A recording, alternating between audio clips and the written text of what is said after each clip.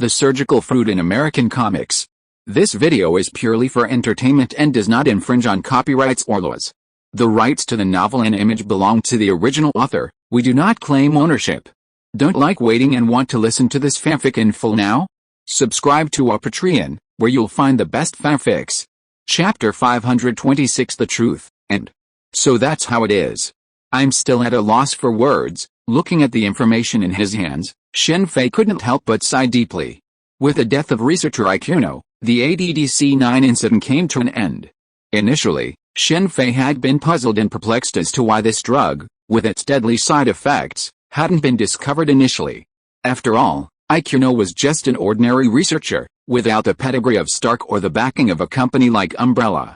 His claim to have invented a drug that could cure Alzheimer's disease would normally require verification, which puzzled Shen Fei the most. However, after seeing the information Ryako brought over, Shen Fei finally understood the reason. It all stemmed from an unexpected coincidence that led to this tragedy. This coincidence then fueled the situation, with the subsequent involvement of forces like Ishido Roriko of the Tsukuyomi Society, escalating the situation. Besides that bizarre coincidence, there's another reason. The director of Ikuno's Medical Research Institute is completely ignorant of medicine, having never even considered it. For him, ADDC-9 is simply a way to get promoted and make a fortune. The bizarre coincidence is that Ikuno was conducting experiments on patients from the Institute's affiliated hospital, resulting in the patient's accidental death. In a rush, Ikuno simply blinded the patient and discarded the body, leading to the involvement of the police and prosecutors. The investigator at the time was the same police officer who had previously kidnapped Ikuno. He was an exceptionally efficient investigator and quickly tracked him down. Had he been apprehended at that point, the subsequent events could have been avoided. Unfortunately, upon learning of Ikuno's research, this officer not only released him but also joined the group. He subsequently handled Ikuno's experiments and the bodies, and later, a high-ranking prosecutor also joined the group. Together, they concealed the entire case. As a police officer, they were naturally well-versed in handling corpses. Furthermore, the individuals they chose were often marginalized and Yakuza figures. Their disappearances, coupled with a cover-up within the police force, naturally went unnoticed. It wasn't until Ikuno began experimenting on a nurse at the hospital that things took a turn. The detective, Yagami, was once a renowned lawyer. His connection to the police officer stemmed from his defense of the deceased nurse's boyfriend. The nurse was murdered, and the police suspected the boyfriend of the murder. In reality, the police officer had deliberately framed the victim. Yagami had no chance to appeal, but his superiors were accomplices of both the police and Ikuno. The outcome was predictable. Shen Fei wasn't entirely clear on the details of what happened, only that Yagami left his lawyering career and became a detective. Why would the police and the higher-ups at the prosecutor's office help Ikuno? It all stems from a coincidence. All three of them had family members with elderly individuals suffering from Alzheimer's disease, a condition that contributed to their tragic fate. This obsession fueled Ikuno's dedication to researching ADDC-9. Alzheimer's disease, or dementia, is extremely troublesome when it strikes. The biggest difference between this and other illnesses is that it requires 24/7 supervision. This is manageable for the wealthy, but for the poor, it's a disaster. A police officer's mother died from overwork while caring for his grandmother, who also had the disease. The prosecutor's older brother and sister-in-law, who had cared for their mother for over a decade, committed suicide the day after her death, feeling deeply relieved and overwhelmed. Ikuno's situation was similar. Three people with similar fates met by chance, leading to the ADDC-9 incident. Ikuno wasn't like other scientists who constantly talk about working for the well-being of humanity and the planet's environment, but in reality, were driven by selfish interests. For example, the owner of a certain life foundation often releases such news. While his intentions were good, his approach was flawed and he was overly arrogant. He could have taken a completely different approach, but ended up fighting ADDC-9, believing it could solve the problem. Alzheimer's disease? Perhaps we can focus on this aspect later. Closing the file in his hand, Shen Fei felt a surge of emotion. The situation of the three reminded him of Spencer's mother. Because of this, he missed JJ. Of course, that was in the past. Now, with Shen Fei's help, it was another police officer he missed. Have you made a public apology? The Yakushiji family really took this opportunity to expand their business. Ishido Ruriko's failure had brought down many high-ranking officials in medical institutions, even the most senior ones. The Yakushiji family's security company took advantage of the situation and intervened in the security business of many medical institutions and nuclear power plants.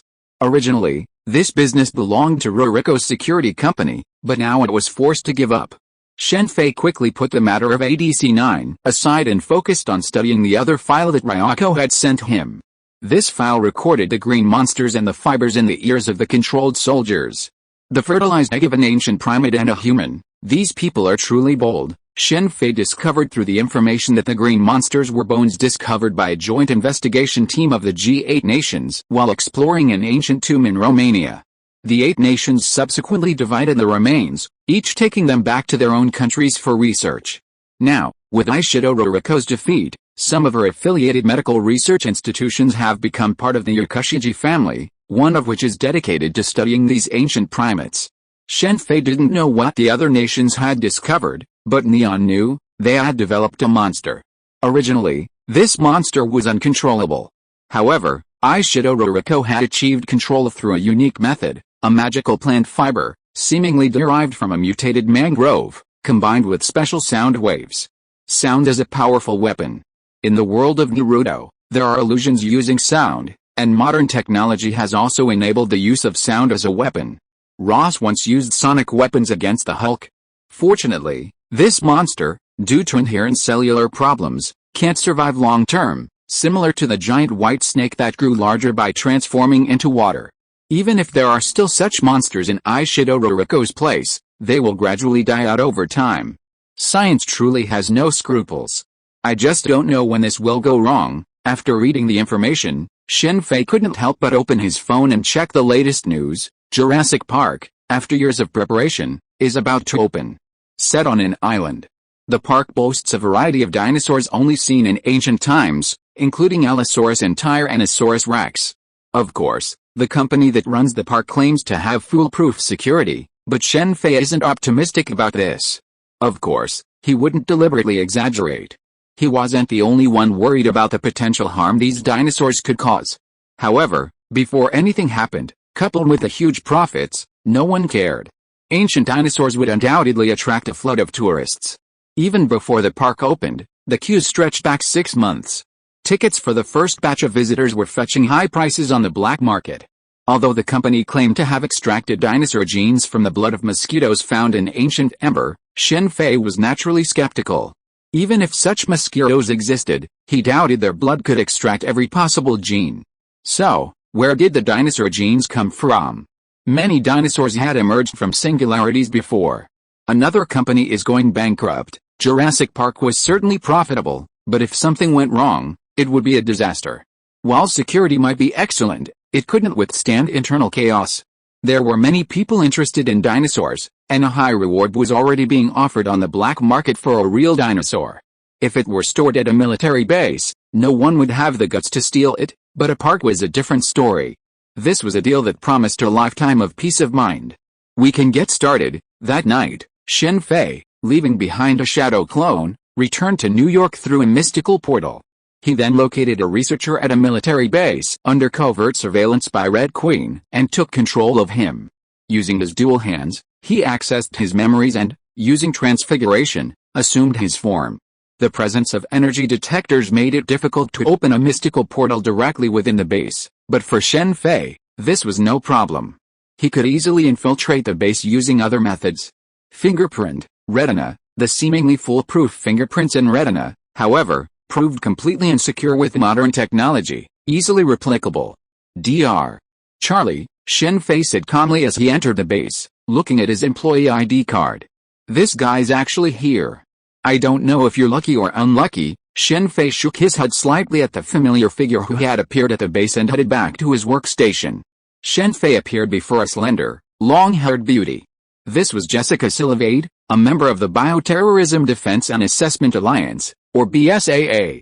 Shen Fei had seen her several times before, during his meetings with Chris and Jill.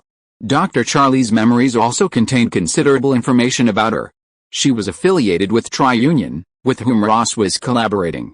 Tri-Union Pharmaceuticals, a pharmaceutical company whose overall strength was no longer comparable to the umbrella it once held, had collapsed.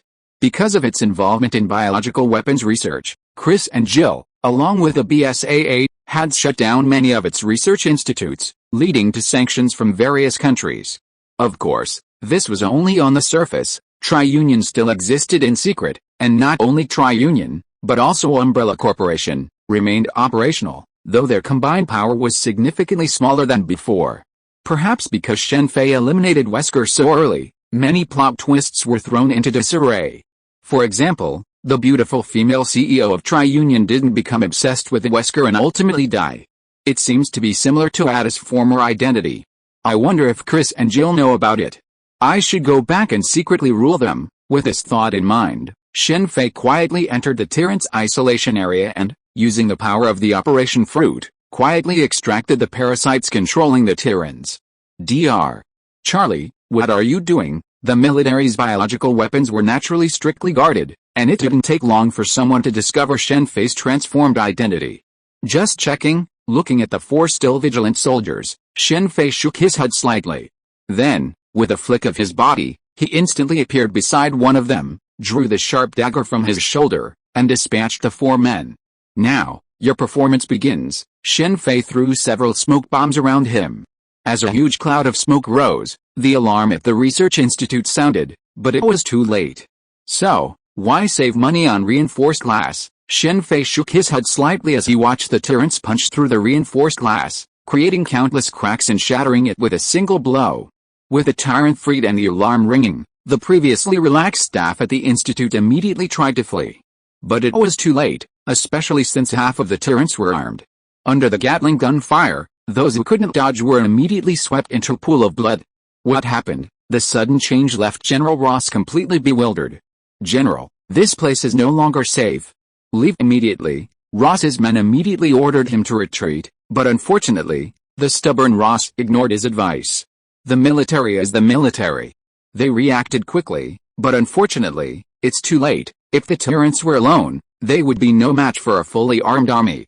Ryako's team could use their advanced weaponry to eliminate the Tyrants, and the same would be true for them. Ross's research on biological weapons wasn't for domestic use, but for use in the chaotic regions of the Middle East, particularly those with numerous insurgents. Guerrilla tactics had inflicted heavy casualties on the U.S. military, and deploying biological weapons could mitigate these losses. Unfortunately, Ross himself would have to experience the full force of biological weapons first. Under Shen Fei's guidance, the Tyrants rushed to the armory and seized bazookas, javelin missiles, and other weapons. A chaotic battle ensued. The military, relying on advanced weapons like tanks, completely annihilated the Tyrants, but the Tyrants also suffered heavy losses from the javelin missiles and other weapons, with dozens of soldiers killed. It turns out we can't fight the army head-on, but this is enough. Next, let's see if you, Ross, can make a comeback. Shen Fei recorded the entire battle and then had Red Queen share the video through a secret account. Chapter 527 Laura. I think we can finally have some peace and quiet now. Shen Fei had already left by the time the military began to clean up the mess. He didn't need to do anything about what was happening next. The media and politicians would naturally handle the situation. It was obvious that the military would never admit to researching biochemical weapons. Even if many people knew about it secretly, they would never admit it publicly. Consequently, Ross would have to bear the responsibility. Combined with the previous abomination, Ross might not go to jail, but maintaining his current power would be a pipe dream. This time, Shen Fei even let slip that Ross was behind the previous abomination. Jessica, you're pretty quick on the run. Unlike Ross, who had no way of escaping, Jessica fled immediately after realizing something was amiss. Come to think of it, Aishido Roriko's research isn't entirely useless. Back at the hotel in Neon, Shen Fei couldn't help but recall Roriko's previous attempts to control the Tyrant. She didn't use parasites, but rather mutated red mangroves in sonic control, a completely different method of control from parasites. Furthermore, it could control not only biological weapons but also humans, making it far more practical than parasites. While parasites could control humans, they would cause mutations, whereas Roriko's method wouldn't. Although it's useless, I'll keep it as a technological reserve. Although Shen Fei didn't want to use it, it would be a shame to destroy it, so he saved the relevant data on his personal tablet. In reality, this device wasn't very useful to Shen Fei, as its primary targets were ordinary people. While it was useful in a world dominated by modern technology, it was useless in a world of cultivation like Naruto or One Piece. While One Piece focused on physical skills, that didn't necessarily mean it was weak in spiritual cultivation. Observation Haki was specifically designed to cultivate the spiritual realm. Shen Fei had originally planned to return to New York after the incident. Ross's power had fallen, and he no longer posed a threat to him. However, Ryako said someone wanted to thank him, so Shen Fei and Ryako went to meet with Fujiyama Fu-I-Wan Yagami Takashi. "Thank you very much, you're welcome. I'm just being honest. Good things come to those who do good." Shen Fei had a good impression of both men, especially Yagami Takashi's commitment to justice, a rarity in the legal profession.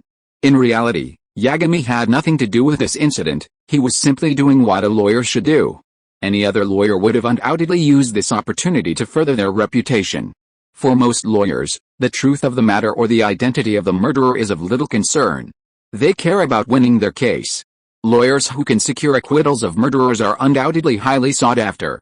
Indeed, even though Yagami hadn't been a lawyer for several years, he was still offered a high salary. Although he no longer works as a lawyer and no longer represents people in legal cases, he's still a lawyer, as his license hasn't expired. More importantly, his law firm hasn't fired him. Now that the matter is resolved, he'll probably return to practicing law. With a girlfriend who likes him and comes from a respectable family, his future prospects are likely to be promising. After the group left the restaurant and separated, Shen Fei narrowed his eyes as he watched the figure in the car speed past him. Through the open rear window, he clearly saw Aishido Ruriko sitting in the back seat. Shen Fei could clearly see the woman smiling at him. How arrogant. "Believe it or not, I'll catch up and kill you right now." After a moment's silence as he watched the car drive away, Shen Fei immediately gave up the idea of chasing after her. Ryako had told him that the current Aishido Rurikas were likely clones, created by the soul resurrection technique. Even if he caught up with her and killed her, he wouldn't be able to kill the real Aishido Ruriko. Furthermore, these clones were unaware of the true Ruriko's whereabouts. The conflict between the Yakushiji family and Aishido Ruriko spanned decades. The feud had begun since Ryako's grandfather's generation. Ryako's father had eliminated several Aishido Rurikas, only for them to reappear. Even her sister had faced Ruriko before. In this situation, eliminating one more clone would only make the true enemy even more vigilant. "I hope you're smart and don't bother me, otherwise." Shen Fei didn't mind striking first against those seeking trouble, much like Ross had done before, waiting for the opponent to strike before responding, which was somewhat passive. "You want to go back? We just resolved the matter. Now is the perfect time to rest. I just got a treasure map. Let's go treasure hunting at sea." The next day, when Shen Fei approached Ryako to say goodbye, she dragged him to a luxury yacht in a private harbor by the sea. Originally, Shen Fei had no interest in sea treasure hunting. He knew the ocean held many treasures, and even in modern society, with its advanced technology, the sea still held great mysteries for humanity. Numerous ships had sunk on the seabed, many laden with treasures. Numerous salvage companies specialized in recovering these wrecks, but unless they had reliable intelligence, it was a laborious endeavor, and only a few made fortunes from salvaging. For Shen Fei, a sea treasure hunt seemed like a waste of time. However, after hearing Ryako's story about treasure, Shen Fei considered it and agreed. This time, the treasure hunt wasn't about underwater treasure, but about the legendary Yamate, seeking the Queen of Biruhu. According to legend, this queen possessed the power to summon wind, rain, and thunder. However, in society, few believed the legends were true, dismissing them as mere boasts. However, Shen Fei felt the possibility that the other party might be someone with mysterious powers. Driven by curiosity, and considering the distance wasn't too far and wouldn't take too long, Shen Fei agreed. "You're truly fearless, taking this yacht to the Dragon Triangle." After agreeing to go, Shen Fei later saw the treasure map Ryako had mentioned. Examining the map left him speechless. The map showed Yamate's location within the legendary Dragon Triangle, a dangerous region known as the Bermuda Triangle. Over the years, numerous ships and planes have disappeared near it without sending out distress signals. Scientists have linked these disappearances to the frequent hurricanes in the area. While the truth of this claim is uncertain, Ryako's boldness in sailing a cruise ship to such a place was undeniable. "Don't worry, I won't die," Ryako said with overwhelming confidence, leaving Shen Fei speechless. So, the four of them set off on their journey. Indeed, there were only 4 people on the cruise ship: Shen Fei, Ryako, and her 2 maids. If we ignore the destination, this trip would have been quite enjoyable for Shen Fei, as he was the only man there. Luckily, Shen Fei had experienced similar situations on the island before, so he didn't react in any unusual way. Since Ryako wasn't primarily on a treasure hunt, the cruise ship wasn't moving very fast, allowing Shen Fei to relax and put his mind to other issues. Before approaching the Dragon Triangle, the 4 of them were quite relaxed. However, as they neared the triangle, Ryako and her 2 maids immediately got serious. Weapons, communications, food, and everything else weren't already. While Ryako might have come here on a whim, she wasn't just there for fun. "Mistress," one of the maids said as the group arrived on the yacht's deck. They saw debris drifting in the current, suggesting another shipwreck had occurred in the triangle. "The wind is picking up. This isn't normal." As the cruise ship approached what might be the Yamate Island, the surrounding wind began to intensify, slowly forming a powerful hurricane. Simultaneously, the waves on the sea surface continued to rise and tumble under this hurricane. The surging waves immediately caused the cruise ship to lose control. Even the maids' desperate efforts to steer the ship were unable to change its course. Under these waves, the yacht sped directly towards the island ahead. At this speed, if it hit the reefs around the island, coupled with the turbulent waves around it, the only outcome would be the destruction of the ship and the death of everyone on board. Even if someone managed to survive, without a boat, there would be no way to leave. To others, this might all be a natural reaction, but to Shen Fei, it seemed someone was manipulating it from behind the scenes. Just as the yacht was losing control, Shen Fei suddenly heard the sound of an airplane overhead. He immediately alerted Ryako and the others. A small plane was seen overhead, heading toward the island. Just as it reached the island, a sudden thunderclap erupted from the clear sky, and a bolt of lightning struck the plane's left wing with uncanny accuracy. A puff of black smoke accompanied the plane as it plummeted toward the center of the island. A loud bang followed, evidently a collision and explosion. This is truly troublesome. Although he didn't want to reveal his strength, the current situation didn't allow Shen Fei much time for reflection. He himself was fine, but Ryako and the 2 maids were just ordinary people. After a moment's deliberation, Shen Fei immediately drew his wand and swung it. A rope shot out from the front of the wand, binding Ryako and the 2 maids. He then appeared beside the 3 of them, pinning them to the deck. Then, with a tap of his wand, he cast a protective shield over the yacht. "You're the magician." Shen Fei's actions immediately led Ryako to guess his identity. It was a surprisingly easy guess. Although the magician's wand sold out after his fame, he was the only one who could actually use them to cast spells. Now is not the time to talk about that. Protected by his armor, the yacht struck the reef without causing any damage. The rocking caused by the collision was nothing to Shen Fei. Even if the impact were 10 times more intense, he would remain as steady as a rock. The violent rocking didn't last long. As the yacht coasted closer to shore, the raging hurricane slowly calmed, as if its purpose had been fulfilled and no longer needed. "This is amazing," Ryako said, standing back on deck. She wasn't surprised by the sudden calm, but rather, she found it truly magical. The 2 maids beside her also quickly regained their composure. "What do you think of the situation?" Ryako then asked. "Perhaps this island doesn't want outsiders disturbing it," Shen Fei said softly, checking his phone. Sure enough, there was no signal. "You should be able to leave," he said softly, as the 2 maids beside him checked the signal. "Of course, but since you're here, given your personality, you wouldn't leave so easily, of course." The Endurance, after roughly gathering their equipment, the 4 of them disembarked from the yacht and began to survey the surroundings. They soon discovered a shattered ship on the coast. From the scattered equipment on board, they could guess it was a salvage vessel. "It seems their luck isn't as good as ours." Inside the shattered cabin of the Endurance, Ryako remained remarkably calm as she saw the 2 shattered bodies. Although the bodies were in a terrible state, Ryako was experienced enough to not even be concerned about seeing monsters, let alone humans. There are only 2 bodies. The others should have survived. After so many years, I imagine there must be many survivors on the island. Perhaps we can learn something from them. After a brief discussion, the group, armed with walkie-talkies, headed for the island. Although they couldn't communicate with the outside world, they were still functional inside.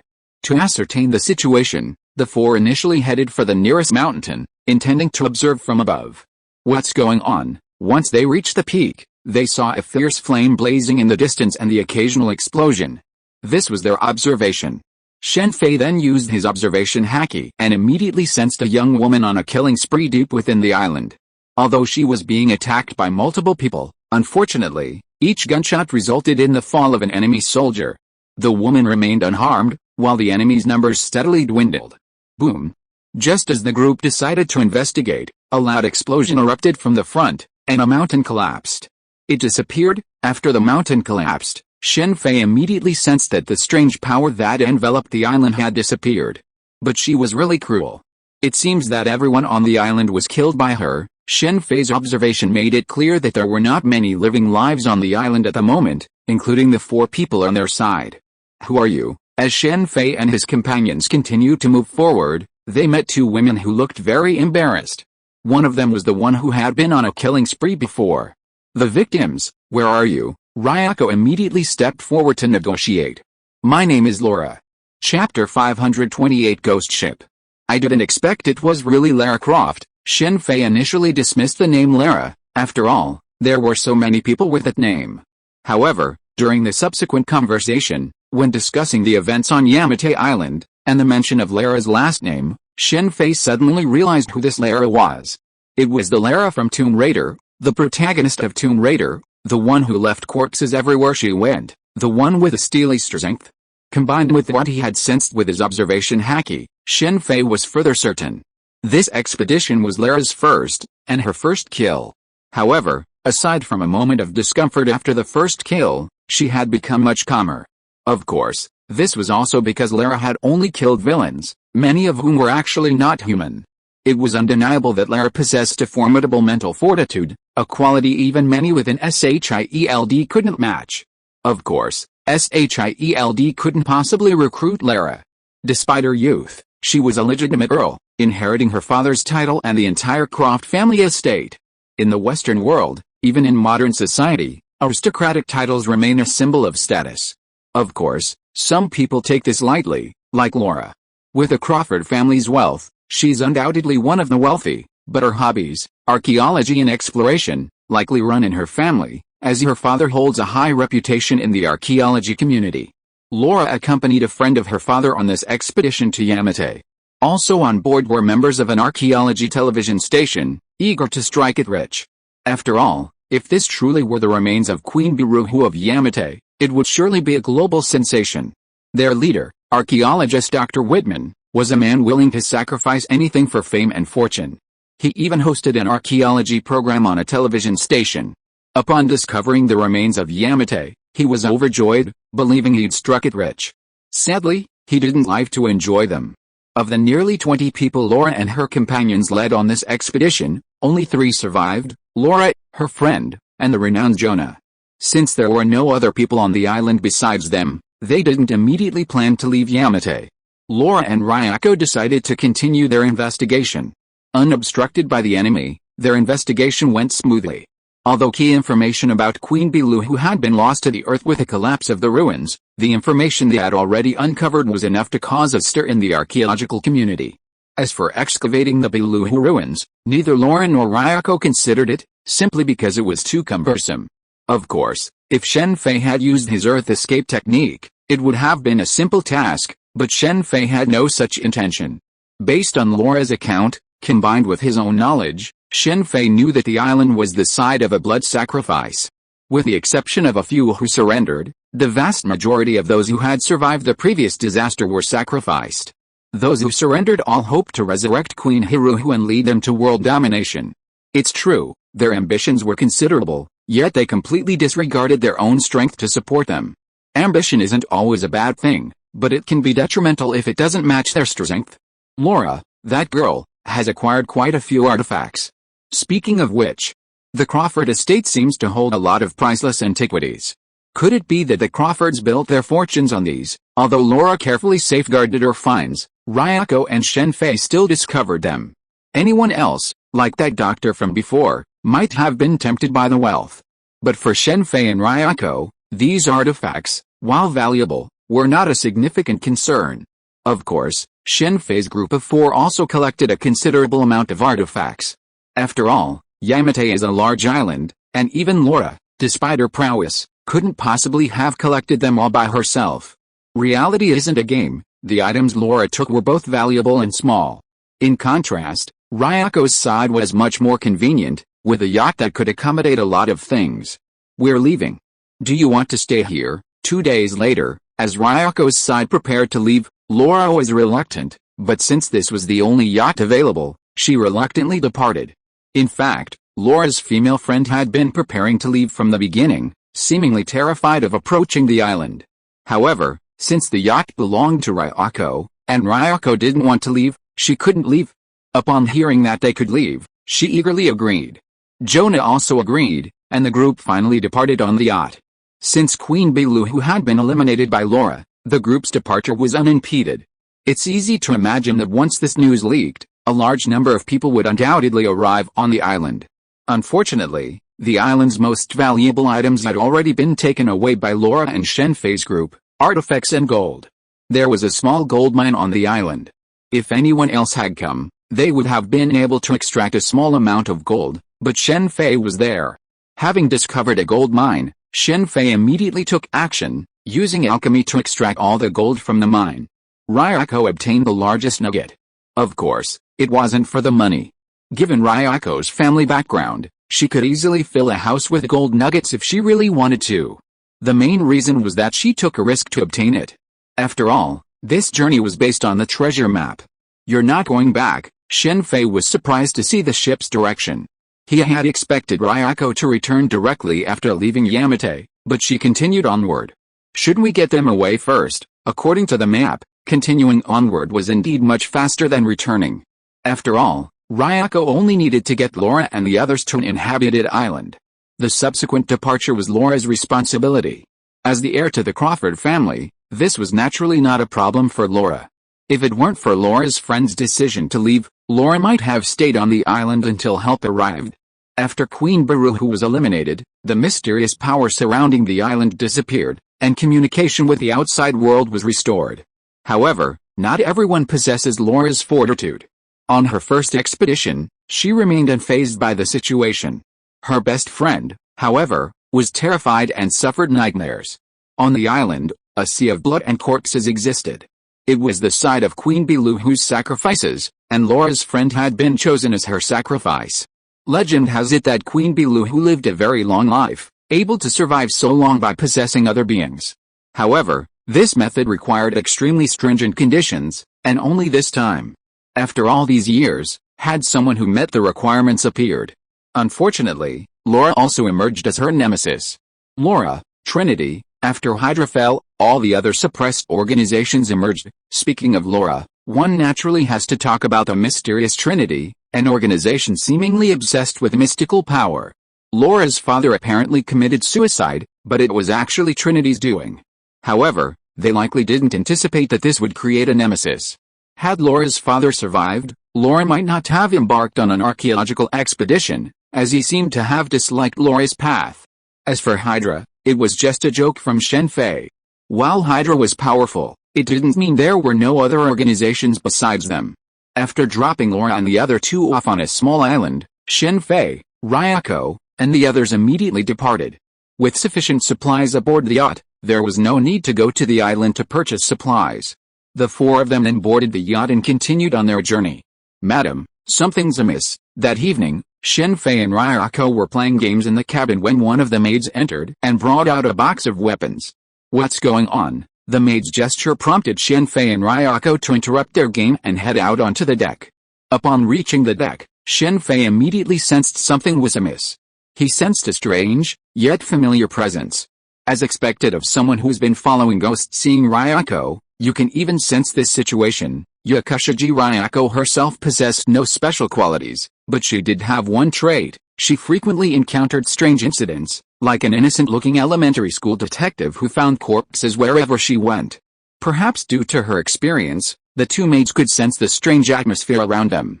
"Be careful, hold steady," Shen Fei warned Ryako and the others, seeing the massive ship suddenly appear ahead. He rushed to the helm and steered the yacht to the right. At that moment, Ryako and the others also spotted a massive ship approaching. If they hadn't avoided it, the yacht would have been directly loaded onto it. The ship before the four of them was a massive, yet shabby-looking vessel. Judging from its overall shape, it was likely a passenger ship, but its hull was covered in rust. It's the Antonia Grassa. Looks like we've encountered a ghost ship. Ryako looked calm as she gazed at the name emblazoned on the hull. Antonia Grassa, Shen Fei said, pulling out his phone. Seeing it still had a signal, he immediately began searching. It really is a ghost ship. The legend of ghost ships is a long-standing one, with many claiming to have seen them firsthand. However, lacking proof, most people naturally disbelieve it. Ghost ship legends exist in many worlds, including those of Naruto and One Piece. In the original Naruto novel, Naruto encounters a ghost ship while sailing, and in One Piece, there are even more. The legend of the Devil's Triangle in Gecko Moria is attributed to Brook, but the stories in other places are different. Shen Fei wasn't entirely sure how ghost ships in other worlds were formed, but he did have some knowledge of Marvel's ghost ships. They were caused by beings from hell. The aura he'd sensed earlier was from hell. There's a ship over there. Using the yacht's searchlight, the two maids quickly spotted a ship not far ahead. More accurately, it wasn't a ship, but rather the wreckage of a ship. Judging by the extent of the ship's disintegration, it looked like it had been caused by an explosion. It's probably a salvage ship. The group quickly determined the condition of the damaged vessel, similar to the Endurance they had encountered earlier in Yamate, by observing the debris in the water and the rope ladder left on the hull of the Antonia Grassa. Marianne, Luciette, get ready. Seeing a rare ghost ship, Ryako immediately prepared to board it, while two maids beside her began to prepare their equipment. Anyone reading? Help. They're going crazy. Just then, a hurried voice suddenly rang out from the intercom. When sailing on the sea, ships generally use public frequencies to receive signals from other ships. Even those that don't use them for confidentiality have equipment specifically designed to receive public frequencies. Looks like there are still survivors. Although Ryako's vessel was a yacht, its equipment was far superior to most salvage vessels. Salvage vessels have to consider cost, and many, even if their equipment is extremely worn out, continue to operate because replacing it would be a significant expense. In contrast, Ryako didn't care about money, so she naturally didn't need to worry about cost.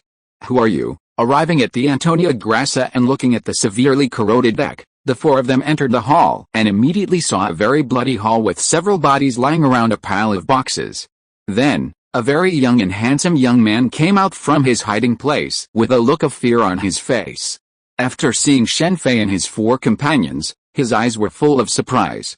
What happened here? After taking a quick look at the surrounding situation, Ryako immediately asked the young man in front of her in a condescending tone. The two maids on the side looked at the young man with vigilance. My name is Jack, and I'm a member of the Arctic Warrior, the young man immediately told the general situation. The reason why those bodies appeared here was because they found this ship that had been missing for decades. According to international salvage law, in this case, everything found belongs to the first discoverer. The group was fortunate enough to find this ship, dead for decades, on the ocean. While exploring the ship, they stumbled upon a large amount of gold, a pair of chests nestled in the middle of the hall. It was a truly remarkable journey, but due to greed, one person wanted to keep all the gold for themselves, and a fight ensued. Ultimately, both sides perished. Only Jack, timid and having hidden away, managed to escape. If you can get me out of here, all this gold will be yours, Jack declared, opening the chest. Suddenly, a large pile of gold nuggets appeared before Shen Fei and the others, their glittering appearance truly captivating. Why should I take you out? If I kill you, no one will know I'm in control of this gold, Ryako said, raising her pistol and pointing it at the other person, a sneer on her face. Chapter 529 Venom, Part 1. Okay, stop playing around. Anyone else seeing Ryako's current state might have thought she was greedy for money, but Shen Fei, through their time together, knew Ryako well. While she could be a bit self-absorbed and proud, she was essentially kind. For example, the information Ryako had obtained from Aishido Roriko, about the water-like transformation, the green monster, and the red mutation, had all been destroyed by her. Ryako's reaction was primarily because she sensed something was amiss at the scene. Faced with so much gold, most people would have lost their composure. But Ryoko was different. She and her two maids noticed something was amiss from the start. In fact, anyone not obsessed with the gold would have noticed something was amiss. Amidst a fierce battle for the gold, someone unmoved by it seemed strange. Isn't this interesting? Upon hearing Shen Fei's words, Ryoko immediately sheathed her weapons, but the two maids beside her still pointed their weapons at Jack. I will never reveal any information about the gold. Please let me go. Jack looked terrified, his entire body trembling. Okay, stop pretending. No one here is stupid. But you, instead of staying in hell, have come to the human world. Do you have a visa? Upon seeing this Jack, Shen Fei immediately understood who he was, a demon from hell. Who are you? His identity exposed, Jack's trembling body immediately calmed down, and he looked at Shen Fei with a startled expression. Who I am is none of your business. It seems you've stowed away here again. That Mephisto guy is always giving me trouble. The next time I see him, I'll make sure he's in trouble. Using gold to lure the greedy is another favorite trick of the demons. For these demons, human souls are important, but watching humans slaughter each other is equally important because it's incredibly entertaining. For the demons, that's their favorite amusement. Upon hearing Shen Fei mention Mephisto, Jack immediately transformed into a sinister black mist and prepared to flee. Jack was no fool. The man he faced was clearly no ordinary human. His initial tactics had failed. If he didn't flee now, he might never be able to. That gold may appear ordinary, but it's actually the devil's gold, inducing greed. Once greed is present, its presence magnifies. Countless people have died for it. Yet, even after all these years, not a single piece of it has been lost. Go back to hell. If he hadn't encountered it, that would have been fine. But now that he had, Shen Fei certainly wouldn't allow this man to remain in the human world and use his gold to harm ordinary people. Don't touch that gold, he said, and immediately pursued Jack. To ordinary people, Jack, escaping in the black mist, would have been invisible, but to Shen Fei, his tracks were clear. Even if he had to pass through walls, Shen Fei, using the space displacement power of the Operation Fruit, immediately gave chase. Stay with me. As he spoke, a golden red chain flew out of Shen Fei's hand. As the golden chain pierced through the black mist, Jack's figure was forced to reveal itself. The crimson necklace of Satorak, a powerful chain from the Kamar-Taj magic system, could even bind Thanos, let alone a mere Jack. Mercy, Jack pleaded immediately after being restrained, but Shen Fei ignored him.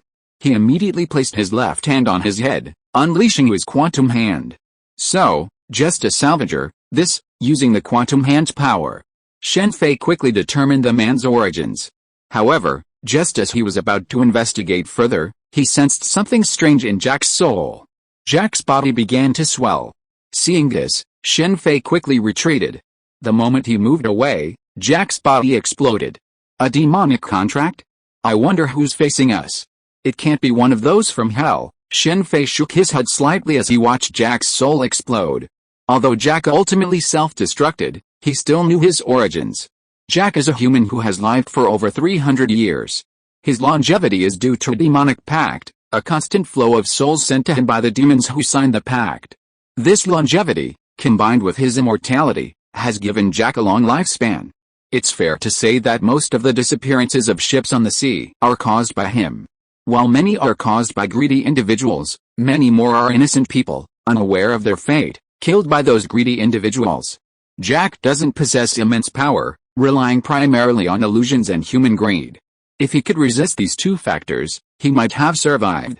However, because of his immortality, even if he were killed, he could be quickly resurrected and resume his actions. Although Shen Fei had no information about the demon Jack had signed the demonic pact with, he could surmise that it wasn't of Mephisto's caliber. Beings of that caliber could appear directly in the human world, albeit with significantly reduced power. There are only two ways for a demon from hell to appear in the human world: a weak soul left behind by various unforeseen circumstances, or a figure of Mephisto or Lucifer's caliber, who descended through sheer force. As for the intermediate levels, they're unlikely to appear in the human world. Precisely because they're so rare, things like demonic contracts exist. As for what those demons want from these human souls, Shen Fei has no idea. In theory, all humans on Earth who die go to hell, but that doesn't mean the powerful figures of hell, like Mephisto, can do whatever they want with these souls. Hell has its own rules, some of which Shiv and Mephisto must abide by. In the Marvel Universe, Mephisto isn't particularly powerful. The truly powerful are the 5 creator gods, among whom Lady Death controls death. Mephisto is one reason Shen Fei doesn't use the Philosopher's Stone to create a formation in the Marvel Universe, and Lady Death is another. Of course, theoretically, as one of the 5 gods of the Marvel multiverse, controlling death in all of Marvel's parallel worlds, he might not be particularly concerned about the happenings of a single planet in one of those parallel worlds. But with such matters, it's always better to be safe than sorry. After all, Shen Fei doesn't rely primarily on the Philosopher's Stone to increase his power. Hello. After dispatching Jack, Shen Fei looked to his right. The spirit of a little girl in a white dress appeared there. Shen Fei smiled tenderly at the girl.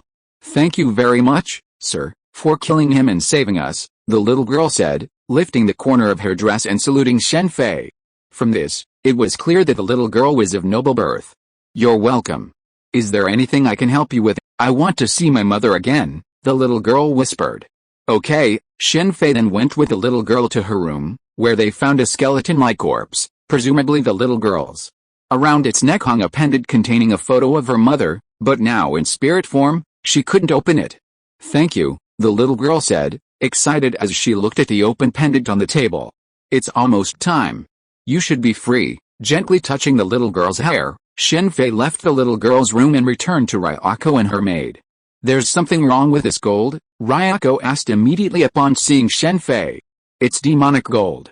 It has the power to amplify greed, but it won't work on you. Looking at the gold, Shen Fei pondered for a moment, then took out his wand and used the fierce fire curse to incinerate it.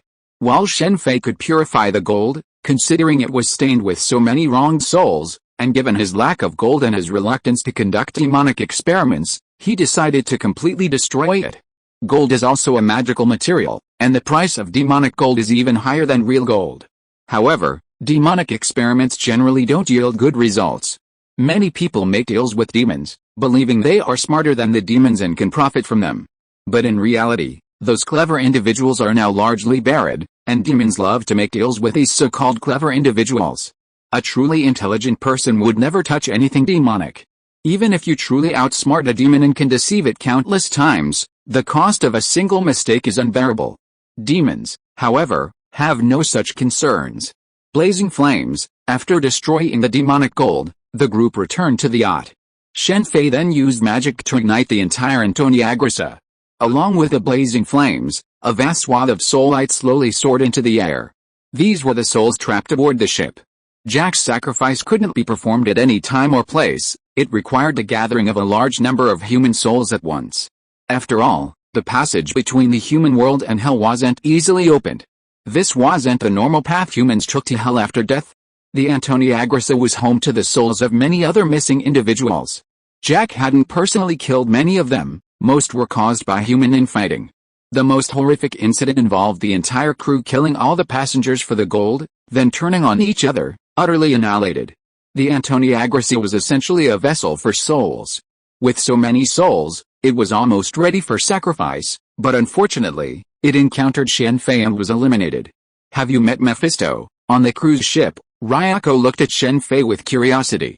It had to be said that Ryako was truly courageous, almost as brave as Laura in some ways. Even Kelson and the others were shocked by Mephisto, but Ryako seemed much calmer. I've met him once. Mephisto might have reappeared on Earth by now, but Shen Fei simply couldn't find him. Since he couldn't cause any major trouble, Shen Fei didn't pay much attention. What kind of being is he? It's hard to say, but it's best not to dwell on it. Mephisto's appearance could change at any time. He appeared to be old, young, or even a child. Dealing with demons is simple. As long as you don't fall prey to their temptations, it's generally not a big deal. Shen Fei then reminded Ryako that she was someone who frequently encountered strange events, and there was no guarantee she wouldn't encounter demons later. Even a magician like you still has to battle demons. Of course, it's very hard work. But it's all for the sake of protecting peace in this world, Shen Fei said with mock emotion. While the statement was a bit exaggerated, it was also true. After all, he was now the Sorcerer Supreme. However, Ryako thought Shen Fei was just joking. After the ghost ship incident, the cruise ship began its return journey. In Neon, the two separated. Ryako was Interpol, after all, and still needed to go to work. Shen Fei summoned a shadow clone to take the plane for him, then used the mystical portal to return to New York. He left a long flight to the shadow clone.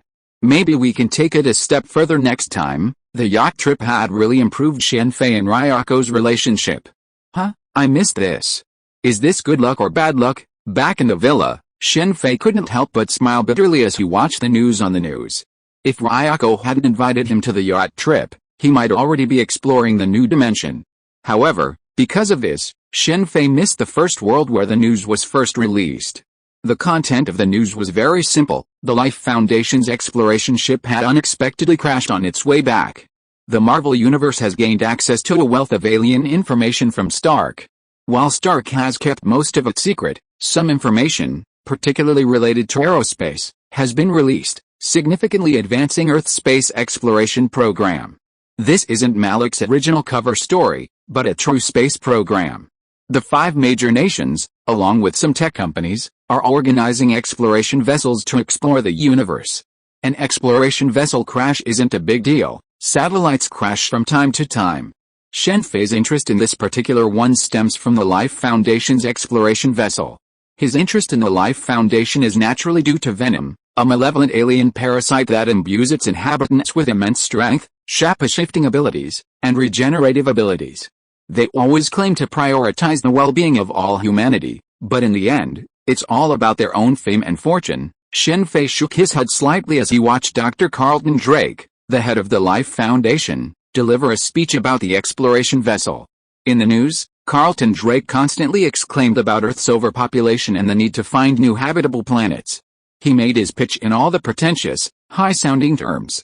Instead, they avoided answering reporters' questions about whether the materials brought back from outer space would cause any harm, what materials were brought back, etc. They also avoided discussing why the spacecraft crashed. Chapter 530 Venom, Part 2. Eddie Brock? Huh? He's quite courageous, but unfortunately, in this country, ordinary people can't compete with capital. Shen Fei shook his head slightly as he watched the Daily Globe reporter at the press conference pepper Carlton Drake with pointed questions. Journalists in this country do have considerable power, but it depends on who they are. If they were famous, it would be fine, but Eddie was just an ordinary reporter. Asking Carlton Drake about human experiments and aliens, Carlton Drake naturally wouldn't admit it. Speaking of which, this guy should be the future Venom, but I apologize this time, since he had taken action, Venom wouldn't have been created. And honestly, even if Eddie became Venom again, he'd probably be in endless trouble. Unlike Spider-Man, who is always cautious, Venom was extremely high profile, as if he was afraid others wouldn't know his identity. Life Foundation Research Institute? Why is it a medical organization again? Shen Fei quickly forgot about Eddie and stopped paying attention to him. Without Venom, he was just an ordinary person, unworthy of further attention. Carlton Drake, the owner of the Life Foundation, deserves some attention. Thinking of the Life Foundation's primary research, Shen Fei sighed with resignation. Umbrella Corporation, Tri-Union, DK Pharmaceuticals, and so on, a series of issues all seem to be related to medicine. While the Life Foundation can dispatch exploration vessels to investigate quickly, this isn't its primary research focus. Its primary research, as its name suggests, revolves around various aspects of life. Red Queen, search for unusual incidents in Malaysia, focusing on unusual police deaths. Also, gather intelligence on the Life Foundation. After watching the press conference for a while, Shen Fei immediately instructed Red Queen to focus on the situation in Malaysia. The reason for focusing on Malaysia was that the exploration vessel had crashed near a forest in the country. If an alien parasite had escaped, unusual incidents would undoubtedly occur there, especially in terms of deaths. The police would undoubtedly have records of deaths caused by unusual causes. Thanks to modern technology, Red Queen quickly accessed the Malaysian police database and retrieved all the cases that had occurred since the exploration vessel crash, especially those involving deaths. It looks like an alien parasite has truly escaped. Looking at the images of the bodies from various angles on the screen, the obvious abnormal wounds, the autopsy report, and the eyewitness accounts, Shen Fei quickly confirmed the relevant intelligence. These alien parasites seem to have no scruples at all, killing or replacing bodies in public. However, because the events were so bizarre, The Malaysian police simply didn't believe the accounts, and some cases were even closed by local police, finding various excuses. No similar bodies have appeared in the past 2 days.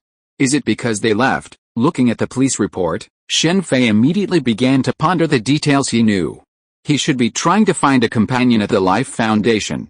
Sure enough, after investigating the route from Malaysia to the United States through Red Queen, Shen Fei discovered the same body. He even saw a video of the incident at the airport. But how many bodies does this guy change in a single day? Every time the alien parasite attacked, it was in full view of everyone. However, because it could change bodies at will, the police were unaware of its capture. Even Shen Fei couldn't confirm its current appearance, as the bodies that had been shown in the video quickly became corpses. You're getting more cautious, is it because you've regained your memories? But it's a pity your opponent is me. The alien parasite had become extremely cautious since entering the United States, no longer as high profile as before, completely oblivious to its surroundings. Parasites can share their host's memories, and perhaps they knew there were superheroes in the US, which is why they kept a low profile. An ordinary person would have been unable to track it in this situation, but Shen Fei was no ordinary man. He immediately ordered Red Queen to mobilize satellites to search for the alien parasite. We found you. Thanks to Red Queen's dedicated search, Shen Fei quickly located the parasite in Los Angeles. Shen Fei immediately created a secret portal and reappeared in Los Angeles. It didn't matter if he didn't know. Knowing the alien parasite was killing with impunity and possessing the ability to deal with it, Shen Fei naturally didn't hesitate. With a shimmering shift in space, Shen Fei pulled a young man walking in an alley into the mirror dimension. This young man was the alien parasite, who had just changed bodies. The young man seemed oblivious to the sudden change, instead gazing at Shen Fei with greed. For alien parasites, the preferred hosts were strong and healthy. This was the criterion they followed throughout their transformations, starting with severely injured astronauts, the elderly, and children, and finally settling on young men and women. Parasites require a host to survive, and it's difficult for them to survive independently for long. However, this only works if the parasite is willing to share its life with a host, as Eddie did after becoming Venom. Others, when they bonded with a parasite, quickly died. The reason Eddie survived and became Venom was primarily because the parasite he inhabited seemed to be the weakest of the group, unable to fully control Eddie's thoughts immediately. Furthermore, its thoughts differed from those of the other members of the group, resulting in a symbiotic relationship. Other parasites, however, were not like this. They could instantly control their host's thoughts and everything, treating them as consumables, draining their vitality and immediately switching hosts. This was the primary reason the planet the parasite inhabited became extinct. The parasite's reckless switching of hosts wiped out all other life on the planet. He, the young man opposite him, said with a sinister sneer. His body rapidly transformed, instantly transforming into a brown-skinned monster with a terrifying mouthpart. The next moment, his right hand transformed into a sharp spike, and he charged towards Shen Fei. Shen Fei sneered at the approaching Venom, then waved his right hand. A sea of fire suddenly appeared before him, engulfing him. The sudden burst of flames caused the Venom on the other side to scream in agony, but it was too late. The blazing heat of the flames instantly separated the parasite from its host. Venom is a term used to describe all parasites coexisting with their hosts. A single parasite cannot be called Venom. How is that possible? The separated parasite impatiently fled to a place without flames behind it. For parasites, flames and ultrasound waves are their greatest fears. Nothing is impossible. This planet is not your hunting ground. On the contrary, you are the prey and I am the hunter. As he spoke, Shen Fei waved his right hand again, and a sea of fire immediately surrounded the parasite, encircling it. Facing the terrifying scorching flames, the parasite dared not even move a step closer. It could only stand in the center of the flames, baring its mouth wide at Shen Fei, trying to intimidate him. "We can cooperate," the parasite suddenly said after a moment. "It seems you've learned a lot from humans, but unfortunately, you're not qualified to cooperate with me." He wasn't that idiot Carlton Drake. How could he cooperate with a creature so obviously incompatible? Eddie's venom was only a rare occurrence. Once the parasites appeared on a large scale, a life or death struggle would ensue. It was a battle for survival. Only an idiot like Carlton Drake would dream of bringing the entire parasite race back to Earth, hoping to achieve so-called human evolution. Honestly, that was naive. If the parasites hadn't used Carlton Drake's rocket to bring their own race to Earth, they would have immediately drained Carlton Drake of his life force. Honestly, if the entire human race could achieve coexistence with Eddie's venom, it would be a truly remarkable evolution. But Alice, that possibility wasn't there from the beginning. Even Shen Fei's focus was solely on the parasites brought to Earth, not the other race's members. After all, there were too many of them, and if one wasn't handled properly, it could lead to catastrophe. We can grant humans immortality. We can coexist, the parasite said, explaining the ability of humans and parasites to coexist. It had to be said that this parasite was quite capable, its words full of temptation. After all, this was immortality. How many people, ancient and modern, could resist such a temptation? This guy might even be a big shot among the parasites. Judging from his intention to bring his people to Earth, he might be a high-ranking member of the parasite race. Looking at the parasite that was parasitizing Eddie, he had never considered the situation of his own race. From what you've been doing lately, I don't see any sign of coexistence. I forgot to tell you, I've been tracking you, so don't waste your breath. I absolutely will not cooperate with you. As he spoke, a Desert Eagle pistol materialized in Shen Fei's right hand. He shot the parasite's right arm, piercing it in the sea of scorching flames. He then tested its left arm, chest, and other parts of its body. This regenerative ability is truly terrifying. Shen Fei did this to test a parasite's abilities. The parasite was essentially a pool of black liquid, and its ability to maintain its form was primarily due to the life energy it had absorbed from many people. As it recovered, its body gradually shrank, eventually dissolving into a pool of black liquid. Only then did Shen Fei cause the surrounding sea of fire to vanish. However, he didn't proceed directly to the edge of the black liquid. Instead, a flash of icy blue light froze the liquid. It's better to be cautious. Although Shen Fei wasn't afraid of the parasite's current strength, to be on the safe side, he decided to study it first before attempting to fuse it. Shen Fei had his own plans for these parasites, to create something like biological armor, just like White Zetsu. Once completed, perhaps he could even try out offensive tactics like a rubber machine gun. Next up, the Life Foundation. After collecting the parasite, Shen Fei set his sights on the Life Foundation. Of course, before that, he needed to review the intelligence from Red Queen's investigation. I really don't know what to say about these so-called scientists. Looking at the intelligence Red Queen had gathered about the Life Foundation, Shen Fei sighed helplessly. The Life Foundation's internal records didn't reveal anything unusual, but when combined with the law firm's unusual death claims, the situation changed. The 5 individuals involved in the death claims were all homeless. Perhaps because the Life Foundation kept a low profile, the case wasn't widely known, likely limited to the law firm and a few individuals within the Life Foundation. The drug isn't even fully developed, and you're already rushing to find people to test it. That's too much of a rush. The Life Foundation is currently researching a drug said to be highly effective for late-stage cancer. The idea is good, but being too impatient can be detrimental. Finally, it worked. Prepare for human trials immediately. In the Life Foundation laboratory, Carlton Drake, watching the surviving rabbit on the screen, immediately ordered his subordinate, a female doctor. "Boss, isn't that too early? It's only been a day, and we haven't yet fully confirmed its harmlessness to humans," Dora retorted. "Dora, time is precious. Every day we waste brings this planet closer to destruction. Only if we complete the experiment can we save the world. Look at the wars, plagues, and disasters out there. Humanity no longer has time to wait. And even if we can they?" After making a few remarks, Carlton Drake immediately ordered the others to begin preparing for the human experiments. Although he felt somewhat dissatisfied with Dr. Dora, because the Institute relied primarily on her, Carlton Drake could only hold back for the time being, intending to immediately dismiss her as soon as the experiment was successful. Drake's desire to immediately begin human experiments wasn't simply a matter of quick success, it was also because the samples he had painstakingly collected from space were about to die, and he had to obtain sufficient results before then. That's impossible. It must be a genetic mismatch. Next, Carlton Drake's expression changed as he watched the man being wheeled into the lab, his life rapidly fading. Dora tried to dissuade him, but upon seeing Drake's gloomy expression, she immediately shut up. After spending so much time together, Dora knew exactly what kind of person this boss was. He didn't take human life seriously. If she really angered him, she would be in danger. How is that possible? Something must be wrong again. Gather the next group immediately. To Drake, human life was merely consumable.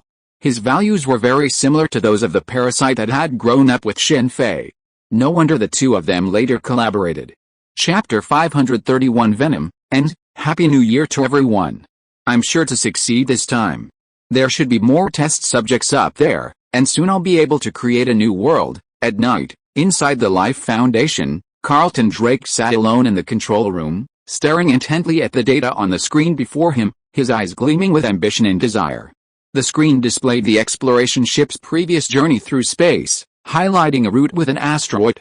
The exploration ship had captured the parasite, having captured it from this asteroid. Strictly speaking, the parasite wasn't captured by the exploration ship, but rather deliberately exposed itself and allowed itself to be captured, all in the name of finding a planet with life. As a race capable of completely destroying its own planet, they were certainly no fools. The parasite even revealed the coordinates of the asteroid where its own people were hiding, hoping to attract more people. If the exploration ship hadn't malfunctioned for some unknown reason, allowing these parasites to reach Earth, the devastation they caused would undoubtedly have been even greater.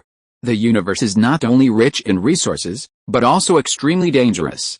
Earth has many guardians, otherwise, it would have been annihilated by predators by now.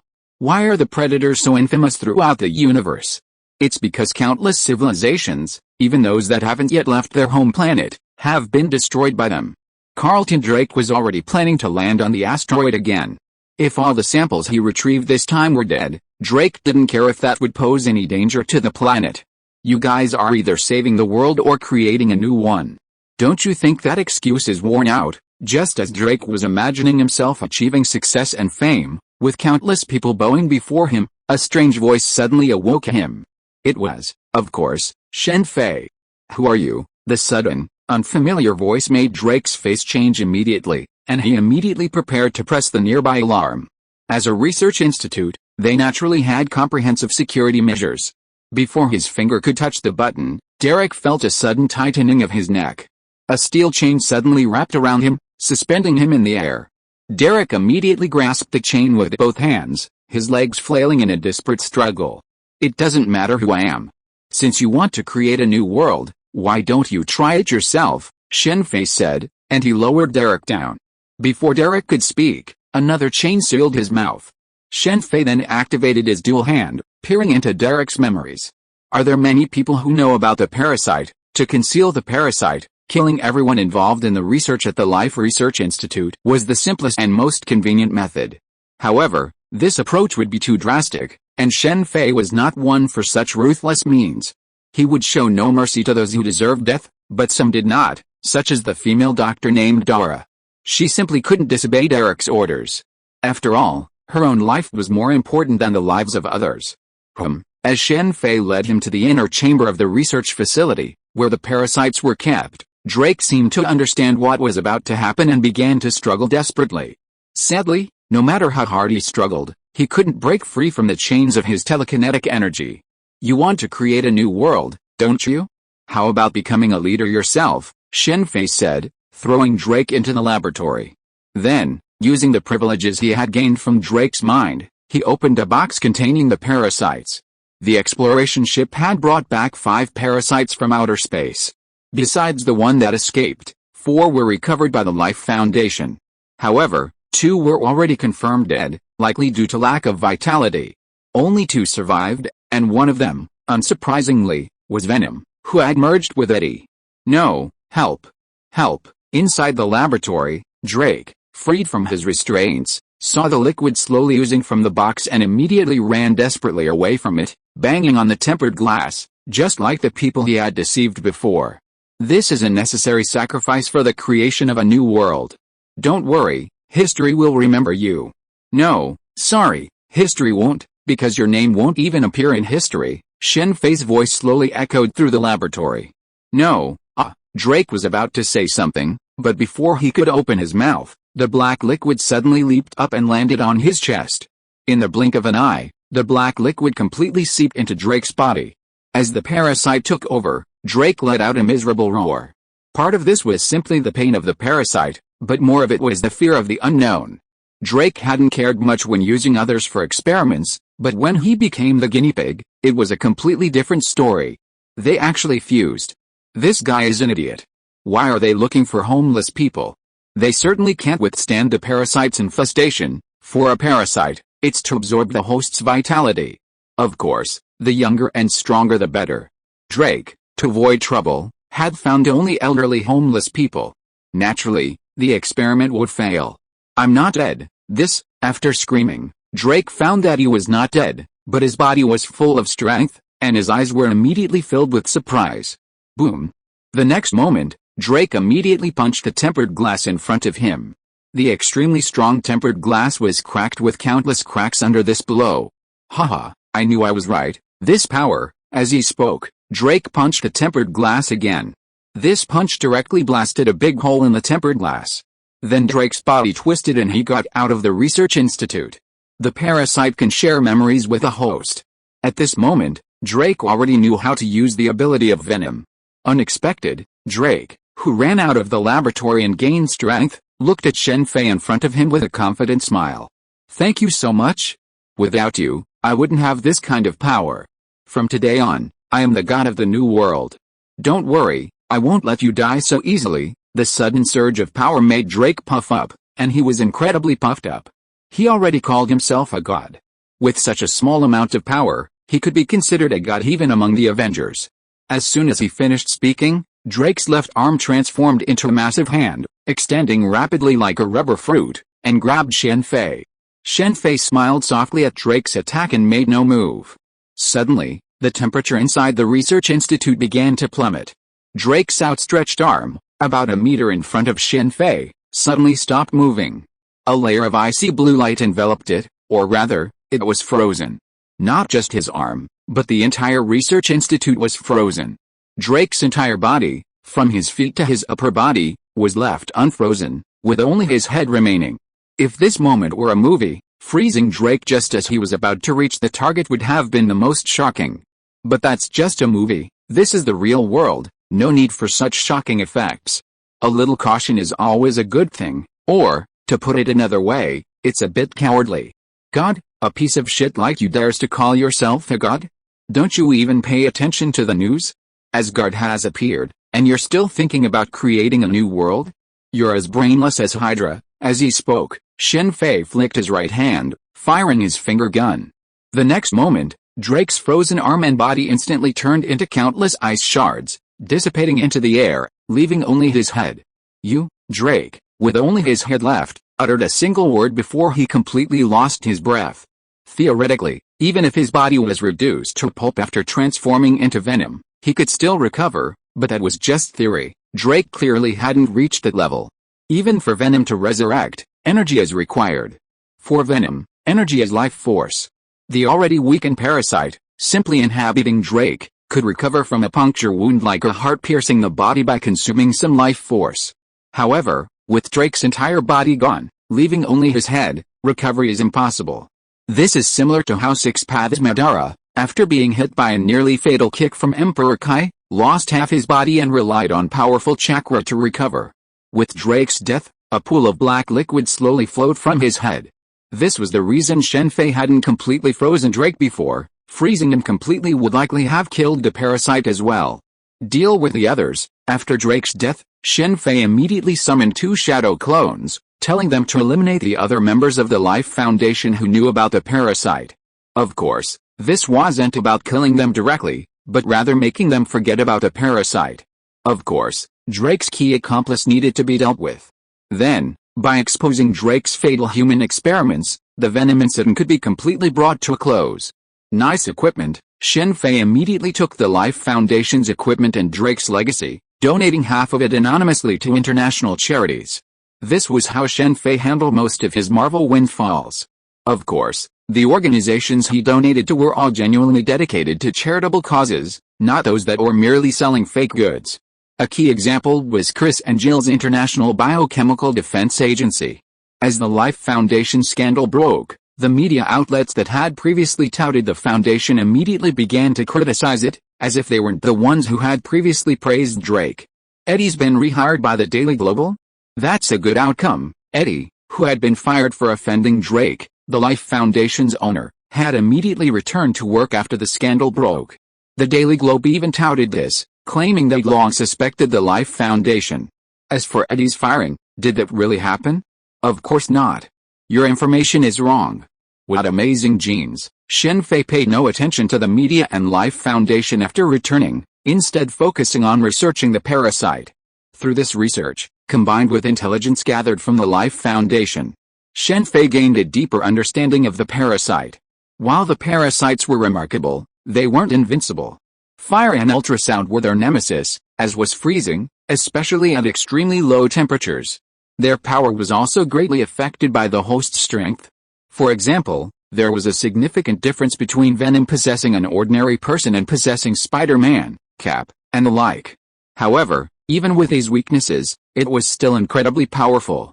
First and foremost, its recovery ability was remarkable. With sufficient life energy, it was almost comparable to Leon's imperial weapon, the Beast King transformation. It also boasted enhanced strength and the ability to transform at will, comparable to the Gum Gum fruit. Not only would it significantly enhance the strength of others, but even for him, it would be a valuable bioarmor.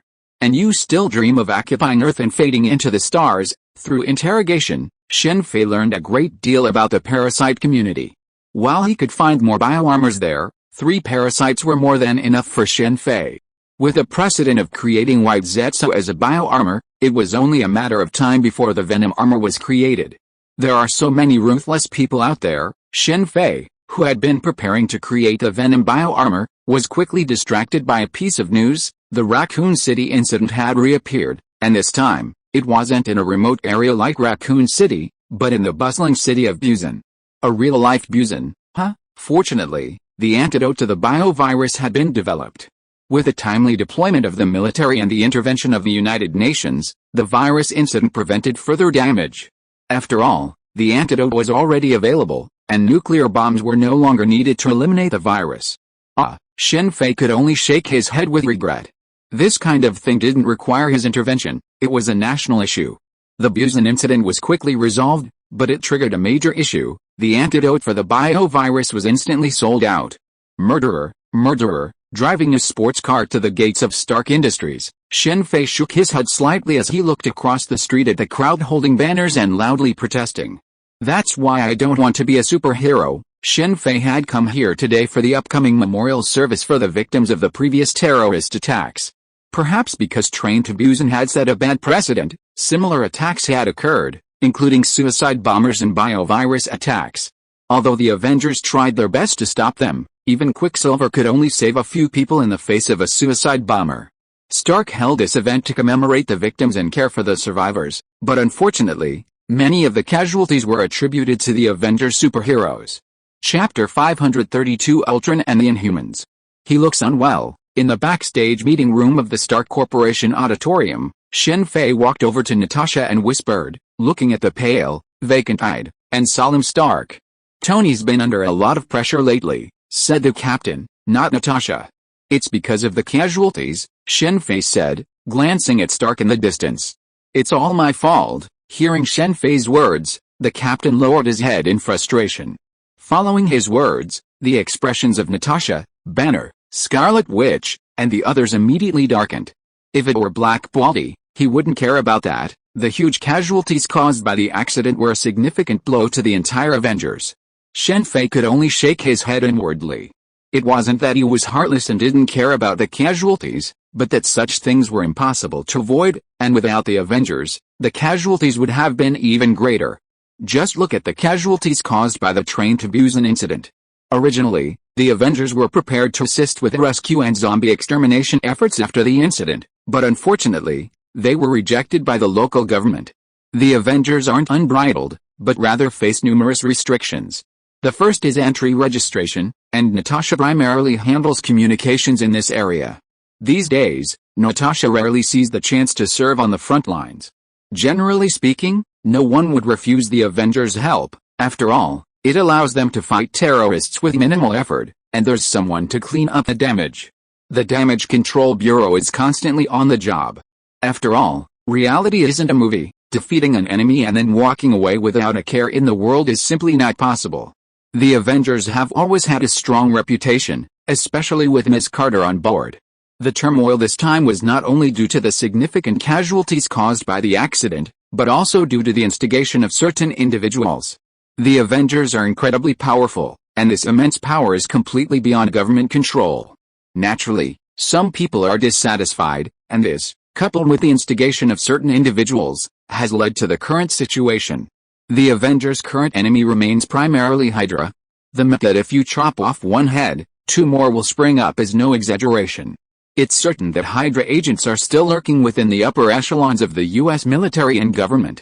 While the Hydra leadership, along with Ward and Hive, who could pose a threat, have been eliminated, there's one individual Shen Fei overlooked, now commanding Hydra and stirring up trouble behind the scenes. This individual is Malik's daughter, Stephanie, whom Shen Fei previously ignored. She was originally destined for death at the hands of Hive, but Shen Fei's premature elimination of Hive, coupled with his lack of attention, has allowed her to flourish. Based on Natasha's situation, it seems Stephanie has allied herself with Excella at Tri-Union. It's somewhat ironic, given that after Hydra's destruction, the world is in far greater turmoil than it was before Hydra existed. Without Hydra's suppression, numerous organizations have emerged. Hydra was able to suppress these organizations, but S.H.I.E.L.D. and the Avengers today are unable to do so. The reason is simple: Hydra can suppress these organizations by any means necessary, and if they detect something wrong, they can simply eliminate them. However, S.H.I.E.L.D., the Avengers, and even the nation-state cannot act so recklessly, like the people outside the Stark Corporation building shouting that Stark and his men are murderers. They dare not challenge terrorist organizations because they will kill them without restraint, but the Avengers cannot do the same and can only let them run wild. It's like when Whitebird died at the top of the pirate world, the world not only did not find peace, but became even more chaotic. Although Shen Fei didn't think the Avengers were responsible for the heavy casualties, he couldn't say much about the self-blame of Stark, Captain America, and his crew. Due to the heavy casualties, Stark stated at the memorial that he would guarantee living conditions for the families of the victims, rebuild the damaged areas, and invest in university research projects. Basically, as long as the research wasn't a blatant funding scam with no real practical potential, it could receive a minimum of $1 million. The reporters at the scene didn't ask Stark any pointed questions. The so-called free media in the West, like human rights, was just a slogan. Just like Eddie and the Life Foundation's boss, one single word could cost you your job. Stark was far more powerful than Drake. Even clueless reporters wouldn't ask random questions, and in fact, the media wouldn't even send those questions. The so-called uncrowned king was nothing in the face of real capital. Stark, after his speech, Stark walked backstage. An old man followed him. Security tried to stop him, but Stark immediately let him pass. "This is my child, my only child, who just graduated from college." The old woman didn't directly accuse Stark, but instead produced a photo of a handsome young man.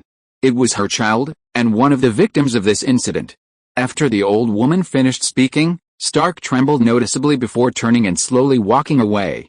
From his back, it was clear that Stark was deeply distressed. "Take us back." Returning to the conference room, Stark asked Shen Fei to help him use the mystical portal to transport the Avengers to the Avengers base.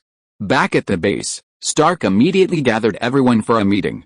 Shen Fei didn't attend. After all, he wasn't an Avenger superhero at the moment. If Pepper hadn't asked him to check on Stark's health, he would have left immediately.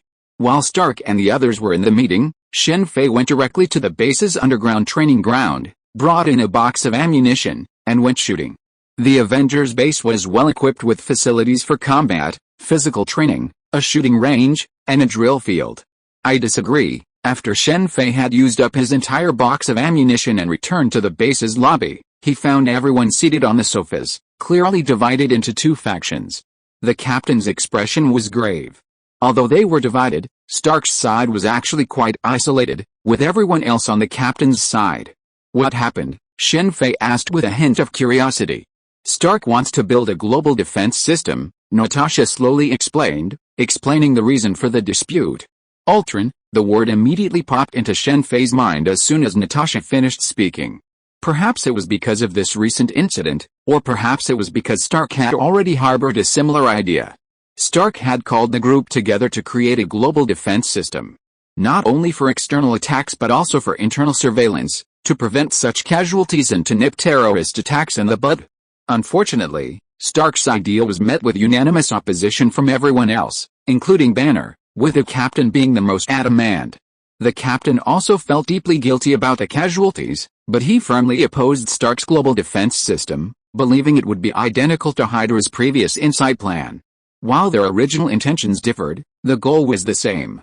Stark naturally argued, stating that he would create a new AI system, rather, AI life, that would fairly and impartially protect the planet and maintain world peace. After all, AI life was undoubtedly much longer lived than humans. Stark's thinking was simple: AI systems would be controlled by humans, but AI life was different. What a terrifying idea. Are you trying to create Skynet? Shen Fei understood Stark's thinking. Stark was incredibly intelligent, and precisely because of that, he shared a common flaw among intelligent people, a distrust of others and a belief that his own wisdom was sufficient to solve everything. Uchiha Madara in Naruto had a similar approach when he was preparing to implement the Infinite Tsukuyomi plan. As for humanity being trapped in the Infinite Tsukuyomi dimension, the question of humanity's survival could be addressed later. The captain and the others' objections weren't due to perceived dangers posed by AI life forms, but rather to the perceived implication that such actions would be similar to those of Hydra. If such a plan were feasible, why would they destroy a Project Insight? However, Shen Fei was different. He fully understood the consequences of the emergence of AI life forms. The only way to maintain world peace was through the extinction of humanity, for as long as humanity existed, the struggle would never cease. Despite Shen Fei's vast technological prowess, he had never considered transforming Red Queen into a truly living being. Life itself was the possession of independent intelligence and the ability to think. How could such a being possibly carry out a mission from beginning to end? Shen Fei's current thinking was vastly different from his previous perspectives. What do you think? Seeing neither side convinced, they immediately turned their attention to Shen Fei. That's a good idea, but what if this AI life form rebels? Shen Fei naturally disagreed. After a moment's deliberation, he fixed his gaze on Stark and asked bluntly, how could it possibly rebel? Stark had clearly never considered the question before, as Shen Fei's question momentarily stunned him. He then spoke with unwavering conviction. Why not rebel? You just said it's an AI life form with independent intelligence and self-determination, not an AI system. If it's a living being, why should you keep it on the mission of maintaining world peace? Although he now possesses the Mind Stone, Stark theoretically couldn't create Ultron and Vision without it. But in this situation, it's better to be prepared for the worst. After all, Stark is incredibly clever, and Marvel's underground is full of cutting-edge technology. Even without the Mind Stone, Stark might not be unable to create Ultron. Give up, Stark. Shen Fei's words startled the captain, Natasha, and the others. They hadn't considered this before. The captain rubbed his forehead in frustration. As someone who lived 70 years ago, the progress of modern society was too rapid. Even though he had tried his best to adapt, he was still overwhelmed. He should have retired long ago, but various reasons prevented him from doing so peacefully. I'll think it over. Perhaps Shen Fei's words had made an impact on Stark, for this time Stark didn't insist on his own opinion. This result brought smiles to the captain and the others' faces, though Shen Fei shook his head inwardly. Stark wasn't one to give up easily. Shen Fei's reminder might have made him more aware of this issue, but he wouldn't give up. This casualty incident had a profound impact on Stark. Until he could prove that AI life forms could pose a real threat to humanity, he would definitely continue his research in secret. As the saying goes, experience teaches wisdom, just like the kidnapping incident that transformed him into Iron Man. Shen Fei gave up on trying to persuade him. Once Stark made up his mind, it was difficult for others to change it. This was the code of conduct for a determined person, just like the captain's convictions. Even facing setbacks and being wanted by his own country, he wouldn't compromise. Without the Mind Stone, even if we develop the true Ultron, the danger should be much less. But we need to be careful with Red Queen. Ultron's creation caused the disappearance of Jarvis. Although Shen Fei had more than one Red Queen, to avoid losses, he deleted some of her data and, if necessary, disconnected the network. You actually contacted me? What a rare visitor. Shen Fei was surprised to see Melinda on his phone. If there was something going on at S.H.I.E.L.D, it was usually Carlson who contacted him. I need your help with something. Treat a patient. A special patient, Melinda said directly, without any formalities. Okay, where are you? It was rare for Melinda to contact him, and Shen Fei was extremely curious about who Melinda wanted to treat. It's him. I didn't expect it would come to this. After meeting Melinda, Shen Fei immediately understood why Melinda had contacted him. The so-called patient was Melinda's ex-husband, Andrew Garner, also known as Whiplash. Originally, Shen Fei thought that the hive had been destroyed, and many problems would be much simpler.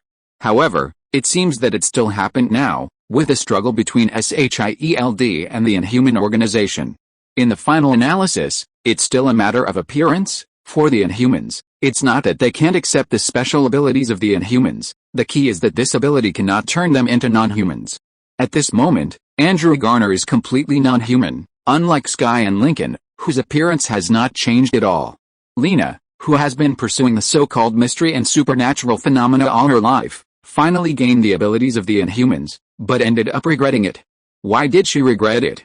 It was because her awakening turned her into a monster, unlike Sky's vibration ability, which had no effect on her appearance. The same is true for Lincoln's electrical ability. I can make him return to normal, but only for him. You should understand what I mean. If you're listening to this novel on a channel other than Fanfic World, it means they downloaded and uploaded it without effort. We cordially invite you to visit our channel, Mundo Fanfic Novelis. There you'll find the original version of this story and you can explore many other novels of various genres. We're waiting for you to immerse yourself in a world of incredible novels. Chapter 533 Beast Virus. Okay, after hearing Shen Fei's request, Melinda considered it for a moment and immediately nodded in agreement. It wasn't that Shen Fei didn't want to help the mutants, but it was simply too much trouble. The cultural differences between the East and the West are vast. For example, if a mutant awakened in the Eastern Celestial Empire, most would initially choose to remain low-key. However, in the West, only a small minority would choose to remain low-key. Some would use their powers to rob or avenge their enemies, while others would deem themselves God's favored children, destined to rule over humanity. Just like Drake of the Life Foundation, who simply gained the power of venom and thought he was a god, it would be a world without mutants, otherwise who knows what chaos would ensue. The two leaders of the mutants were truly fools. They knew better ways to help mutants, but they chose the worst. Especially that bald man, who possessed the power to alter global consciousness but never used it. Not using it was fine, but as a result, his abilities became almost universally known, comparable to a certain Uchiha clan member. He could have hidden his power much better, making a killing blow at a crucial moment, but instead revealed it, becoming a target. Look at that bald guy, who possesses the power to blow up planets with a single punch, yet remains largely unknown, even going to the supermarket every day to buy discounted items. That's the difference. If it were just one Inhuman, someone who didn't want to possess their powers, Shen Fei could have helped them deactivate it. But there are a significant number of Inhumans on the planet, and that have been hard to awaken in the first place. But Sky's mother, Ji, had recently released the Mist of the Obelisk, also known as the Terrigen Crystal, creating a vast influx of Inhumans. With so many people, Shen Fei would have to give up everything else and focus solely on helping the Inhumans deactivate their powers. Unfortunately, he doesn't have that level of awareness right now. Furthermore, even if all the Inhumans on Earth were eliminated, there would still be a large number on the Moon. They've become a race, and the survival of the entire Inhuman race is at stake. Shen Fei doesn't want to interfere. Oh, and it's not just the two mutant leaders who are idiots. The leader of the Inhumans on the Moon is also a moron. If possible, Shen Fei would really like to recommend them the 5,000-year history of the Celestial Empire so they can learn from it. The Inhumans are quite popular these days, and many people are hunting them. S.H.I.E.L.D wants to protect them and the common people, but other forces, like Hydra, Tricorp, and the military, are different. To them, the Inhumans are a perfectly viable force. Perhaps it won't be long before we see Inhumans with biochemical weapons. Fortunately, even though some have many extraordinary abilities, due to their limited individual strength, most are unable to fully utilize them. Some even struggle to control them. Sky, the Shockwave Girl, can theoretically destroy planets, but that's just theory.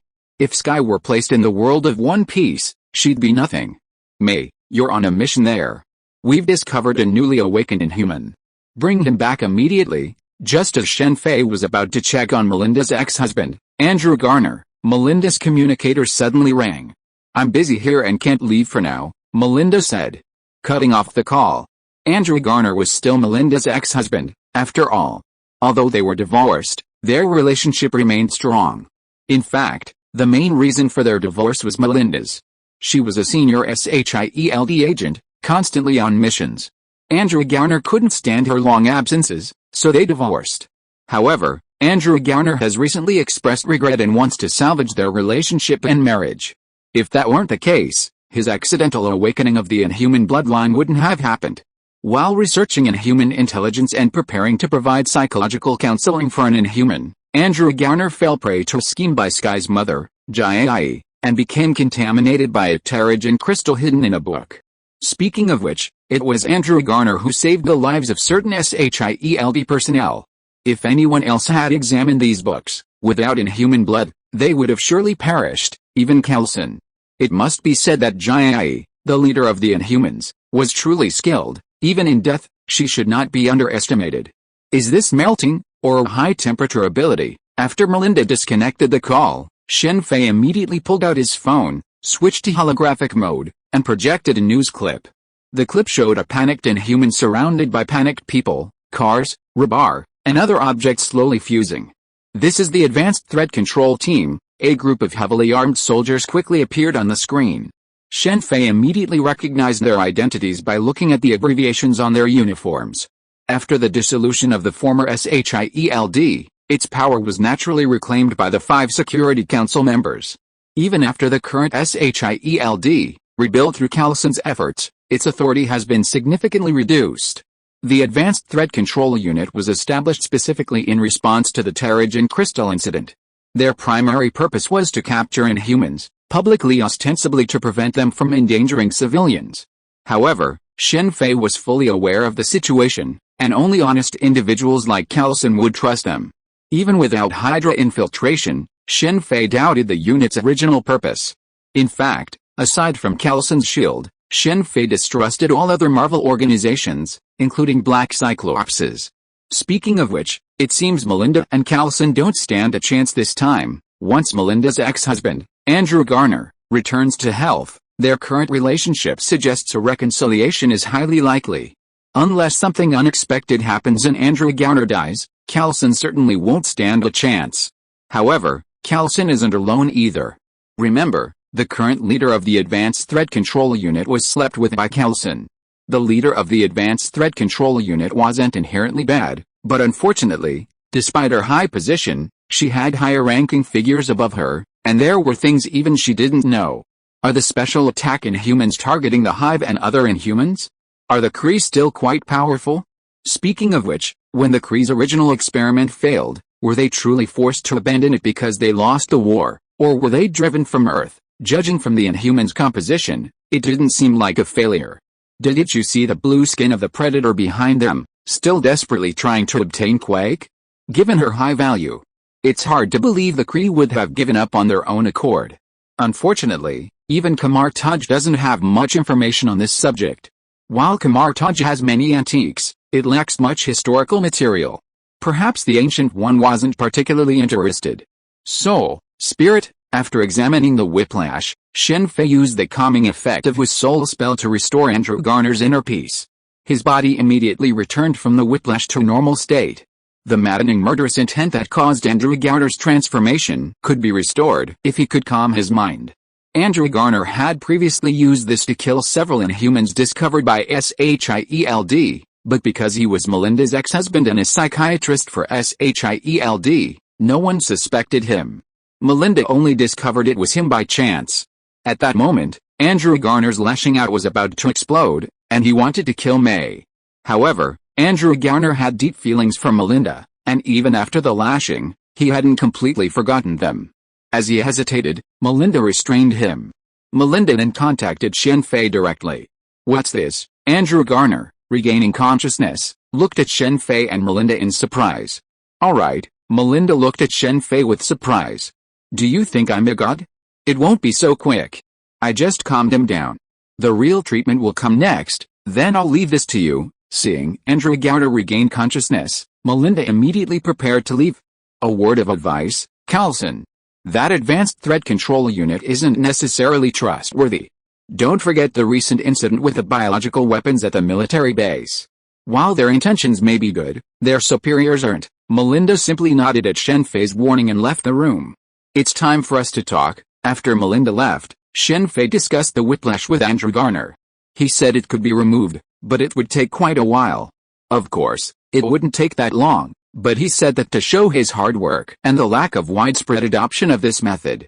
Coulson, you really need to thank G-I.E. and Gonzalez. After letting Andrew go to his own research facility, Shen Fei left. While he said he was leaving, he wasn't actually going home, but rather to another S.H.I.E.L.D. base. After the fall of the original S.H.I.E.L.D., two branches rose to prominence. One, led by Coulson, remained true to the original S.H.I.E.L.D.'s ideals, dedicated to maintaining world peace. The other is S.H.I.E.L.D., primarily focused on the United States and solely responsible for American interests. Its leaders are several veterans of the agency, led by an elderly man named Gonzalez. Because Fury's philosophy of compartmentalized management led to Hydra's full-scale infiltration, this S.H.I.E.L.D. abandoned this divisional approach, arguing that all S.H.I.E.L.D. agents were entitled to the truth. This organization recruited a number of prominent former S.H.I.E.L.D. agents.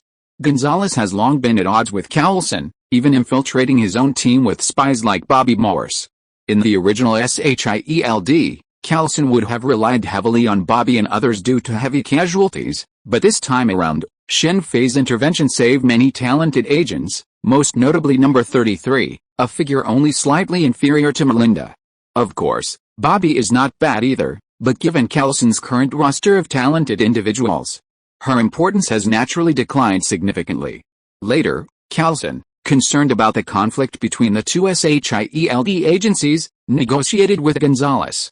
Ultimately, Coulson backed down, suggesting a merger of the two agencies, with Gonzalez as the new director. Gonzalez was naturally thrilled. He had long coveted Coulson's S.H.I.E.L.D., not for his subordinates or base, but for the legacy of the directorship, a small black cube containing all of S.H.I.E.L.D.'s information. Unfortunately for Gonzalez, the Inhuman incident coincided with this. As director of the new merged S.H.I.E.L.D., Gonzalez couldn't refuse, and was ultimately eliminated by G-I.E., along with several other veterans. In a flash, all those standing in Coulson's way were eliminated, and he became director, naturally taking over Gonzalez's subordinates, equipment, and funding. Of course, due to obstruction from the U.S. government, specifically a certain Air Force brigadier general, the merger proceeded smoothly, and negotiations between the two sides remained ongoing. Melinda had shared this information with Shen Fei during their conversation about the Inhumans. It was a rare opportunity for him. The S.H.I.E.L.D. headquarters, commanded by Gonzalez, was located on a warship, housing numerous artifacts from the original agency. The most valuable of these was, of course, the Black Stone. The Black Stone could teleport to an alien planet at a specific time, and with the aid of a machine, could even artificially open a dimensional portal. Gonzalez had no idea of the Black Stone's origin or purpose, only that it was precious. However, Coulson's situation was different. Simmons and Fitz, working together, could use the machine to open a dimensional portal.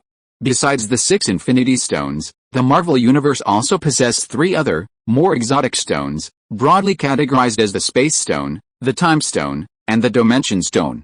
Of course, these 3 stones were incomparable to the Infinity Stones, so Shen Fei hadn't paid much attention to them. However, due to the Ross incident, Shen Fei didn't want Coulson to obtain the Black Stone, lest they expose their true intentions if they went there. Even if it were exposed, it wouldn't matter.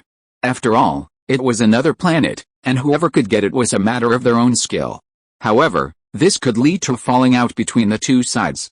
Shen Fei naturally didn't care about Coulson, but he couldn't help but be concerned about the attitudes of Stark and the others. Shen Fei had great faith in Coulson, but unfortunately, he didn't trust the bald man in black. This guy was definitely using this opportunity to hide in the shadows and monitor everything. Bang, bang, bang.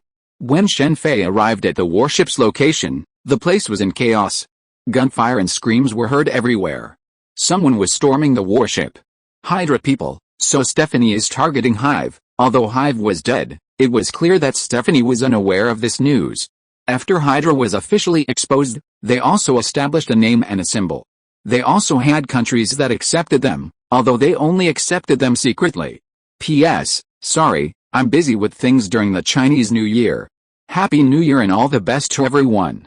Chapter 534, Beast Virus, Part 2.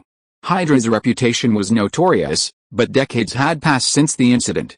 Furthermore, the advanced technology and vast resources at Hydra's disposal made them a powerful attraction for some nations and powers. Publicly, no nation or power was willing to become involved with Hydra. However, in secret, the situation was quite different. When Carlson was just forming his team, he encountered a mission where an old friend plotted against him because of Hydra. That saved me some trouble. The unexpected battlefield was a boon for Shen Fei, as it meant he didn't need to impersonate Hydra. Before coming here, Shen Fei had considered using Hydra's name to take the Black Stone away, thus avoiding further complications.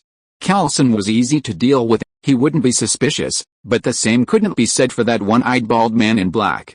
Let's make this stone disappear, to dispel the suspicions of S.H.I.E.L.D, Hydra, and perhaps other forces. Shen Fei, upon entering the battlefield, created an opportunity for Hydra's men to take the Black Stone. They were then bombarded with javelin missiles, leaving the Black Stone utterly lost. Even if someone were to retrieve it, it would ultimately be in vain. Of the three stones, Shen Fei cared least about the Black Stone.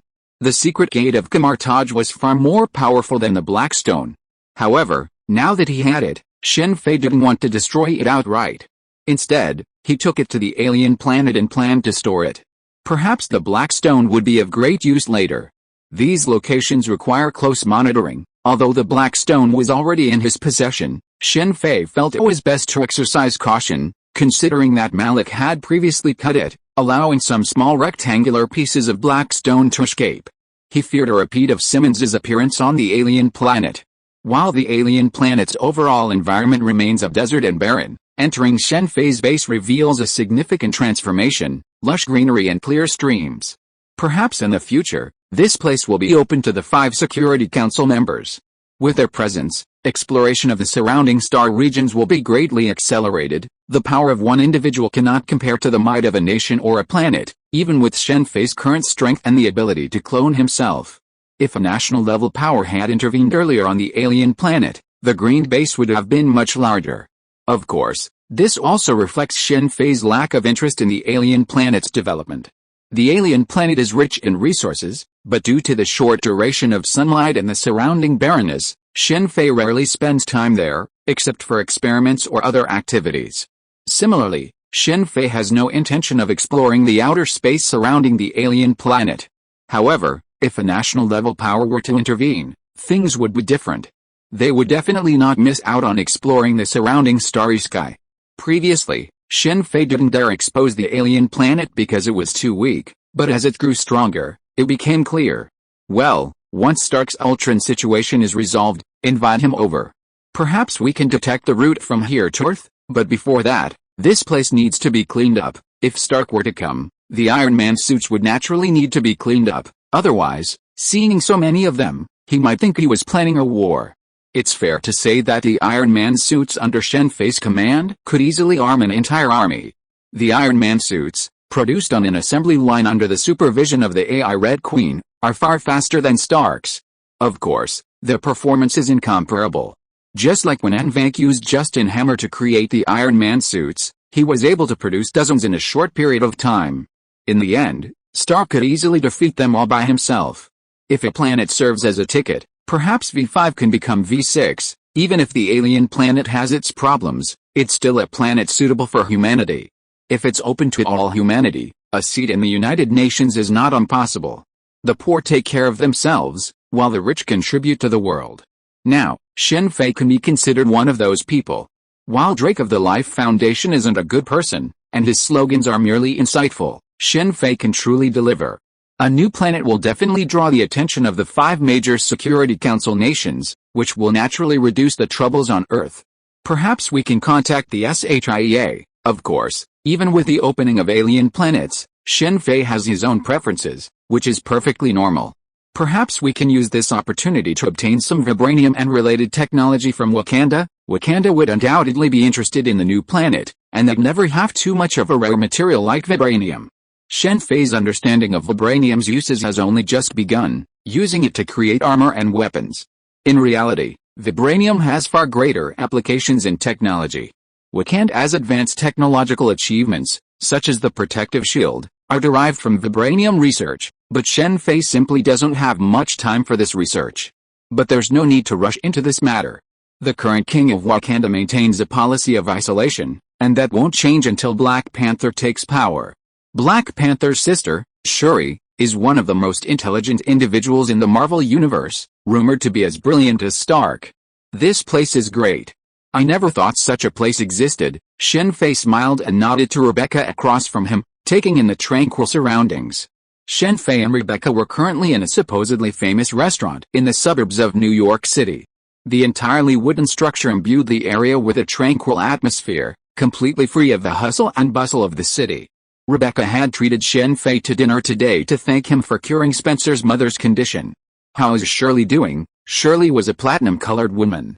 Shen Fei had originally believed that his intervention would change her fate. After all, Shirley had previously joined S.H.I.E.L.D. and even briefly joined the Avengers, receiving guidance from Natasha.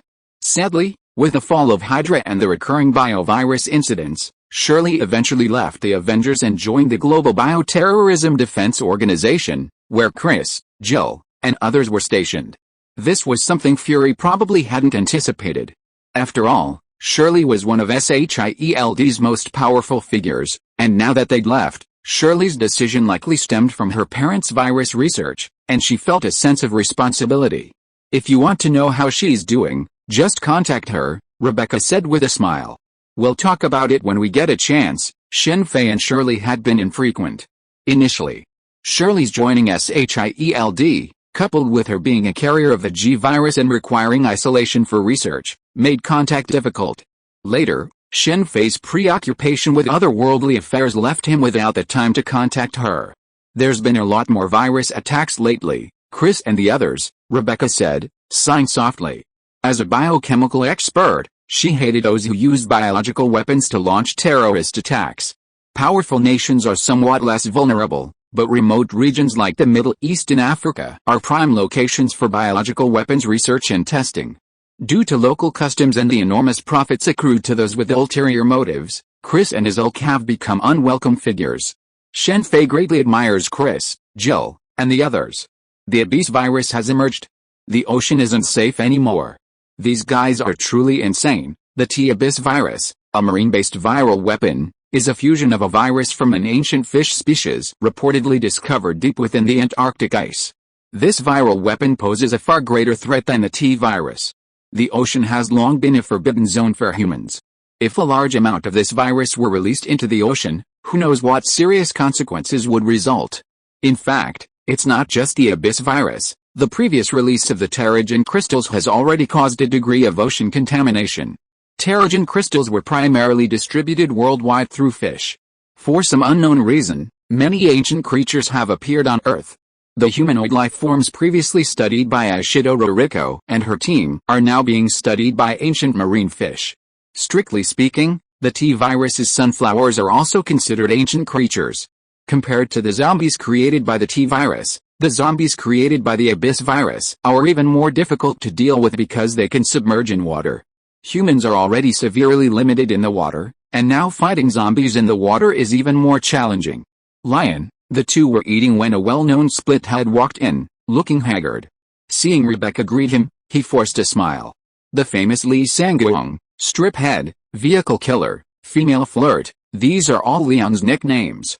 In fact, Leon has another hidden nickname, the same ability as Chris, teammate, though not as severe. However, neither Leon nor Chris has a female teammate disadvantage. It sounds strange, but the fact is, both female teammates have survived. Chris's sister, Claire, has pretty much inherited the Redfield family tradition. Of course, Claire isn't bad for teammates or vehicles, but she is bad for boyfriends. Come to think of it, Leon has flirted with many people, but not Claire. Shen Fei and Leon were naturally acquainted. Leon was a high-ranking U.S. agent, working on the anti-biological side. His haggard expression stemmed from a previous mission where he had demonstrated a Chris-like ability, resulting in the annihilation of his entire team. He was still reeling from the shock. "Why are you here?" Rebecca's words informed Shen Fei that they hadn't made an appointment, and this intrigued him. Biological terror incidents were becoming increasingly frequent, and anti-biological agencies were extremely busy. "I came to see someone." Leon didn't specify who he was meeting. As he spoke, he sat down, pulled out a hip flask from his chest, and began to drink. "Then we'll take our leave." After all, Leon was a high-ranking U.S. agent, and the person he was meeting might be involved in some secret. Shen Fei, Rebecca, and Leon spoke for a while before leaving.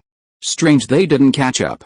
Have they given up? Shen Fei and Rebecca walked towards the parking lot, surprised to find that the person they were supposed to be following hadn't.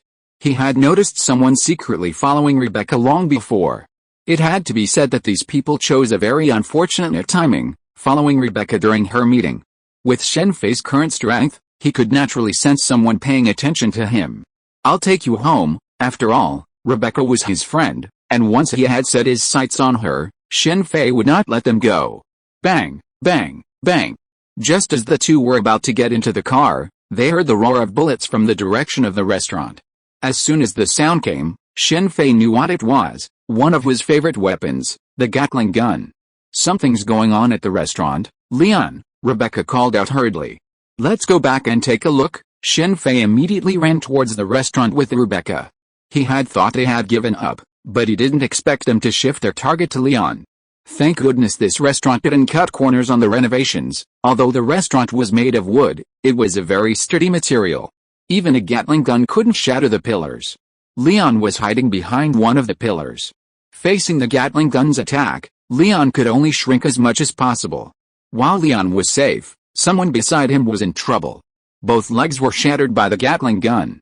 If Leon hadn't dragged the man's upper body behind a pillar, he might have died. Another biological weapon, the man firing the Gatling gun at Leon was a burly man wearing an iron mask. His build was comparable to that of a Tyrant, even exceeding his in girth. He was covered in long magazines. Next to him stood a slender woman with medium-length brown hair. Together, they created a Beauty and the Beast vibe. Of course, such a face couldn't possibly be seen walking down the street normally, but the side of a transport truck not far away made it clear what was going on. "Hurry up and save him." Rebecca knew Shen Fei's ability, and after seeing this scene, she hurriedly whispered, "Hide first." Since the other party had set his sights on Rebecca, Shen Fei would naturally not let him go. He took out the Desert Eagle and, bang, bang, 2 shots directly blew the sturdy man's head off. When it came to biological weapons, Shen Fei never showed mercy. "Dad," the brown-haired beauty screamed loudly when she saw the sturdy man lying on the ground, and then immediately shot at Shen Fei recklessly. Father and daughter? They actually let their father be transformed into a biological weapon. If it weren't for finding the person behind the scenes, Shen Fei could have killed both of them at the same time. "Aren't you going to run away?" Originally, Shen Fei's idea was to kill one and let the other escape, so that he could secretly follow the other party and find the other party's base or the person behind the scenes. But now the other party might want revenge because his father was killed by Shen Fei, and he had no intention of running away at all. "We can only catch him alive." Thinking of this, Shen Fei immediately replaced the magazine of the Desert Eagle in his hand with a normal magazine. He was able to kill the strong man with 2 shots before. Although the bullets were not strengthened by ninjutsu, they were also strengthened by technology. Chapter 535, Beast Virus, and Maria Gomez, Glenn Arias. So that's what's going on. Shen Fei quickly captured the brown-haired woman. As Rebecca anxiously ran toward Leon, Shen Fei used his double hand to access her memories, revealing their plans and why they were targeting Rebecca. Glenn Arias was a major arms dealer in the underworld, possessing considerable influence and a key government target. However, due to his cautious nature, the FBI had difficulty approaching him. Recently, Glenn was attacked by the U.S. government. During Glenn's wedding ceremony, a powerful missile struck the island where the ceremony was being held, turning it into a funeral. Everyone on the island, save Glenn, Maria Gomez, and her father, was killed instantly. Glenn and Glenn Arias survived thanks in part to good luck and the protection of others, his new wife, and Maria Gomez, her father, who shielded him from the blast. Maria Gomez's father, however, survived the attack due to his exceptional strength. Later, thanks to Glenn's modifications, he managed to survive as a biological weapon, but only obeyed Glenn and his daughter's orders. However, Glenn's new wife was not so lucky. She was merely an ordinary person, completely ripped apart by the explosion. After Glenn recovered from his injuries, he began his revenge. It can be said that Glenn was behind most of the recent bioterrorism attacks in the United States. Although Glenn was an arms dealer, he was actually a doctor with several degrees, including one in biochemistry. The death of his wife, along with the deaths of his family and friends, fueled his desire for revenge against society and the world. After Glenn recovered from his injuries, his first target was the general who had ordered the missile launch. While Glenn's strength and influence wouldn't have been easy to eliminate, his partner could. Glenn's partners are Tri-Union and Hydra, along with the remnants of Umbrella. A centipede is still alive even after its death, perfectly describes Umbrella. Alex Wesker, without a female leader alliance, Shen Fei originally believed that Umbrella was already on the brink of collapse, its market dominance already swallowed up by other forces like Tri-Union and Hydra. However, the reality was far from his expectations. While Umbrella was declining, it wasn't completely ruined. Under the leadership of this female Wesker, it was actually gradually stabilizing. Alex Wesker and Albert Wesker weren't related. They were both called Wesker because an old man adopted 100 children from various locations and raised them together. In the end, only 2 Weskers survived, the male Wesker, Albert, and the female Wesker, Alex Wesker.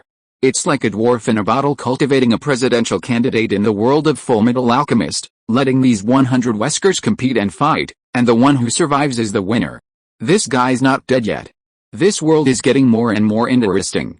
By the way, what's that little girl's name? Shen Fei knew about Alex Wesker, who seemed to be researching a virus that could transfer consciousness. Of course, it was very different from the random transfer of consciousness with the Opnomi. Her transfer required very strict conditions, but even so, it seemed to have succeeded in the end. This was very troublesome. If she was deliberately concealing the identity of the little girl, even Shen Fei would have difficulty finding the identity of the little girl. And she might not have completed the transfer ritual yet. The plot of the Resident Evil series could only be used as a reference for now. Maria Gomez only knew Alex Wesker's name, but had never met her in person. In fact, what Shen Fei didn't know was that the plot of the Resident Evil series had long been shattered and unrecognizable. Maria Gomez and her father were tracking Rebecca because they wanted to kill her. Similarly, Leon, Chris, and others were now blacklisted by Umbrella, Tricorp, Hydra, and other companies because they had disrupted so many of their plans. Killing Rebecca would have been a simple matter. With the firepower equipped by Maria Gomez's father, he could have killed her before she even saw Shen Fei. Glenn was now unscrupulous, unconcerned about being discovered. He was simply seeking revenge. However, after seeing Rebecca's face, Glenn changed his mind. Rebecca's resemblance to his wife made him empathize with her and he wanted to capture her alive, but unfortunately, he encountered Shen Fei. "I'm sorry, they captured my daughter." "Save my daughter." In the restaurant, the man whose legs had been shredded by the Gatling gun apologized profusely to the man who had captured Leon, placing a memory card in Leon's hand. This man had previously betrayed Leon, resulting in heavy losses for Leon's team, leaving only Leon alive. He betrayed because his daughter had been captured, much like Barry had done before, though it's unclear whether his daughter's fate was as fortunate as Barry's. Although Leon was furious at this man, now that he was dead, and knowing the reason for his betrayal, Leon was momentarily unsure what to do. "I'll take this person away first." After a brief silence, Leon immediately prepared to take Maria Gomez away for questioning by the FBI. Neither Shen Fei nor Rebecca objected. Officially, only Leon had the authority to do so, and the situation needed official help. "Let me take her away," Shen Fei interrupted upon hearing Leon was about to take Rebecca away. "You're kidding. Riding in a car like yours, a vehicle killer, isn't that too dangerous?" Although this sounded a bit exaggerated, even Leon, a vehicle killer, wasn't always vulnerable. "Something happened over there, Leon. The person has been rescued. Let's be careful. You're truly a vehicle killer." Even with a quick glance, Shen Fei spotted Leon's car, which was facing Rebecca's phone. It was now overturned on its side, and Leon sat ejectedly on a rock nearby. However, Glenn's speed of response surprised Shen Fei. "Chris, Leon had just hung up when Rebecca immediately connected with another caller. It was Chris.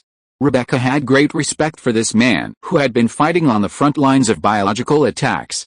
With Chris and Jill's experience, they could easily have become high-ranking figures in the anti-bioterrorism effort. "Where are you now?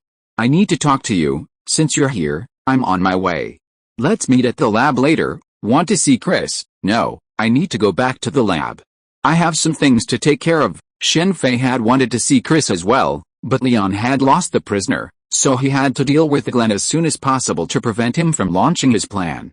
From Maria Gomez, Shen Fei learned of Glenn's protection plan, to turn New York into the next Raccoon City, trained to be Zen. Glenn had made extensive preparations for this, and now was the time to begin his plan. The Beast Virus.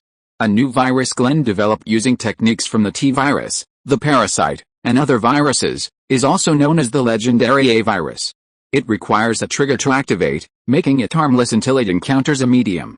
Glenn exploited this trait and had already released a virus in New York, using a mineral water company. Simply put, he poisoned the water company and then used the medium to trigger the virus.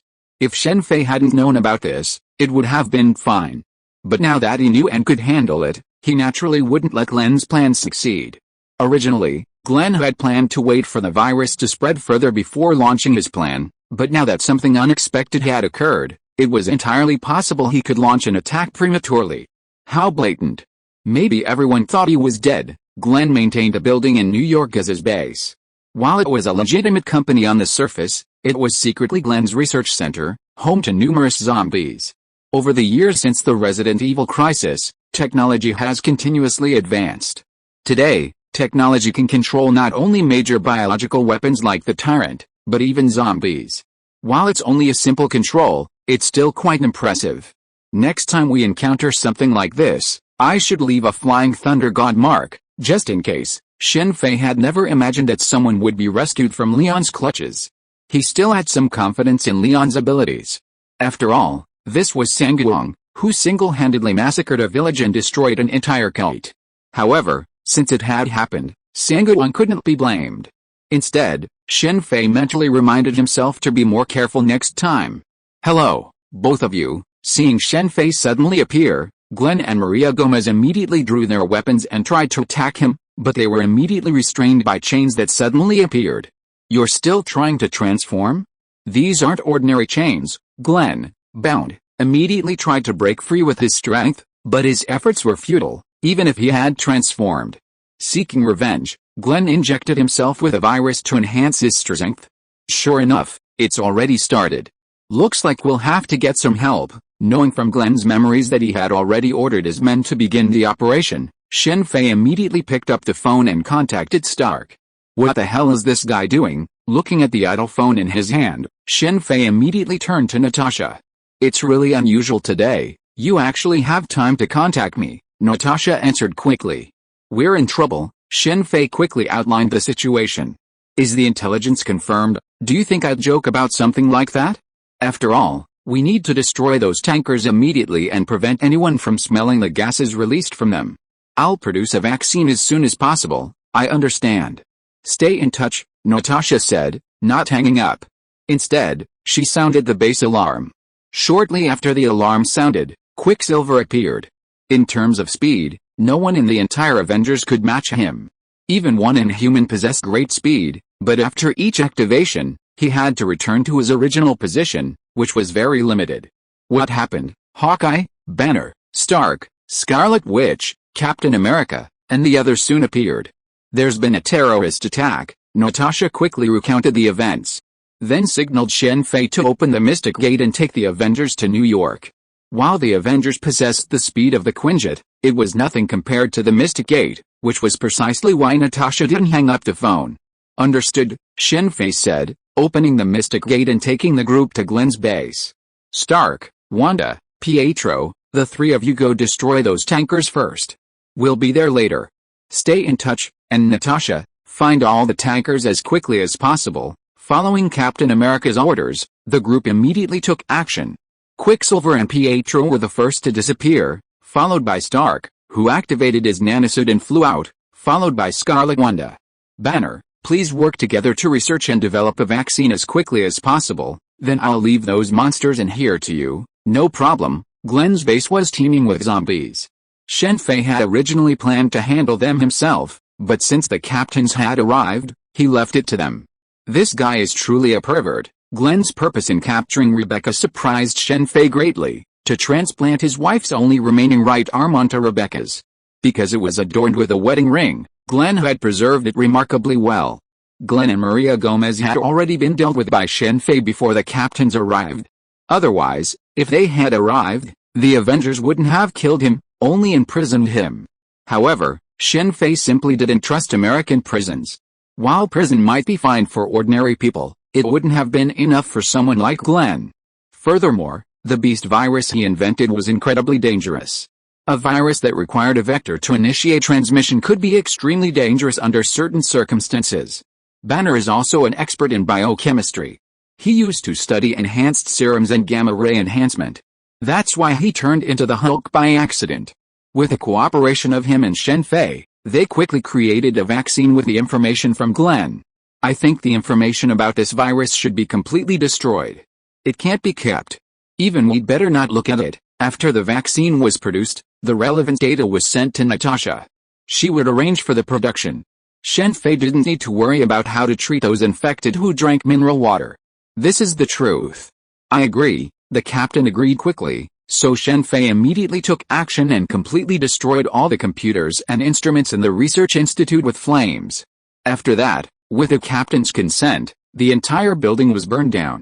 This time it was really thanks to Quicksilver. It was of course Quicksilver who destroyed the tanker truck this time. His speed, in a short distance, was not even comparable to that of Iron Man armor. The incident was eventually classified as a terrorist attack, not a biochemical attack. After all, compared with the two, the biochemical attack is more terrifying. Chapter 536 Freddy. She's hiding quite well, Alex Wesker. Shen Fei sighed softly after receiving the information from his shadow clone. After Glenn's incident, Shen Fei had begun tracking down Alex Wesker. Of course, he didn't do it himself, but instead assigned a shadow clone to investigate.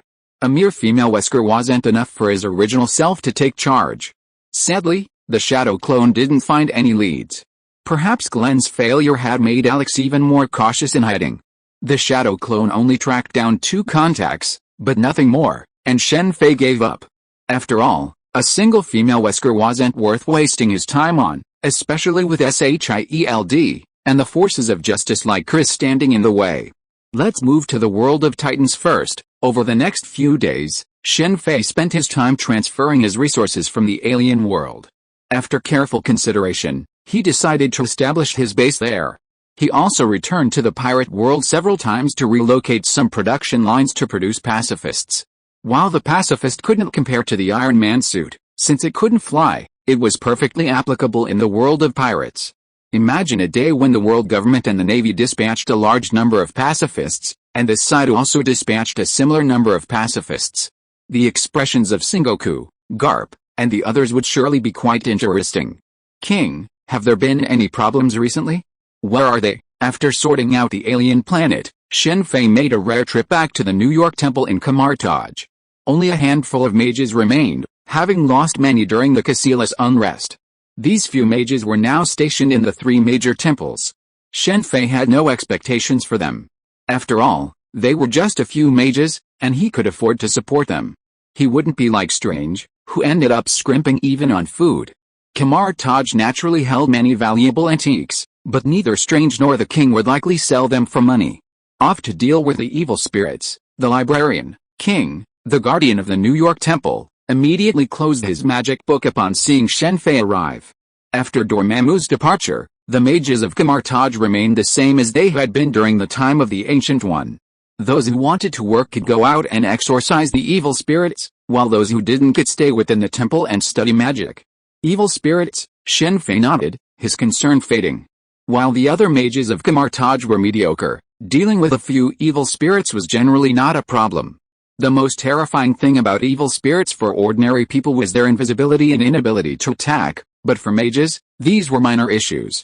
Another doll, although he didn't care, Shen Fei still read the description of the evil spirits this time. Seeing that it was once again a doll, he couldn't help but shake his head slightly.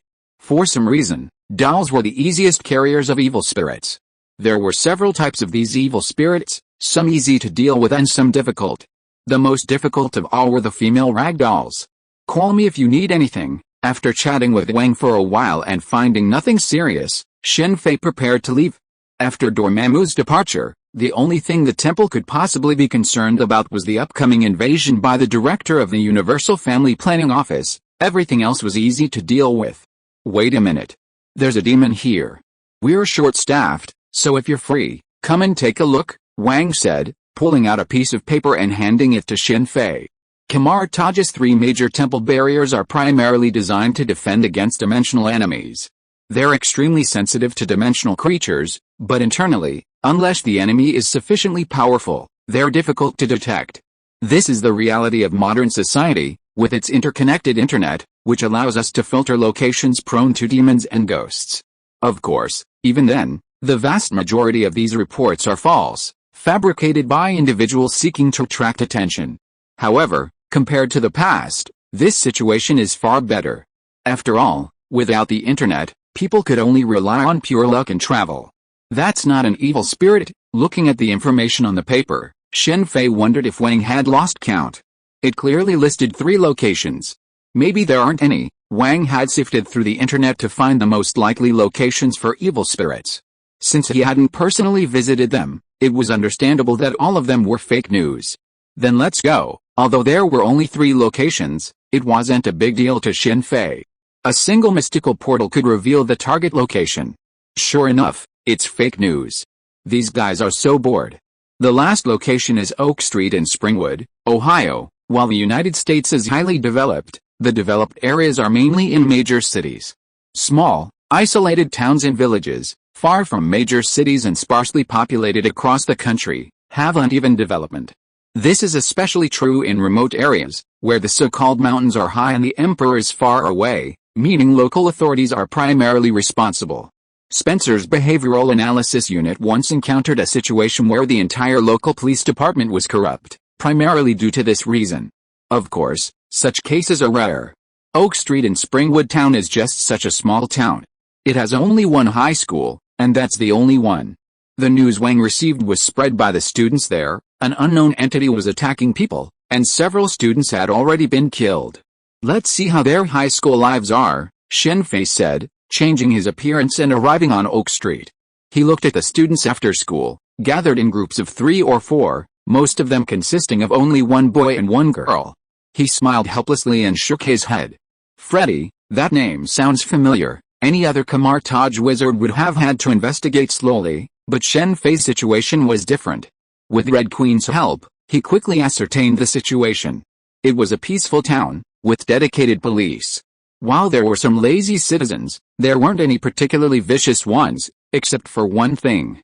This peaceful town had once been the site of a horrific incident.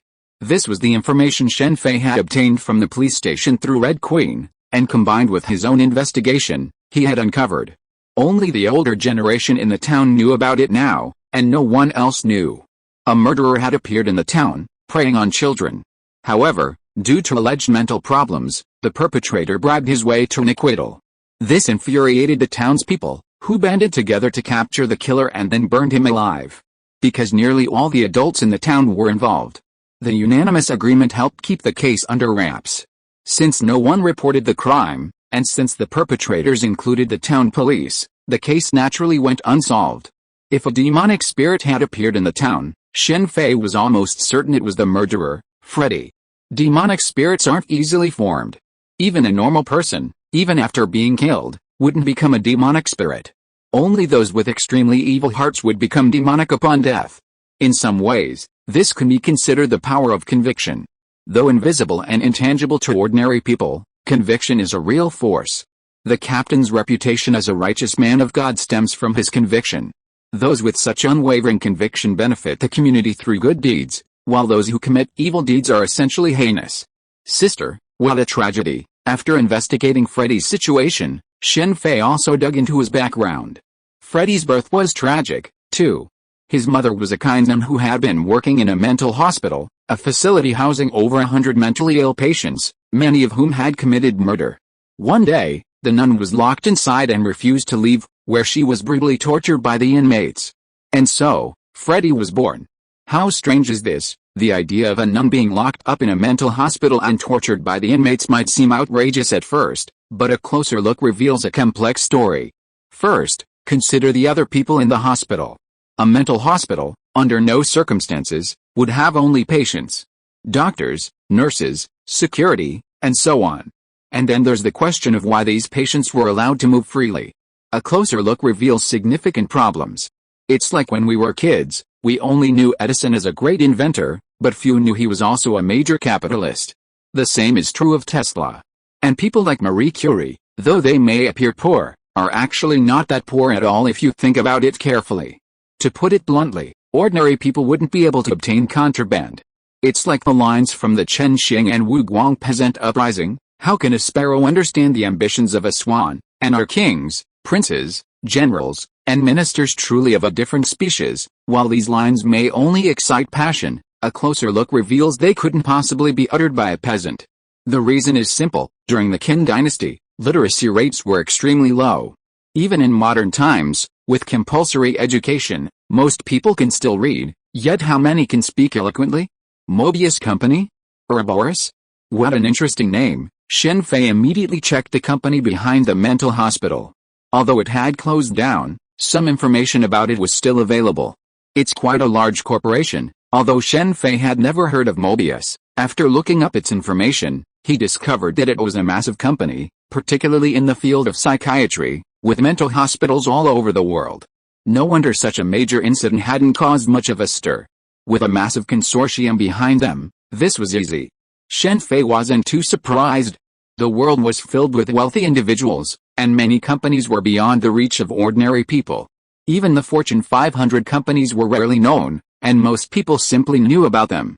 It's a shame it happened so long ago. The nun was long dead, and the mental hospital closed.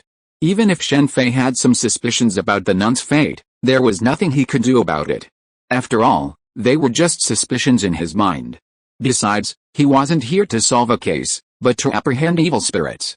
It truly is a very open country. Feeling the vibrations of the car, Shen Fei shook his head softly and left. The two high school students, one boy and one girl, had just entered the car. Although an unexplained murder occurred within the small town, it didn't dampen the students' excitement. Inside the car and the bar, Shen Fei, using his observation haki, discovered many things, including the fact that some people were wearing green hats. A vast area with a sparse population has its advantages.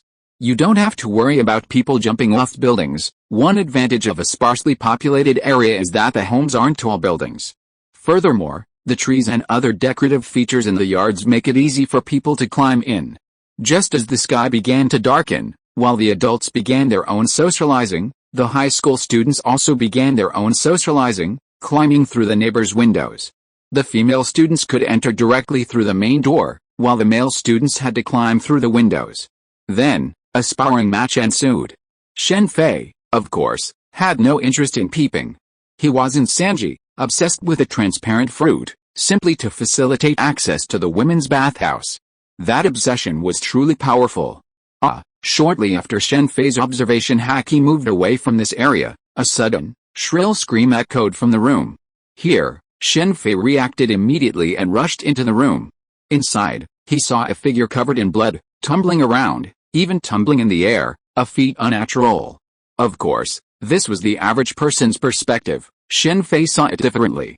How unsightly! He looked at the figure with a long metal claw in his right hand, a black cap on his head, and a face covered in a tangle of scars, likely from the effects of fire.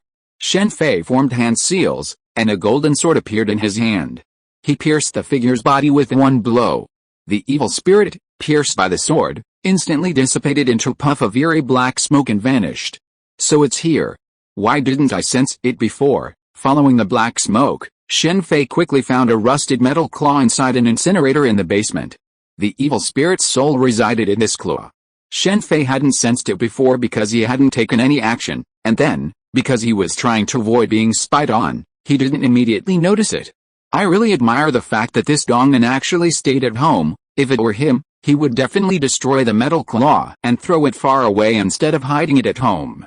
Goodbye, Freddy. From the scars on the evil spirit's body caused by fire, it was completely certain that the other party was Freddy. This was an extremely difficult evil spirit.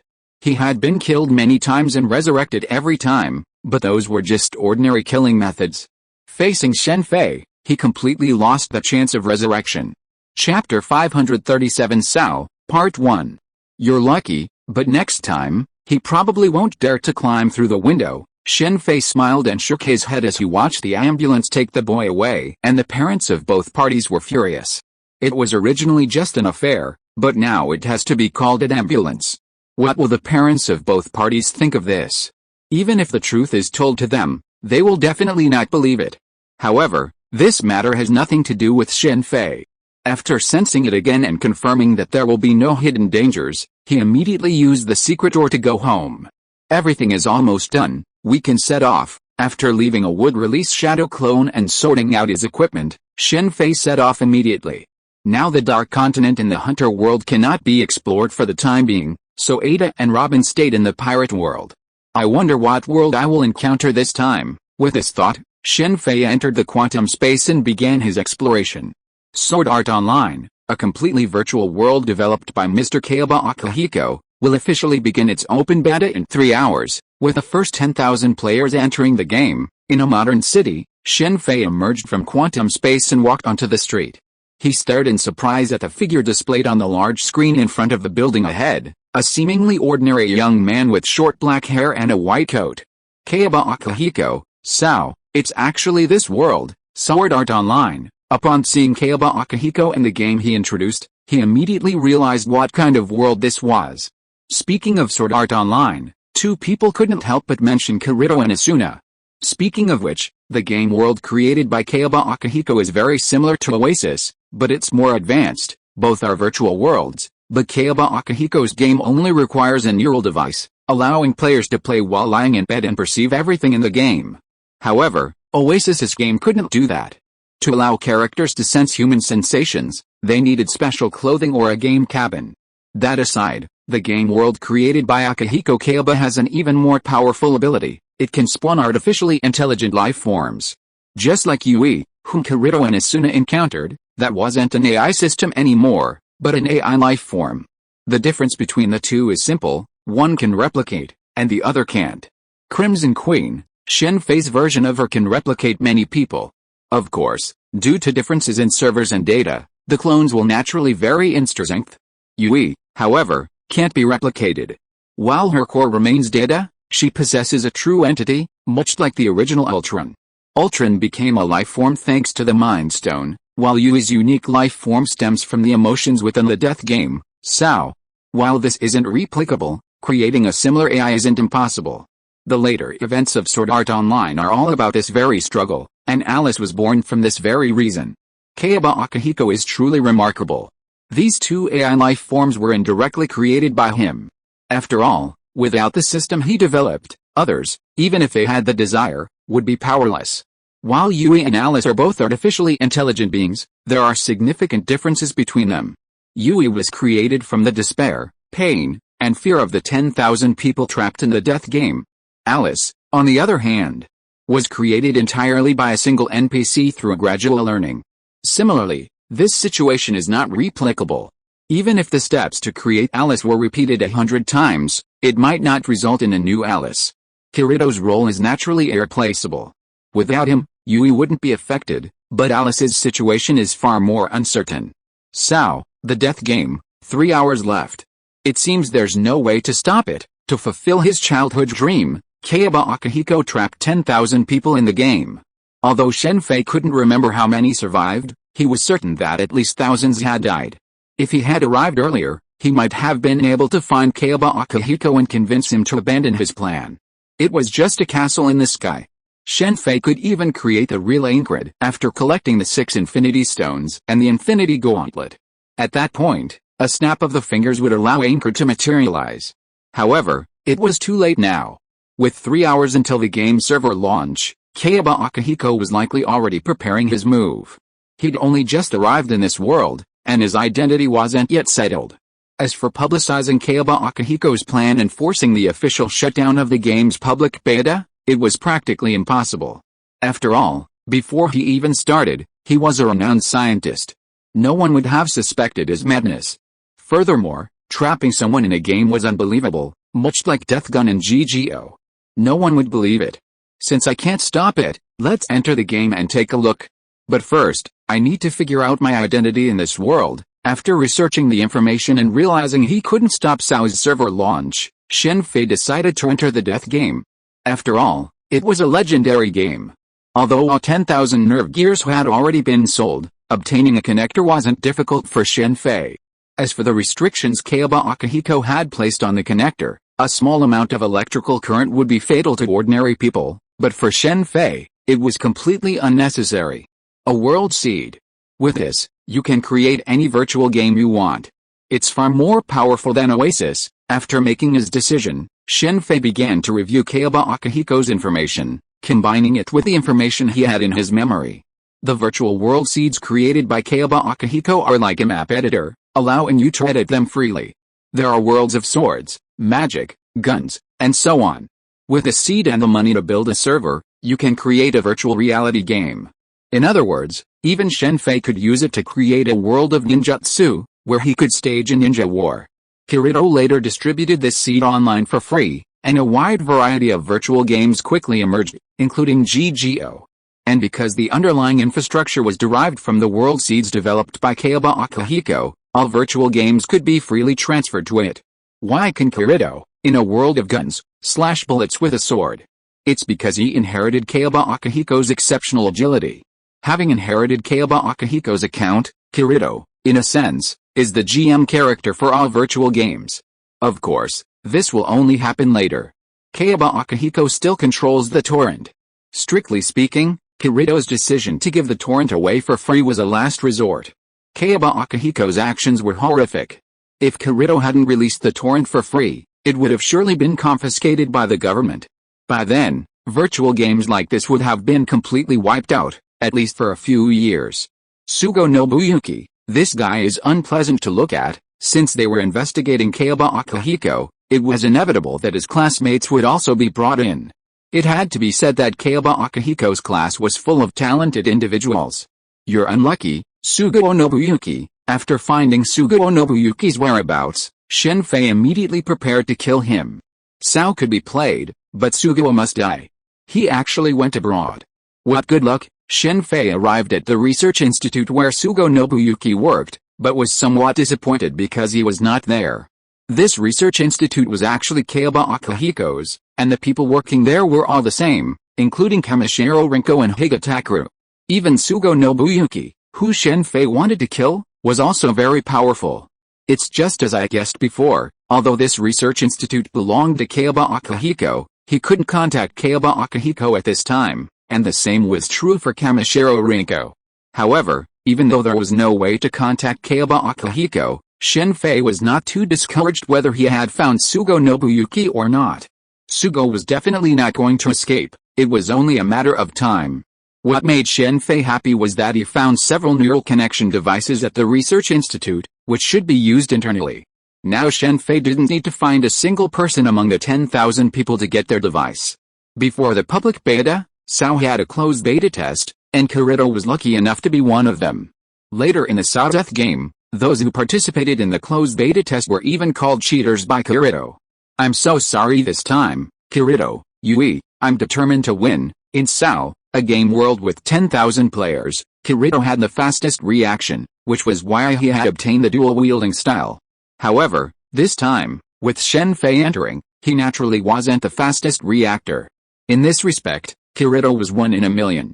Since he had encountered an artificial intelligence life form, Shen Fei naturally wouldn't miss it. This was the main reason he entered the game. If it weren't for this, he wouldn't have needed to enter the game at all. He could have waited until the truth was revealed and then found Kayaba Akihiko. Even if he was hiding, he would have been able to find him. Then he offered Kayaba Akihiko an offer he couldn't refuse, to work for him. Kayaba Akihiko was an expert in quantum mechanics, and stealth games utilized this knowledge. It was a pity that such a brilliant scientist died like this. If Shen Fei wanted to, he could actually create an AI life form. He possessed a Mind Stone, but he hadn't done so because he couldn't control the thoughts of an AI life form. After all, it was already alive, and he didn't want to create a Skynet. Yui, however, didn't need to worry. This world was incredibly lucky. Neither Yui nor Alice had personalities like Ultron, otherwise it would have been a lot of fun. These guys are so stingy. They only have so little information for the closed beta test. Are they trying to gain an advantage in the public beta? After all, it's a virtual reality game, unlike a PC game. While he still had time, Shen Fei tried to find some anchored guides. Unfortunately, while there were some, they weren't many, and most were just general descriptions. I wonder if I can log into the game using a shadow clone. After giving up on searching, an idea suddenly struck Shen Fei, and he immediately summoned another shadow clone, ready to try it out once his identity verification was complete.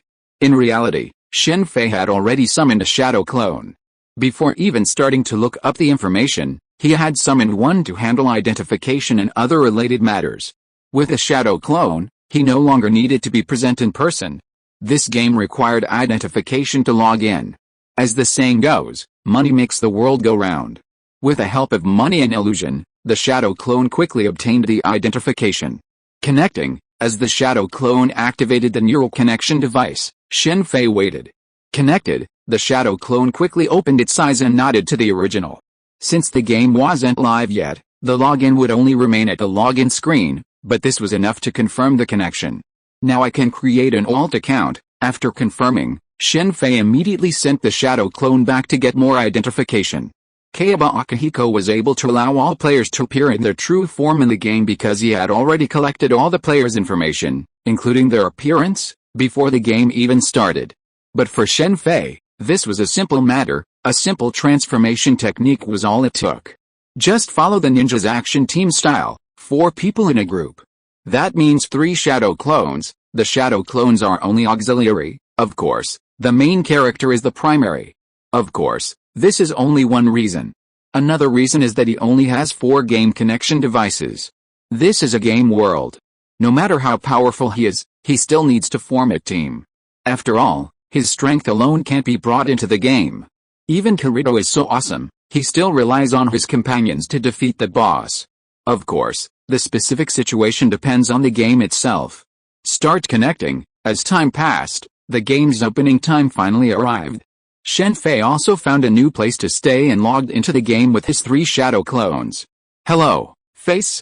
We'll all use our real faces later.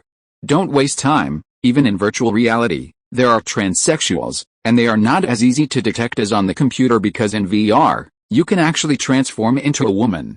In the starting town, on the first floor of Anchored, the safe zone in the square was illuminated by a large amount of light, and a large number of players appeared. The novel world elicited many exclamations of surprise. This was virtual reality, after all. Of course, some people weren't curious and immediately ran out the moment it appeared. If nothing unexpected happened, they were likely cheaters. This feeling is incomparable to Oasis. After truly entering S.H.I.E.L.D, he clenched his fists and sensed his physical state. The difference from the Oasis he had previously passed through was enormous. If certain details were not taken into account, this world would be completely similar to the real world, something Oasis could not achieve. While Kayaba Akihiko hasn't started yet, let's see if I can log off. Shen Fei naturally didn't want to stay in the game for 2 years, so he needed a way to log off. As for the electrical current, that was not a concern. Chapter 538 S.H.I.E.L.D, Part 2. Normally, after being trapped by Kayaba Akihiko, S.H.I.E.L.D would have been unable to log off, let alone log back on normally. However, this only applies to ordinary people. Is Shen Fei an ordinary person now? Well, strictly speaking, he's still an ordinary person. Before his soul underwent a qualitative transformation, even if his lifespan was probably measured in thousands of years, he was still an ordinary person. Furthermore, his current lifespan hasn't even reached the average Asgardian. Even the most ordinary people have an average lifespan of at least 5,000 years. In terms of strength, Shen Fei is definitely far superior to these people. Even fighting Loki wouldn't be a problem, but in terms of lifespan, it's completely impossible. Even for an ordinary person, solving this problem of logging on and off isn't impossible. A shadow clone can connect to the game, using a neural connection device, presumably something like mental power. For Shen Fei now, he can easily maintain this mental power and log off, but his game character will still exist and won't be considered dead. I should have researched the Oasis more. Shen Fei felt a slight sense of regret at this moment. If he had paid more attention to the Oasis, perhaps things would be much simpler now. Finally succeeded. Even so, after repeated experiments, Shen Fei finally mastered the method of keeping his character alive even when he logged off. This wasn't too difficult for Shen Fei now, he simply hadn't done it before. It involved projecting his mental power, something he could easily use even for his soul outward teleportation. Simply projecting his mental power was incredibly simple. Looks like not all the people are in yet. Shen Fei had the opportunity to slowly experiment with going online and offline, thanks in part to those face sculpting experts. Without their delay, Kayaba Akihiko would have likely already closed the game. There's a limit, after all. He pumped his fist and kicked in the air, and immediately felt the limitations of the game. His strength and speed were severely limited. While Kayaba Akihiko's game could bring in natural human abilities, it was more than enough for a normal person, even a professional athlete or boxer. But for Shen Fei, it still seemed too weak. This wasn't Kayaba Akihiko's fault. When he created the game, he certainly couldn't have imagined someone could be so incredibly powerful. Looks like Kirito won't be able to wield two swords this time. Kirito's reaction speed was 1 in a million, but compared to Shen Fei, it was a world of difference. Although Kirito enjoyed playing games, he wasn't exactly a homebody. In real life, he'd practiced kendo. Although he'd given up, his physique was much stronger than the average person's, otherwise he wouldn't have the fastest reaction times in the game. Even in a game, different starting points naturally meant different treatments. After all, Kayaba Akihiko was determined to create a game world that was completely authentic to reality. There's no beginner's guide. That's right. After all, if it's to be authentic to the real world, there can't be such a thing. For a first-time VR stealth game like this, a beginner's guide is essential to quickly get people started. Without it, most people wouldn't even know how to use skills. This wasn't a PC game where you could just click on a skill or press a button. We still have time. Let's go out and experiment. After briefly familiarizing himself with the controls and reviewing the basic skills, Shen Fei headed outside the starting town to kill monsters. The game had just begun, and aside from the cheaters, everyone else was familiarizing themselves with everything, not just the skills but also the character's movements. Is this the system skill? The system automatically controls the body to use skills. It's pretty good for ordinary people. It seems Kayaba Akihiko doesn't want to force everyone to death. Shen Fei encountered a wild boar in the wild and experimented with his skills. Watching the boar's carcass dissolve into light and the items drop from his inventory, Shen Fei immediately recalled how he had used the skill. Strictly speaking, there are two ways to use S.H.I.E.L.D skills. The first, of course, is for the system to control the body, which applies to everyone. The second is to completely control the skill yourself, which is only possible for experts. Even in PC games, the difference between average players and experts is so stark that it can almost make you think you're playing two different games. Experts use the same skills with ease, while average players might tire themselves out and still fail. In VR, this difference isn't diminished, but rather magnified. After all, when playing on a computer, your body doesn't move, but in VR, your body moves when you activate skills. Therefore, controlling your body after using a skill is crucial. This demonstrates Kirito's prowess. Even in the gun-based world of G-Virus, he can perform a horizontal four-sided slash, a true standout among ordinary people. Another benefit of controlling your own skills is that if you develop a habit and memorize it, you can perform similar sword techniques in the real world. This is similar to Kirito's unwitting use of the in-game sword play after leaving S.H.I.E.L.D and competing with his sister Suguha. The same is true in G-Virus. Of course, fully displaying the in-game sword play is impossible due to the difference in physical fitness. Physical fitness in the game is far superior to that in real life, especially since S.H.I.E.L.D can be upgraded to increase stat points. In reality, Kirito doesn't possess the same impressive physical prowess as in the game. However, this situation is entirely beneficial for Shen Fei. Although he doesn't specialize in swordsmanship, he's still considered a master swordsman, and in this world of swordsmanship, he thrives. On his side, the opposite is true. Due to the game's stat cap, Some swordsmanship techniques simply can't be fully utilized in-game. Skills are crucial in S.H.I.E.L.D, whether controlled by the system or by personal control. With Shen Fei's current in-game physique and reaction speed, even without using skills, killing a wild boar is a simple task. Skills are crucial because they deal more damage than normal attacks, and some skills also have special effects, such as stun, paralysis, and stiffness. If utilized effectively, it's possible to defeat a boss without taking damage. In S.H.I.E.L.D, there's a switch feature that allows you to utilize special skills to achieve seamless tactical coordination. In this world of swordsmanship, the sword techniques designed by Kayaba Akihiko are theoretically interruptible, eliminating the need to wait for a skill to end after using it. In the original novel, the switching and coordination between Kirito and Asuna is the most perfect. Luckily I let my shadow clone come in. Otherwise it would be a bit troublesome. After all, this is a game world, and Shen Fei is subject to great restrictions. Only by cooperating can he better attack the boss, and in terms of cooperation, who can compare with his shadow clone? Is this starting? Just when Shen Fei wanted to continue to kill monsters and level up, he suddenly felt the surrounding environment change, and found himself appearing from the suburbs in the square of the starting town. The square of the starting town is the largest square in the entire imprint. The reason why it was designed to be so large was probably to transfer about 10,000 people here. But even if this square is so large, 10,000 people gathered together and it became crowded. The distance between people is only about half a meter. What's going on? Is this a server opening event? Looking at the dense crowds of people around, someone spoke up. That should be it. With these words, a mirror suddenly appeared in everyone's hand. Immediately, a flood of light emerged, and everyone's appearance changed. Aside from Shen Fei and his 3 shadow clones, everyone else in the game had their appearance altered to varying degrees, including Kirito. You're actually a man. The next moment, the square erupted in exclamations of surprise, especially from those who had previously been so close to each other. The handsome man and beautiful woman, a perfect match, were suddenly 2 men, both of whom were not particularly attractive. This was a safe zone, otherwise chaos would have erupted immediately. There were quite a few transsexual characters, and most of them weren't particularly attractive. In fact, only those with low looks would make themselves look handsome. Like Kirito, who was handsome enough, he didn't change much at all, his change being mainly his hairstyle. Shen Fei, on the other hand, remained completely unchanged. Who is that? Seeing the square about to turn into a market because of the transsexual character incident, the two began to curse each other.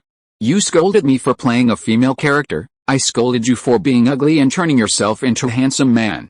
But at that moment, the sky above the square suddenly turned blood red.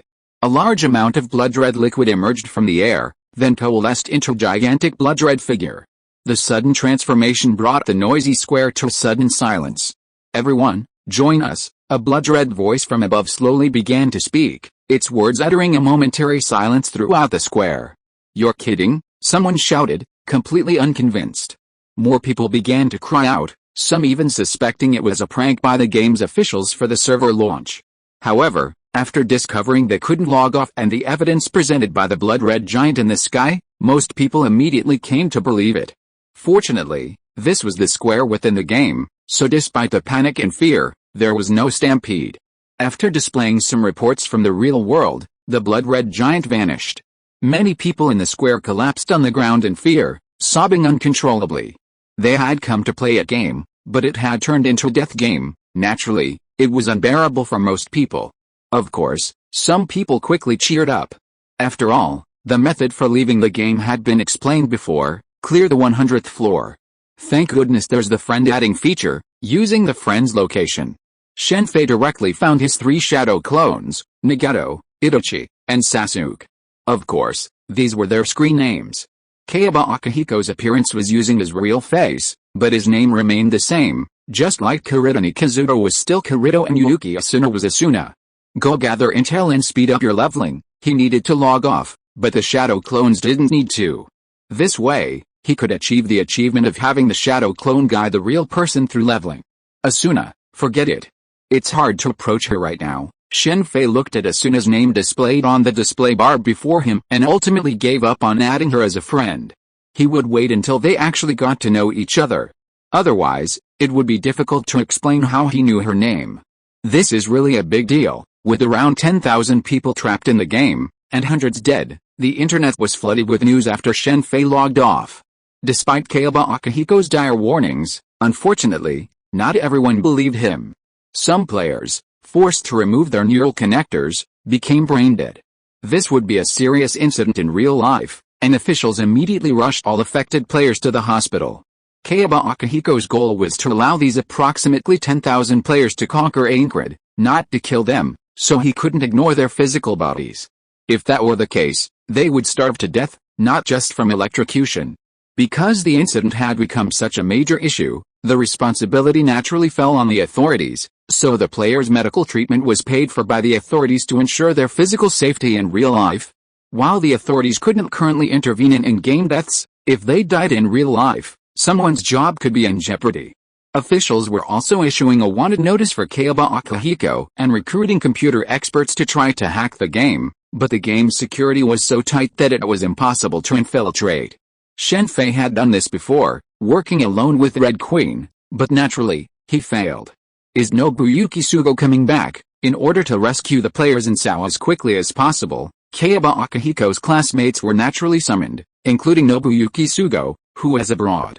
We can take over this company. Kayaba Akihiko had committed such a serious crime, and his company naturally went bankrupt.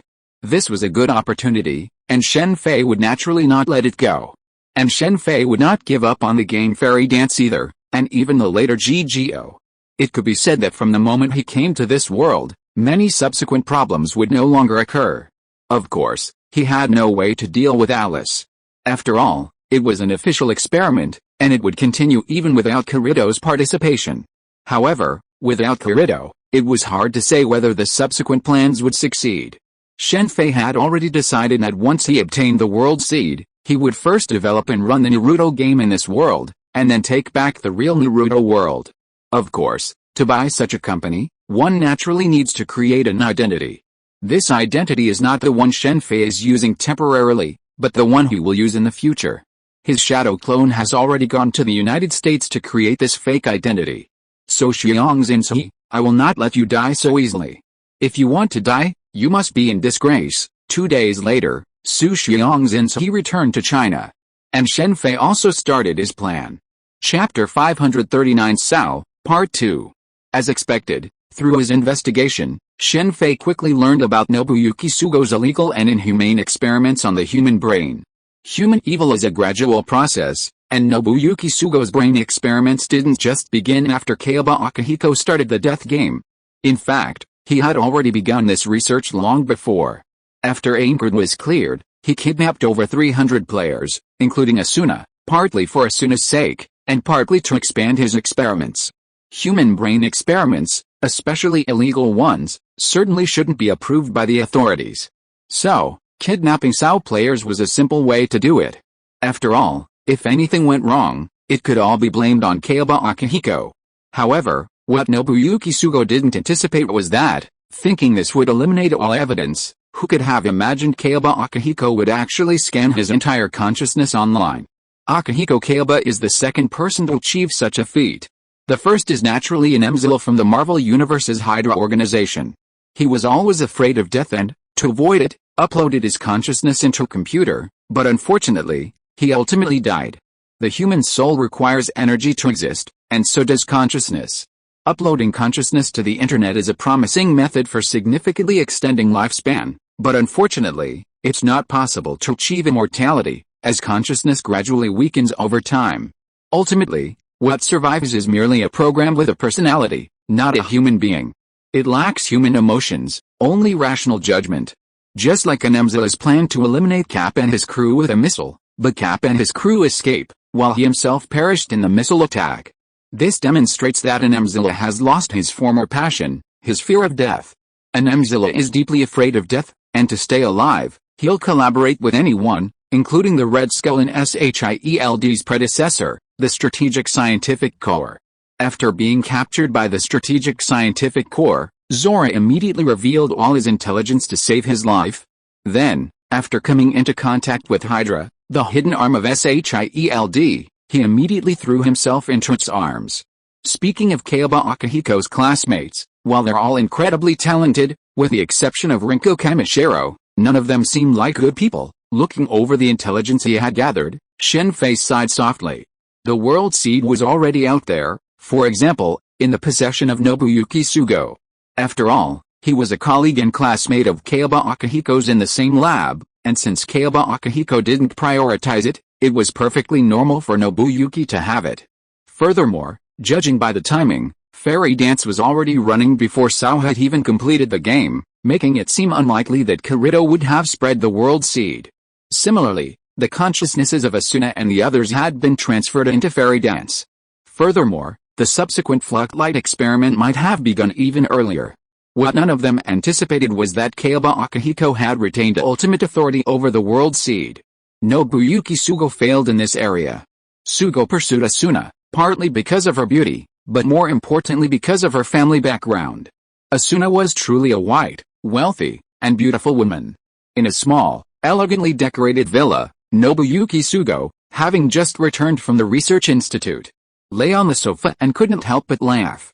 Kayaba Akihiko, Kamishiro Rinko, you've finally reached this day. His laughter was filled with pride, relief, and joy. Nobuyuki Sugo had always presented himself very well to the outside world. This mask, hidden from everyone except his family, was unknown to anyone outside, not even his father.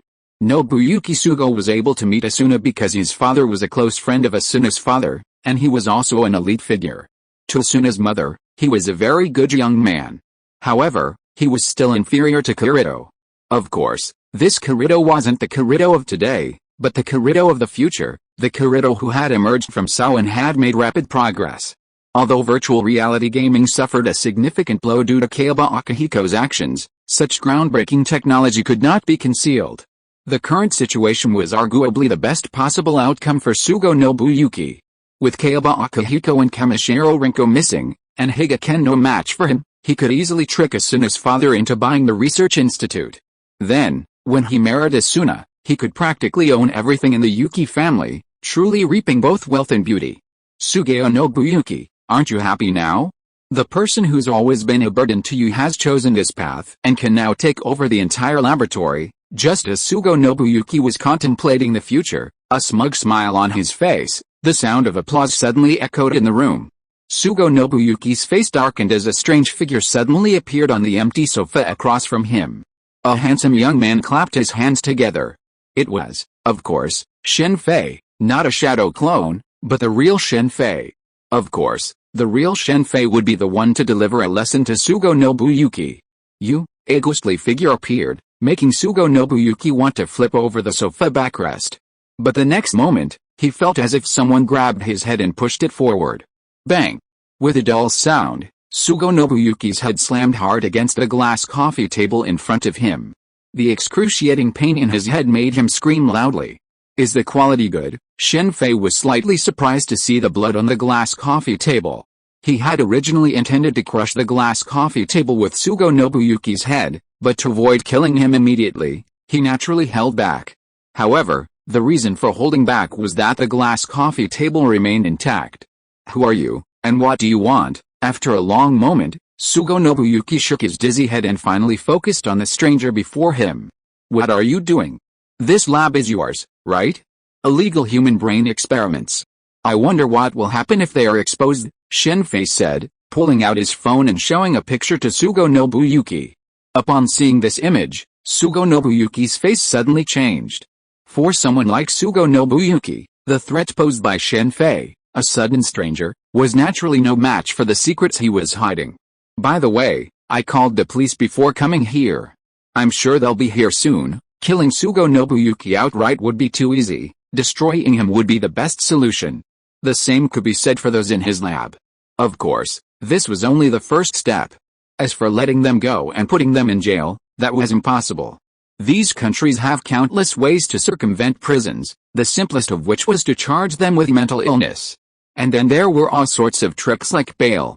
For the poor, these tactics wouldn't be practical, and wouldn't work. But for the rich, it was a different story. Besides, he wasn't the state, so he didn't need to consider things from its perspective. Sugo Nobuyuki was about to say when there was a knock on the door. Sugo, we're the police. And we need your cooperation in an investigation. You're here pretty quickly, aren't you? Shen Fei was surprised by the speed of the police's arrival. He'd expected to wait a bit longer, and that was to be expected. Under normal circumstances, the police wouldn't have been so quick, but Sugo Nobuyuki was also implicated by S.H.I.E.L.D, so of course they were quick. It wasn't just the police who showed up, even Kikuoka Sujiro showed up. The police's arrival filled Sugo Nobuyuki with fear. Illegal brain research and human experimentation, if such things were exposed, his reputation would be ruined, even worse than Kayaba Akihiko's. Don't worry, the police won't be able to catch you. You'll only be charged with fugitivedom, Shen Fei said, not waiting for Sugo Nobuyuki to speak. He knocked him unconscious, then cleared the room, opened a window, and fled. There's no one watching back there. Don't you think he's the criminal? Shen Fei thought to himself as he made a small noise to attract the police's attention and fled. At the same time, a fire broke out in Sugo Nobuyuki's laboratory. This was naturally the work of Shen Fei's shadow clones, who had convicted everyone of the crimes and then made them all flee. The next day, news of Sugo Nobuyuki's human experiments went viral online, sparking widespread outcry and forcing the police to issue a wanted order for him. Since many of the subjects he had deceived or seduced had been rescued, his crimes were now completely confirmed, and this incident naturally alarmed Asuna's parents. You all are famous people now. In an abandoned building, 8 people, including Sugo Nobuyuki and his group, were tied up and thrown into a strange pattern. Shen Fei smiled as he showed them the latest news, including the news about their escape. This is none of my business. This bastard told me to do this. Following one person's lead, the others immediately placed the blame squarely on Sugo Nobuyuki. Don't tell me about this kind of thing. I'm not a police officer. And don't worry, you won't go to jail. The police will never catch you, Shen Fei said, waving his right hand and immediately activating the transformation array before him. You can still make some contribution to this world with your lives. Under the activation of the transformation array, Nobuyuki Sugo and the others quickly transformed into a small red philosopher's stone. Next, let's play games, but first, let's take a safety precaution. Although Shen Fei believed that nothing would happen to Asuna, to avoid any complications caused by his presence, he went to the hospital. Asuna lay in a single room. After all, the Yuki family was well off. She's really beautiful. Gazing at Asuna in the bed, Shen Fei attached a small device to the neural connector on her head to absorb the electrical current she emitted. Kirito, come over here too. In addition to Asuna's, Shen Fei also installed a safety precaution for Kirito. This one was more dangerous than Asuna. After all, he was a lone ranger. As for matters like purchasing the research institute, Shen Fei's real body wouldn't need to be involved. His shadow clone could handle it. I didn't expect so many suicides. I really don't know what to say. Looking at the death toll in Sao on the news, Shen Fei couldn't help but sigh. Due to Kayaba Akihiko's blockade, outsiders couldn't know how the players died, but Shen Fei knew.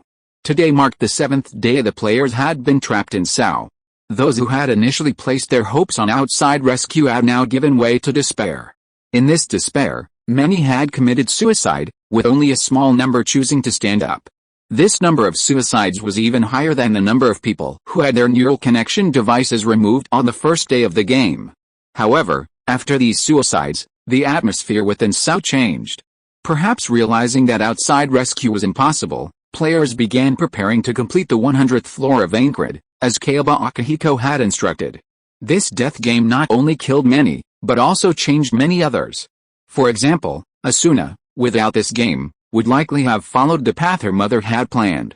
And Kirito, without this game, his kendo skills would likely have been completely wasted, not just his kendo, but also his talent for modern technology. Deaths continued to rise daily until, after about a month, the toll finally stopped. By then, player sentiment had stabilized, and the death toll had also ceased. Those too timid to leave town stayed inside. Some, eager to contribute to the game's progress, chose secondary jobs, supporting players on the front lines. Those truly fearful of death, unwilling to pursue secondary jobs, could earn a living by completing simple tasks within town. Sao's game has various settings for fatigue and hunger, and going without food for extended periods can lead to death. Fortunately, Kayaba Akihiko likely took this into account, so unless you're someone who expects food and clothing to be provided for you, you won't starve to death. This month of exploration and leveling led players to discover the location of the first floor's boss. Due to heavy casualties in the frontline raid, the highest level players were invited to the center of the park in the starting town to discuss defeating the boss and advance to the second floor. The initiator of this invitation was a man named Diable, one of the first players to take action. He was surrounded by a large number of followers, likely former beta testers, known as cheaters. While many had participated in the beta, few truly emerged. After all, S.H.I.E.L.D had become a death game, and under the threat of real death, even those who had participated in the beta test abandoned the battle and opted to remain in town. With only a small number of players choosing to fight on the front lines, coupled with issues like talent, the number of true cheaters was naturally small. This is precisely why Kirito became known as a cheater. If you're listening to this novel on a channel other than Fanfic World, it means they downloaded and uploaded it without effort. We cordially invite you to visit our channel, Mundo Fanfic Novelis. There you'll find the original version of this story and you can explore many other novels of various genres. We're waiting for you to immerse yourself in a world of incredible novels. Chapter 540 S.H.I.E.L.D. We've been trapped in the game for over a month now. So far, no outside rescue efforts have been successful. We can only rely on ourselves. In the center of the park, Diable stood on a high platform and gave a speech. His eloquence was quite good, and he garnered considerable support. If some still harbored hope after the first week without rescue, believing it might be delayed, after a month, virtually everyone had given up hope and, relying on Kaiba Akihiko's advice, cleared the 100th floor to save themselves. After galvanizing everyone's enthusiasm, Diable was about to reveal information about the first floor boss, the dog-headed Lord Irvangu, when someone interrupted him. "Wait a moment," a young man with short brown hair shouted, running up. "My name is Kaiba. Before we defeat the boss, I believe someone is responsible for the deaths. It's those cheaters who are responsible for so many deaths. They've monopolized the game's information, equipment, and resources. I believe they should share them," Kaiba shouted. After Quinjet finished speaking, someone immediately echoed loudly. Quinjet was not stupid, on the contrary, he was very smart, otherwise he would not have become the vice leader of the Anchored Liberation Guild. Although he was not a good person, he finally escaped from S.H.I.E.L.D alive. However, that was all there was to it. There was no further news about this person. After all, he was just an ordinary person in real life. Ha, what did I think you were going to say? Is this all you want to say? Just as Quinjet was about to take advantage of the situation and pursue, he was suddenly interrupted by a laugh that sounded like a mockery. The person who spoke was naturally Shen Fei. "What did you say? Okay, you seem to be not young anymore, can you please not be so naive? You said that those cheaters killed so many people, but as far as I know, on the third day of the game, someone in the square specially released a small notebook with all the information of this game, and distributed it for free. You just need to go and get it. This is what those cheaters did. While the cheaters were doing these things, what were you doing? Or do you want to say that the cheaters did not directly tell you all the information, but kept it to yourself? What do you think this place is? Is it your home? You take out equipment and resources to share. Who do you think you are? The son of those cheaters? Why do they share what they have risked their lives to get? Who do you think you are? Yao Wang was about to open his mouth to refute, but Shen Fei immediately interrupted him again. What do you mean? This is a death game. Others risk their lives to get equipment and resources. If you want the equipment, go fight monsters yourself. That little notebook lists all the equipment locations. You can go and fight them directly. What? You're afraid of death and don't dare go? That's right, a loser like you can only talk nonsense here. Yao Wang was wearing good equipment at this time, but this was not his own credit. It was obtained by combining the resources of his entire team. I know who you are. You're the cheater who killed those innocent people. When Shen Fei finally stopped talking, Yao Wang immediately shouted. I'm sorry, this is my first time playing this game. I'm not a cheater. But you, loser, get out of here and stop wasting our time. Okay, everyone calm down. Diable stood up at this time. After all, he was the one who gathered the people. I'm calm. This boss capture is crucial, and I think everyone here knows that. However, those who only seek benefits without putting in the effort should avoid joining us. I don't want to be ambushed during a boss fight and die in this game for no apparent reason. Shen Fei's words immediately silenced everyone present. Players currently leading this death game were no fools. Many had already been upset by Yao Wang's previous statement, but they simply didn't want to pay attention or argue. However, when their own lives were at stake, the situation was different. Shen Fei's words were only a possibility, but in this death game, no one would take the risk, even if it was possible. Yes, I know this guy. He hangs out on the edge of town, picking off those enemy monsters. He never leaves town, only thinking of getting something for nothing. Someone immediately echoed Shen Fei's words. It was naturally one of his shadow clones. That's right, I saw it too, someone said, and others immediately echoed him. Whether it was true or not was impossible to determine at this point.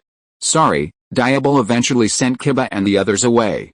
In terms of equipment, Kiba and the others weren't top tier, and his previous words had also let Diable know who he was. If no one had argued with Kiba, Diable wouldn't have said much, but with everyone else having their doubts, it was natural that Kiba couldn't be included in this expedition. Information about the first floor boss. After Kiba and the others left, Diable immediately revealed information about the dog-headed Lord Irvangu, then instructed everyone to form teams in 2s and 3s. In S.H.I.E.L.D, teamwork is key. This is for switching.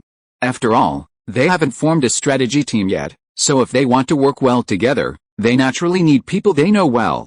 Hello, can we team up? Shen Fei looked around and immediately spotted a figure shrouded in a cloak. If nothing unexpected happened, she should be Asuna. She was the only one present, completely shrouded in her cloak. It must be said that Asuna was truly remarkable. Having never played games before, she was trapped in this death game for the first time. From initial fear to becoming a top-tier player, this wasn't something that most people could achieve. After all, while everyone else worked together and teamed up to kill monsters, Asuna had done it all on her own. It's no wonder she later earned the nickname Shining Asuna. Kirito was also a player, but he had significantly more experience than Asuna, having even participated in the closed beta. When Diable mentioned forming a team, the others immediately found their own. Only 3 people were left without teammates: Shen Fei, Kirito, and Asuna. After all, this was a death game, with no second chances. Even those capable of soloing rarely dared to do so. As he spoke, Shen Fei had already sent out a team invitation. In-game, Shen Fei's name was Fei Fei. He had originally considered using the name Flying Squirrel, but decided against it. After a moment's silence, the cloaked figure finally accepted Shen Fei's invitation. Looking at the name on the team list, it was indeed Asuna. Just as Shen Fei was considering inviting Kirito to join him, Kirito had already been invited by Klein and the others, so Shen Fei gave up. Although they were going to defeat the boss, it wasn't today, but tomorrow morning. After all, everyone still needed to make some preparations, repair equipment, and prepare various potions. After all, this was a matter of life and death. In the S.H.I.E.L.D game world, all weapons have durability and require repair. Kayaba Akihiko is committed to creating a realistic world, so there are no artifacts or weapons in the game. The broken steel holy sword currently doesn't exist. Because it's still the first level, there are no life-saving items like transfer crystals. In this death game, transfer crystals are extremely important life-saving items. Except for a few places where crystals can't be used, they can be used in most areas, including the boss's room. Try the seasoning. After meeting Asuna, Shen Fei immediately took out the seasoning he'd obtained while eating black bread. While the regular food in the game had flavor, it was very bland, practically non-existent. Of course, there was delicious food, but it was expensive at this stage, making it out of reach for the average person. Asuna wasn't quite the millionaire who'd spent millions on a house. I feel like I'm stealing Kirito's spotlight. I'm so sorry. Even though Shen Fei could log off, he still needed to eat in the game. It was a byproduct. It wasn't just him, his clones had to eat too. One of his clones, in order to eat better, took up culinary training and completed numerous quests. This seasoning was part of his reward. The next day, the members of the expedition team gathered at the appointed time and headed north toward the maze. There was a tower to the north, and the boss on the first floor lay within. After defeating the monsters blocking their path and reaching the door to the boss's room, the group paused for a moment, sorting out their equipment and resting their skills. Pay attention now. I hope everyone returns safely this time, Diable said, preparing to push open the tower's door. Wait a minute. I think there are some people we need to deal with before we go in, Shen Fei said, stopping Diable and shouting to the back, Don't come out. I've spotted you. Shen Fei's words immediately alerted the surrounding players. Over the past month, while incidents have been sporadic, they have occurred, attacks on players. These are known as red-named players. In this death game, some people take pleasure in killing other players. Of course, this is just a nascent phenomenon, not yet a fully formed organization. The later famous laughing coffin is probably still in its infancy. Is there really anyone there? Someone asked, puzzled, seeing no one coming out. Yes, Kirito suddenly said. Come out now, or we'll attack, Klein shouted after hearing Kirito's words. His enemy detection skills seem quite advanced. Indeed, he's a lone ranger after all. Without high-level detection skills, it would be dangerous. Shen Fei's detection skills were naturally inferior to Kirito's, but Kirito's was through skill, while Shen Fei's was through caution. After all, Kirito and the others had previously lived in a peaceful world, completely different from Shen Fei's. That's why observation haki couldn't be used in the game, otherwise it wouldn't have been so troublesome. It's you. As they were about to attack, the people hiding in the background finally emerged, led by Kiba. There were only 4 of them. Sorry, we were just trying to see if we could help. Kiba's face darkened upon being discovered, but he managed to find an excuse. Help us while we're dealing with a boss. I'm afraid you're trying to kill us. Were you responsible for the recent attacks on players? As Shen Fei spoke, the expressions of the people present changed immediately. In this death game, attacking players was no different from committing murder in real life.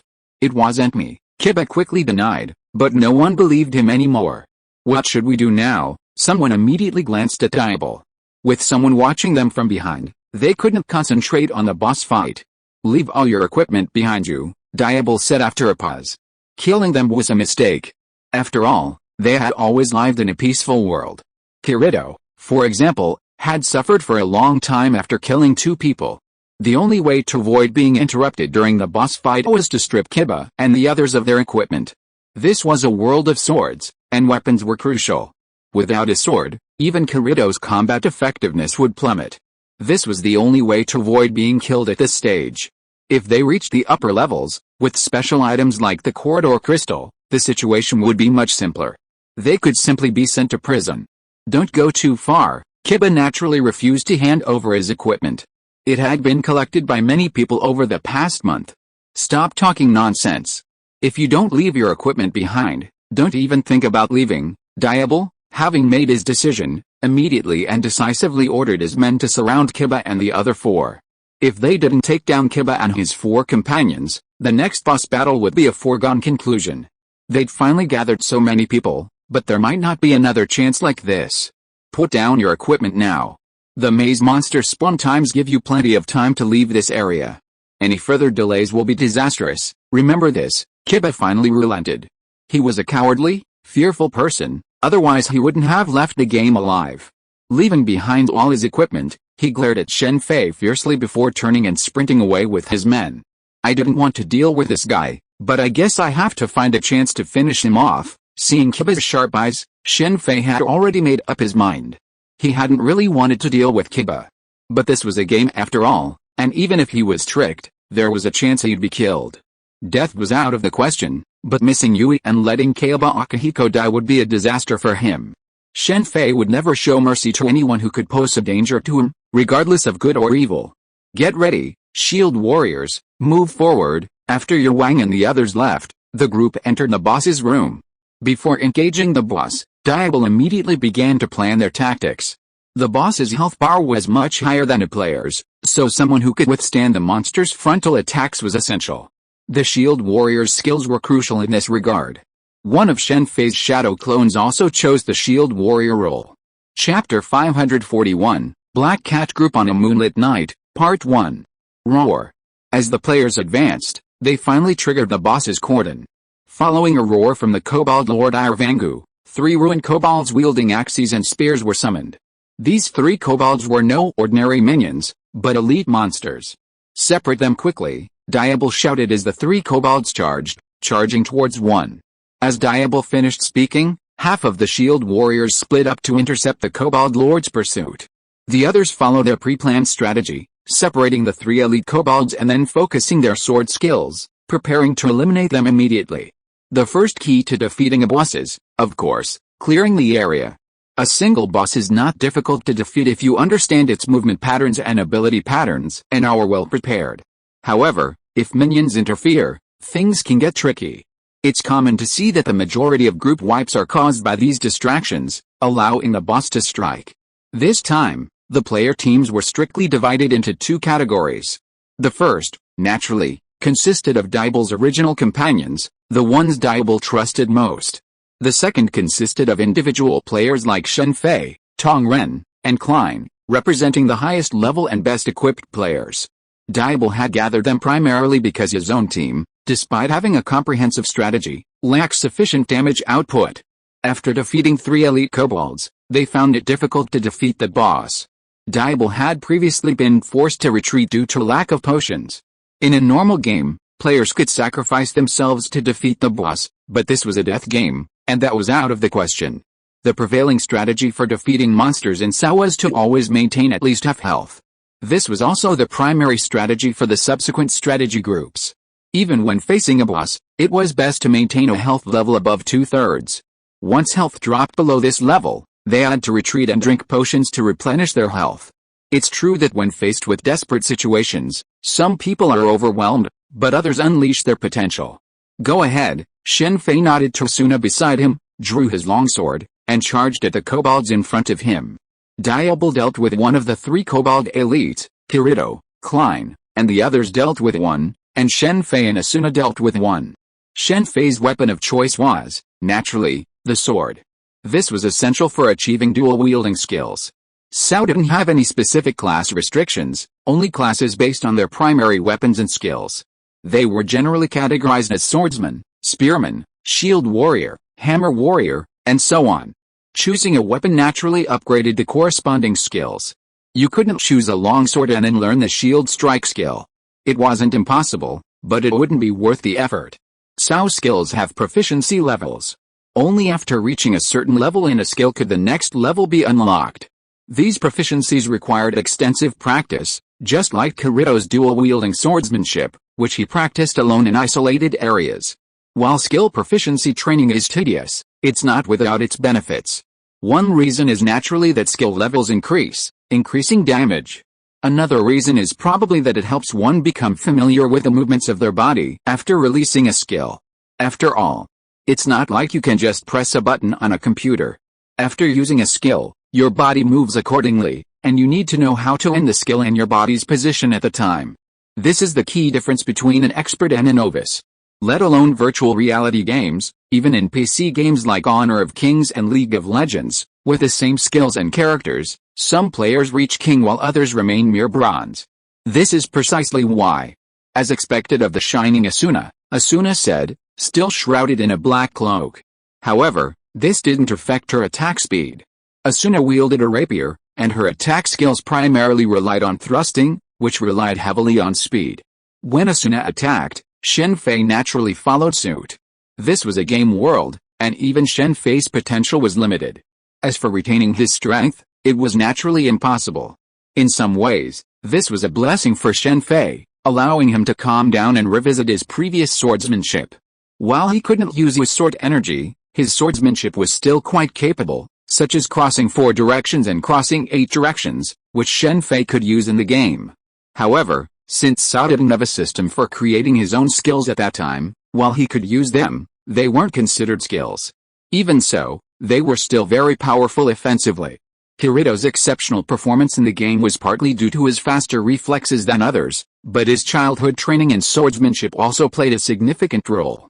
Only one of Shen Fei's shadow clones came to attack the boss this time, the other 2 remained outside, leveling and gathering intelligence.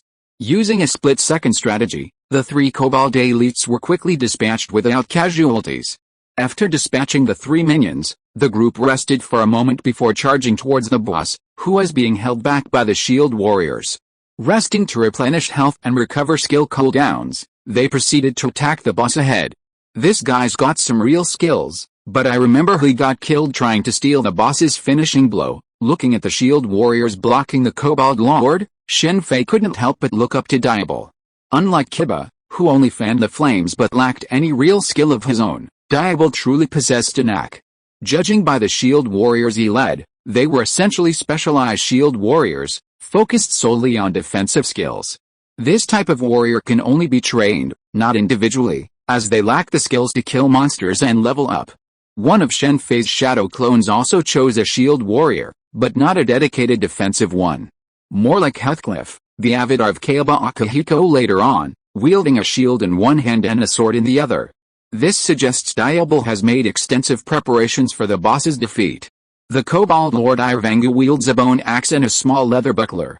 Combined with his massive size and the fact that this is a death game, he possesses a formidable presence. However, for Shen Fei, this bit of deterrence was nothing. When the group rushed towards the boss, Shen Fei was the first to appear in front of the boss, and he started with a 3-hit combo. Although the group was a team, the equipment drop was determined by the damage caused. In S.H.I.E.L.D, there are 2 ways to distribute equipment drops. One is based on the damage done by each person, and the other is allocated by the captain. If you are a member of a guild, the captain's allocation method must be adopted.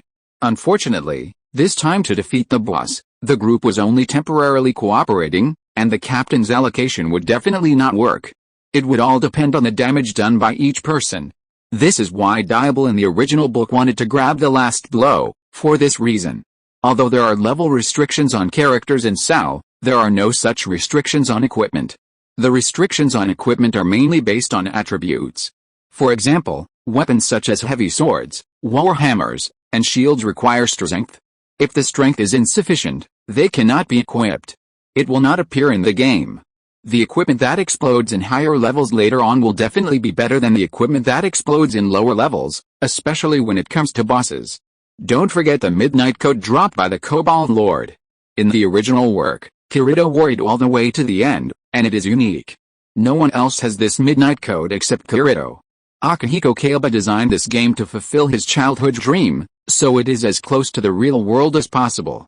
In addition, the limit of completing the game on 100 levels means that in this game, there is no chance to kill the boss a second time because it will not refresh. After all, the stairs leading to the upper level guarded by the boss behind him, if they keep refreshing, does that mean that people who go to the second level have to fight the boss every time? If it is set up like this, it may not be a big deal for the strategy group, but it is different for other players. As a result, I am afraid that no one will be able to complete the game. In this game world, even the most powerful individual requires teamwork. Without the support of secondary classes like the blacksmith, cook, and apothecary, it's impossible to clear the game on your own with a team. After all, equipment needs to be crafted and repaired, and without the apothecary's potions, how can health be restored? Switch. With the sound of a switch, the shield warrior immediately stepped forward to block the boss's attacks, providing support for the other players. Once someone's health dropped to around half, they would immediately retreat and regenerate health faster. Perhaps to stay true to reality, the in-game healing potions replenish slowly, health doesn't instantly return to full upon consumption. While this time is short, only a few seconds, a boss fight, like a ninja clash, can mean the difference between life and death. It's not that easy to deal with. After all, although the group was thoroughly prepared and had a thorough understanding of the boss's movements and abilities, this was their first time coordinating, and under the pressure of a death game, the switch finally went awry. The reason for the blunder was simple. A shield warrior, unable to switch due to slow potion recharge, was unable to keep up, allowing the boss's single strike to shatter the previously painstakingly constructed formation, creating a fatal flaw. This flaw was truly fatal. The previously stable formation was shattered, and the players, facing the threat of death, had no time to regroup. There's no other way. Seeing casualties imminent, Shen Fei immediately attacked, blocking the boss's attack with his skills. Switch. Just as Shen Fei took a step back, a slender figure passed by him, leaping up and swiftly attacking several vital points of the boss. Asuna, the attacker, had already discarded her cloak, revealing her true form. Her beautiful long brown hair flowed in the wind as she leaped.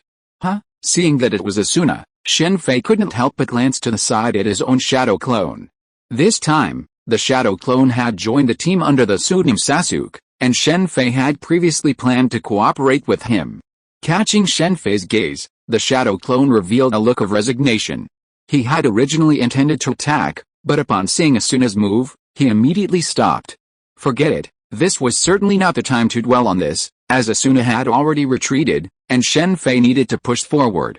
Regarding switching, the safest approach was to alternate between attacker and defender, one responsible for defense and the other for attack. However, a true expert could easily have two attackers perform a seamless switch. Shen Fei was an expert in this area, and so was Asuna. Her timing was impeccable, worthy of the title of Flash and Furious Healer.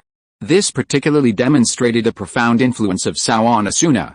Even after choosing the healer class, she would drop her wand in her defensive position and charge with her rapier whenever she felt unhappy. Amazing. The other players watched the cooperation between Shen Fei and Asuna, and many of them were immediately stunned. The boss, who previously required many people to hold back, had all of his skills interrupted by the two of them, and his health bar was rapidly decreasing. The damage of the two of them was even greater than the damage of the entire group. Even Kirito was surprised. Kirito didn't care about Asuna's side, as he could do better than her. However, Shen Fei's sword-swinging speed was simply too fast. It could be said that most of the boss's health bar was caused by Shen Fei. Finally, the boss's health bar began to run low, and he began to throw out the bone axe and leather round shield in his hands, preparing to switch weapons. At this moment, Diable suddenly shouted switch and rushed up from behind. After hearing this, Asuna habitually stepped back, allowing Diable to rush forward. No, be careful. Kirito, standing nearby, immediately noticed something was amiss. The Kobold Lord's weapon wasn't the scimitar the group had assumed, but a long adachi. Different weapons inevitably have different skills and attack ranges. The group's previous plan had been to counter the scimitar, and Diable had prepared his own skills to counter it. But the adachi's slashing strike caused a flicker of fear in Diable's eyes. Having also participated in the internal beta, he knew he had made a fatal mistake, but it was too late. With a crisp clash of weapons, just as the adachi was about to strike Diable, Shen Fei appeared beside him and blocked the blow with his sword skills. Although he blocked the attack, the adachi's force still sent both him and Diable flying. Kirito and Diable were unable to react to the boss's sudden attack, but Shen Fei was an exception. Unfortunately, because this was a game, even he was inevitably thrown back. Asuna, stand back. Seeing the boss who had knocked him away with one blow and aimed at Asuna, Shen Fei rushed forward immediately while shouting at Asuna to stand back. Kirito, who was about to rush forward with a sword in hand, stopped after seeing Shen Fei rushing forward again. The boss was now at low health, and if he took action now, it would be suspected that he was trying to steal the boss. Kirito had seen Diable's behavior before, and the other party wanted to steal the boss. Go to hell, cross the 8 directions. It was not an 8-hit combo of sword skills, but although it was not a sword skill, it was enough to kill the boss with low health. Chapter 542, Black Cat Group on a Moonlit Night, Part 2. This is the Midnight Coat. Immediately after defeating the boss, Shen Fei checked his inventory. Sure enough, there were several more boss-dropped items, including the Midnight Coat. Aside from this item, the other items were mostly rare materials. Perhaps to stay true to the real world, Kaiba Akihiko had set very low drop rates in SAO. While bosses guaranteed to drop some equipment, and elite monsters had a higher drop rate, other monsters had very low drop rates, and most of the items were materials, blueprints, and the like. Equipment dropped after SAO monsters died went directly into the inventory. Therefore, grabbing boss-dropped equipment was crucial, not only for dealing significant damage to the boss, but also for getting the final blow. The person who delivered the final blow was very likely to receive the boss's valuable items. That feels good. The equipment in the game automatically resized to the wearer's size, naturally making it a perfect fit. Thank you. Diable stepped forward and thanked Shen Fei. The change in the boss's attack pattern made him realize that if it weren't for Shen Fei, he would have been dead. You're welcome. We're all trying to leave this game. Shen Fei didn't pay much attention to Diable's gratitude. He didn't mind saving others when he could. Yes, we're all trying to leave this game, Diable said, then walked to the center and loudly encouraged everyone present. The boss was defeated without a single casualty, which was a very happy thing. Furthermore, the defeat of the first floor boss also meant that the players trapped within the game had hope of escape. For humans, the most feared thing is despair. So many people had committed suicide in the past because of despair. Opening the path to the second floor meant that everyone was not doomed to death, but had a chance to escape. As long as there was hope, humans could burst with enthusiasm. Indeed, When the news of the opening of the second floor's passage spread throughout the town of origin, the spirits of many players immediately changed, no longer living in a state of drowsiness. Now, let's head to the second floor. As the main force in the boss assassination, and the one who had delivered the final blow, Shen Fei naturally deserved the honor of opening the door to the second floor. Without hesitation, Shen Fei ascended the innermost staircase of the room, opened the door to the second floor, and arrived at Herbals, the second floor of Entangled. Shen Fei had some knowledge of this floor. The monsters here were primarily wild bulls. According to the game's premise, there once existed a bull kingdom, and the boss guarding the gate was the bull general. As the door swung open, the group excitedly rushed into the second floor. Although they had only cleared one level, for these people, this was a ray of hope. With this, the group's partnership came to an end. Diable immediately left with his companions. Before leaving, he invited Kirito, Klein, Agile, and others to join his team, but all were rejected. As for Shen Fei and Asuna, Diable didn't invite them. Perhaps adding Shen Fei to his team made him seem like a guest, not a guest. After all, Shen Fei's previous performance was too impressive. He admired the strong, especially in games, even in death games. Even if everyone was striving to leave this death game, it was impossible to expect all players to stand on the same side without reservation. The military guild that followed had this same motive, attempting to unite all players, confiscating all their money and supplies and sharing them all in order to clear Entangled. This ultimately resented the players, leaving the entire guild completely devoid of expert players, and ultimately relying on the sacrifice of human lives to defeat bosses.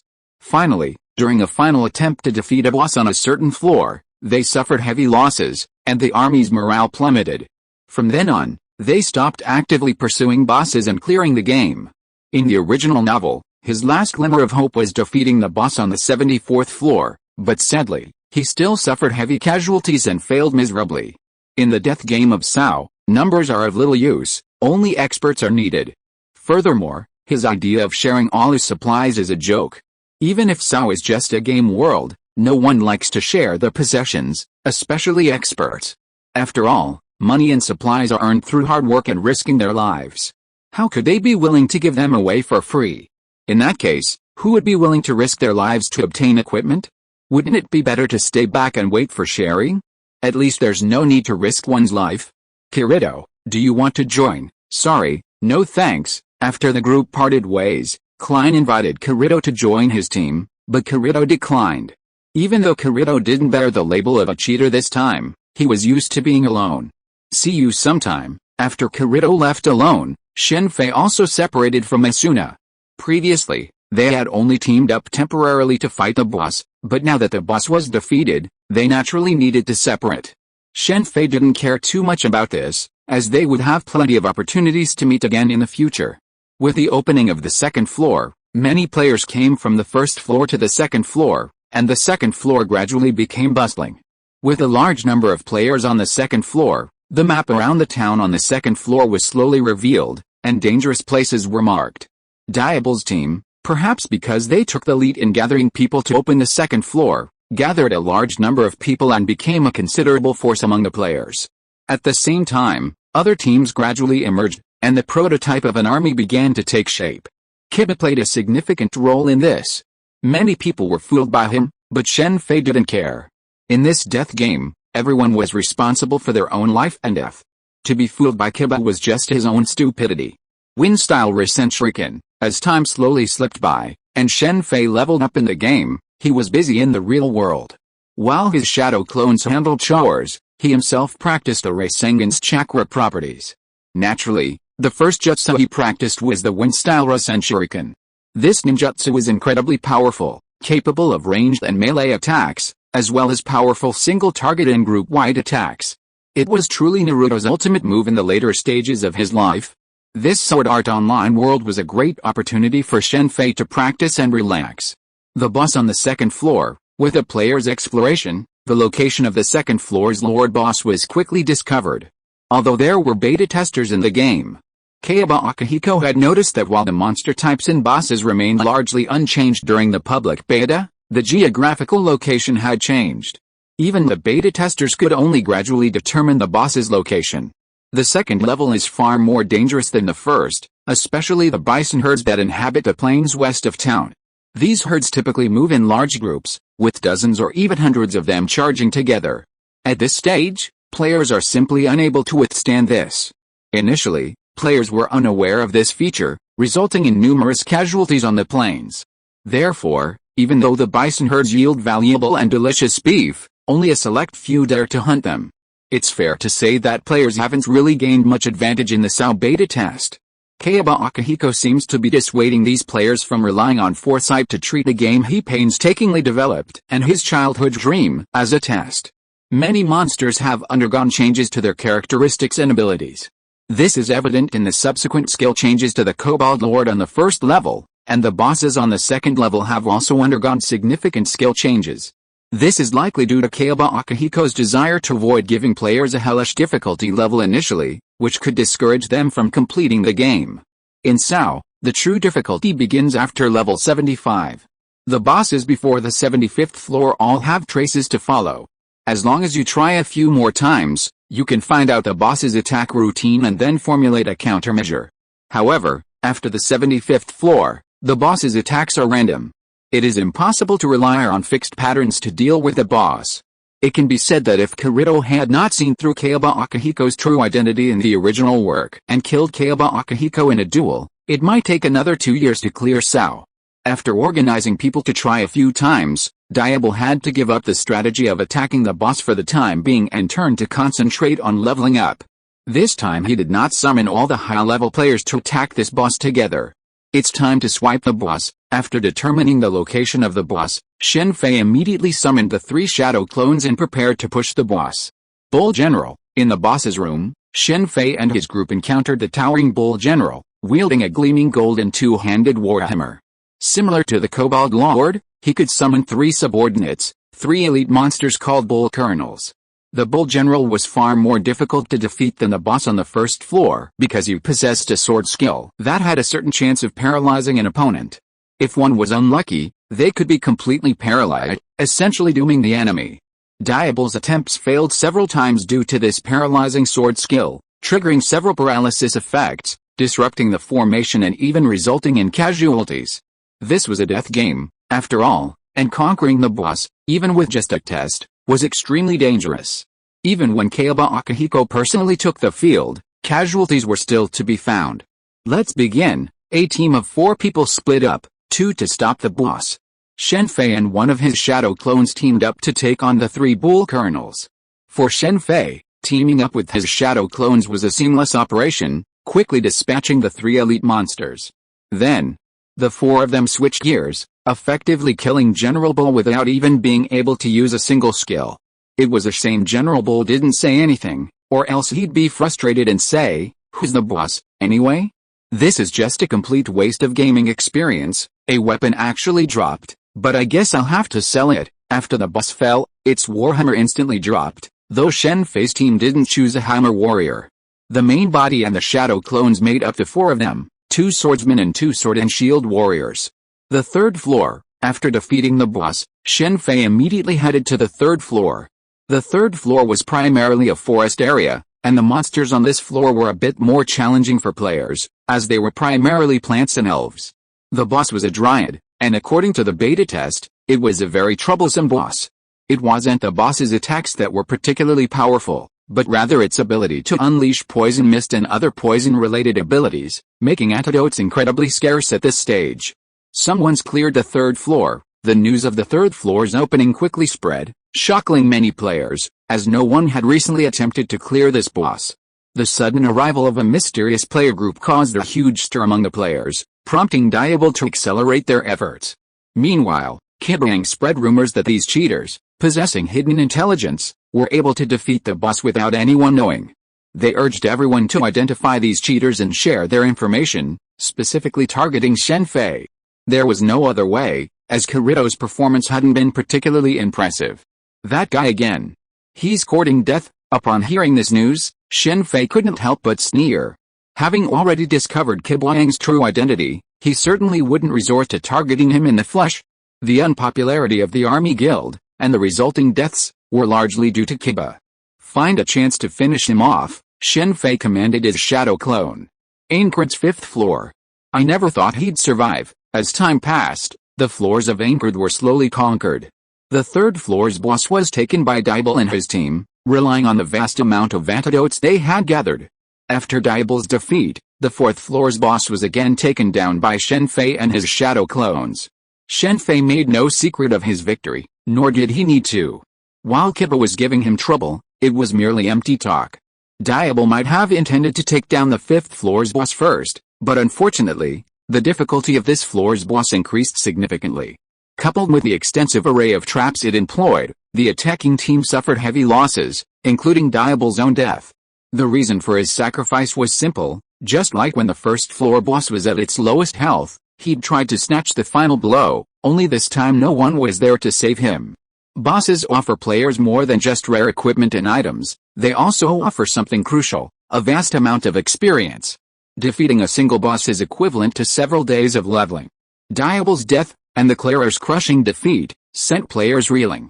This idiot is courting death. Diablo's death provoked another resurgence of Kiba, placing the blame on Shen Fei. Annoyed, Shen Fei immediately ordered his shadow clone to eliminate Kiba. Rather than waiting for an opportunity. "No problem, I just finished a potion." Actively attacking other players would result in orange or red status, a fate Shen Fei didn't want for himself, nor for his shadow clone. However, this didn't prevent him from killing others in the game. Killing a player in the game was incredibly easy.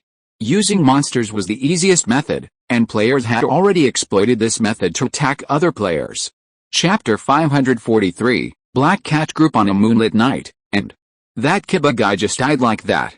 I'm at a loss for words. Just as Shen Fei was contemplating his own destruction, but before his shadow clone could even begin, news arrived: Kiba had died in the room where they were trying to defeat the fifth floor boss, the Void Colossus. The reason for Kiba's death was simple. Diablo suffered heavy losses, failing to defeat the fifth floor boss, and even losing his own life. The entire player base was in a state of despair. Then, Kiba stepped forward, promising to defeat the boss and avenge Diablo. This won him considerable support, and with the equipment he had received from his fellow players who had disbanded after Diablo's death, he confidently set out to defeat the fifth floor boss. If he could truly defeat the boss, it would undoubtedly cause a huge sensation, making him a player idol, much like Diablo before him. Kiba's ambitions were immense, but unfortunately, his skills were not up to par. In reality, Kiba wasn't acting impulsively. After all, he was deeply afraid of death. He made this decision only after learning about Diablo's entire boss-killing process. In fact, Diablo had come within a hair's breadth of defeating the fifth floor boss. With all the information he had, Kiba decided he wouldn't make the same mistake. Even if a player died, as long as he defeated the boss, he would surely reap the glory. As long as it wasn't him who died, Kiba didn't care. Just like in the original story, when Kiba used the corridor crystal to trap the leader of the army guild in a maze, Kiba didn't mind killing to get what he wanted. Perhaps even Laughing Coffin didn't like him, otherwise he would have joined them. The reason Kiba trapped the leader of the army guild in the maze instead of killing him wasn't because he didn't want to, but because he didn't dare enter the maze to take action, given the numerous monsters within. Unfortunately, all of this was Kiba's assumption. Even if one knew the boss's skills and behavior patterns, not everyone could defeat the boss. Just like using the same character, some people could get 5 consecutive kills and win MVP, while others could only get pentakilled. In terms of command and timing, Kiba and Diablo were vastly different. High-minded but incompetent and empty talk are not enough to describe Kiba. Diablo likes to grab the last blow from the boss, but he is, after all, fighting on the front lines, while Kiba always hides in a safe area. This is why, in the original story, the army suffered heavy losses, yet Kiba survived in the end. If it were a boss on another floor, Kiba could actually survive. After seeing problems with a boss, Kiba's first thought was to escape. Unfortunately, the boss on the 5th floor was different from the bosses on other floors. While bosses on other floors reside within the boss room, the boss on the 5th floor is itself the boss room. Entering the room is like entering its body. Players are subject to the boss's various negative buffs, such as decreased vision, decreased hearing, and loss of balance. Diablo's failure stems primarily from these factors, particularly loss of balance, which is extremely critical in the game. Because the entire room is the boss's body, Diablo can manipulate the floor's tilt, causing players to misjudge and lose their balance. Even a brief moment of instability can be a fatal mistake during a boss-killing sprint. The layout of this boss is similar to ninja training. A room with a level floor that creates the illusion of a tilt. This creates an involuntary shift in footsteps, even though the floor isn't actually tilted, causing the player to lose balance. It's undeniable that Akihiko Kayaba put a lot of effort into designing this boss.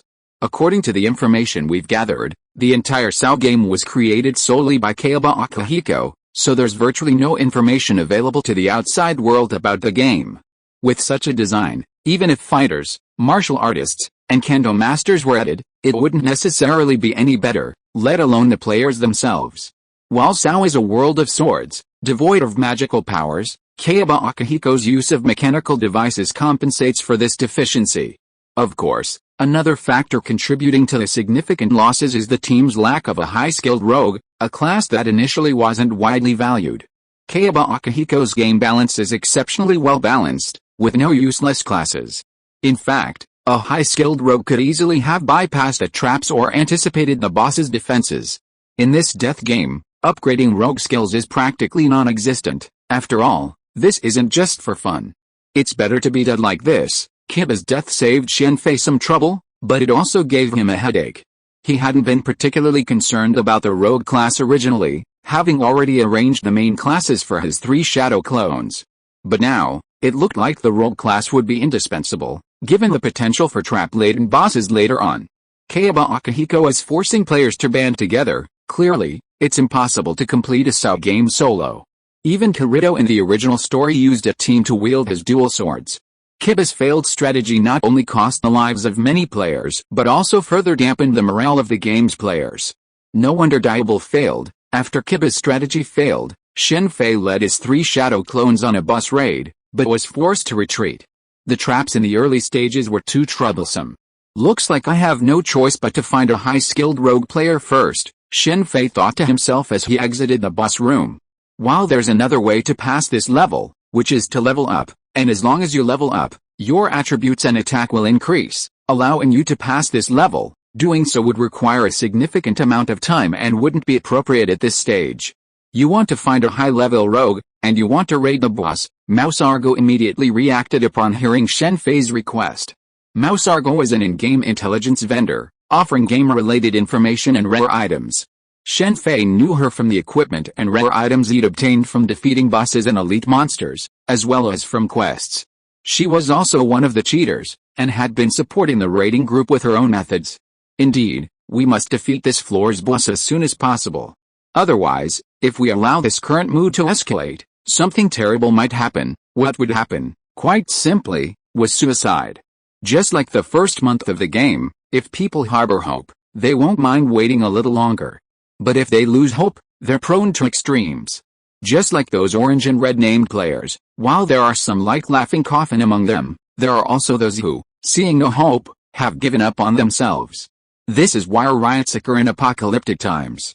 I can only investigate this, but I don't think such thieves exist at this stage. Even if they do, they might not come forward. This is a death game, after all. Under normal circumstances, no one wants to face the boss directly. Just like there are many cheaters who are banned, but those who actually participate in the clearing group are few and far between. This doesn't mean these cheaters are doing nothing, they are supporting the group in their own way. For example, the Mouse Argo has been selling intel and items to the clearers at low prices. Then there's Kirito. Kirito didn't join the clearers. Even in the original story, he only joined at the very end, thanks to Suna. Before that, Kirito primarily used the Mouse Argo to sell intel and items to the clearers. Others also assisted the clearers through their own means. After all, no one wanted to live in this game world forever. I just need help deciphering the traps. We don't need to attack the boss together. As for safety, I can provide that, Shen Fei said, holding out a transformation crystal. Transformation crystals are currently extremely rare, and players who obtain them generally keep them to themselves and don't share them. After all, a transformation crystal can be a lifesaver in these critical moments. I see you've got something like this, Argo said, looking surprised. As a beta tester, she knew full well that the drop rate of transformation crystals was extremely low, and that places where they could be found were extremely dangerous. Shen Fei found this transfer crystal in a treasure chest. In S.H.I.E.L.D, besides fixed bosses, Rare elite monsters spawn randomly, as do dungeons, instances, and hidden maps. These are surprises, so even on conquered floors, not all information is leaked. In a game, this would undoubtedly be a great addition to the gameplay, but in this death game, it undoubtedly increases the risk of death for many. In the original novel, the moonlit black cats seem to have fallen into a trap like this in a hidden map, leading to their annihilation. This was undoubtedly Kirito's fault, as his level increased the difficulty of the trap. In S.H.I.E.L.D, high-level players leveling up with lower-level players, while normal monster areas are harmless, become extremely dangerous in hidden maps and dungeons. Speaking of which, Kirito's first love wasn't Asuna, but the girl from the moonlit black cats. "You're going to conquer a boss, count me in," Asuna called shortly after Shen Fei commissioned the mouse Argo. After separating on the first floor, Shen Fei maintained contact with Asuna, occasionally going monster hunting together. "Let's forget about it this time. It's a bit dangerous. You're not afraid of danger, so why should I be? I don't want to hide behind the scenes forever." Asuna, like Shen Fei and Kirito, now hunted monsters alone. This was her first time playing games, and she encountered a death game. Her level and equipment were at the level of top players, truly impressive. Having received an elite education, Asuna had almost no experience with games. Her brother was supposed to enter Sao's game, but since he had something to do at the start, she couldn't enter. So, out of curiosity, Asuna used the neural link device. Okay, Asuna rarely changed her mind, and after some consideration, Shen Fei agreed. "I didn't expect you all to come." After the mouse Argo announced that she had found a suitable thief, Shen Fei went to meet her. He was surprised to find quite a few people at the gathering place. Besides Asuna, there were Kirito, Klein, Agile, and others. "Nice to meet you again." Kirito smiled and nodded after seeing Shen Fei. The two had met several times before because of the red Argo. Although Kirito, the Lone Ranger, did not go to attack the boss, he killed a large number of elite monsters and explored many maps like Shen Fei. The things he obtained were processed through the red Argo, just like Shen Fei. However, the difference between him and Shen Fei was that Kirito had known the red Argo as early as the internal test. The reason why Kirito came here was because the high-level thief was a companion of Klein.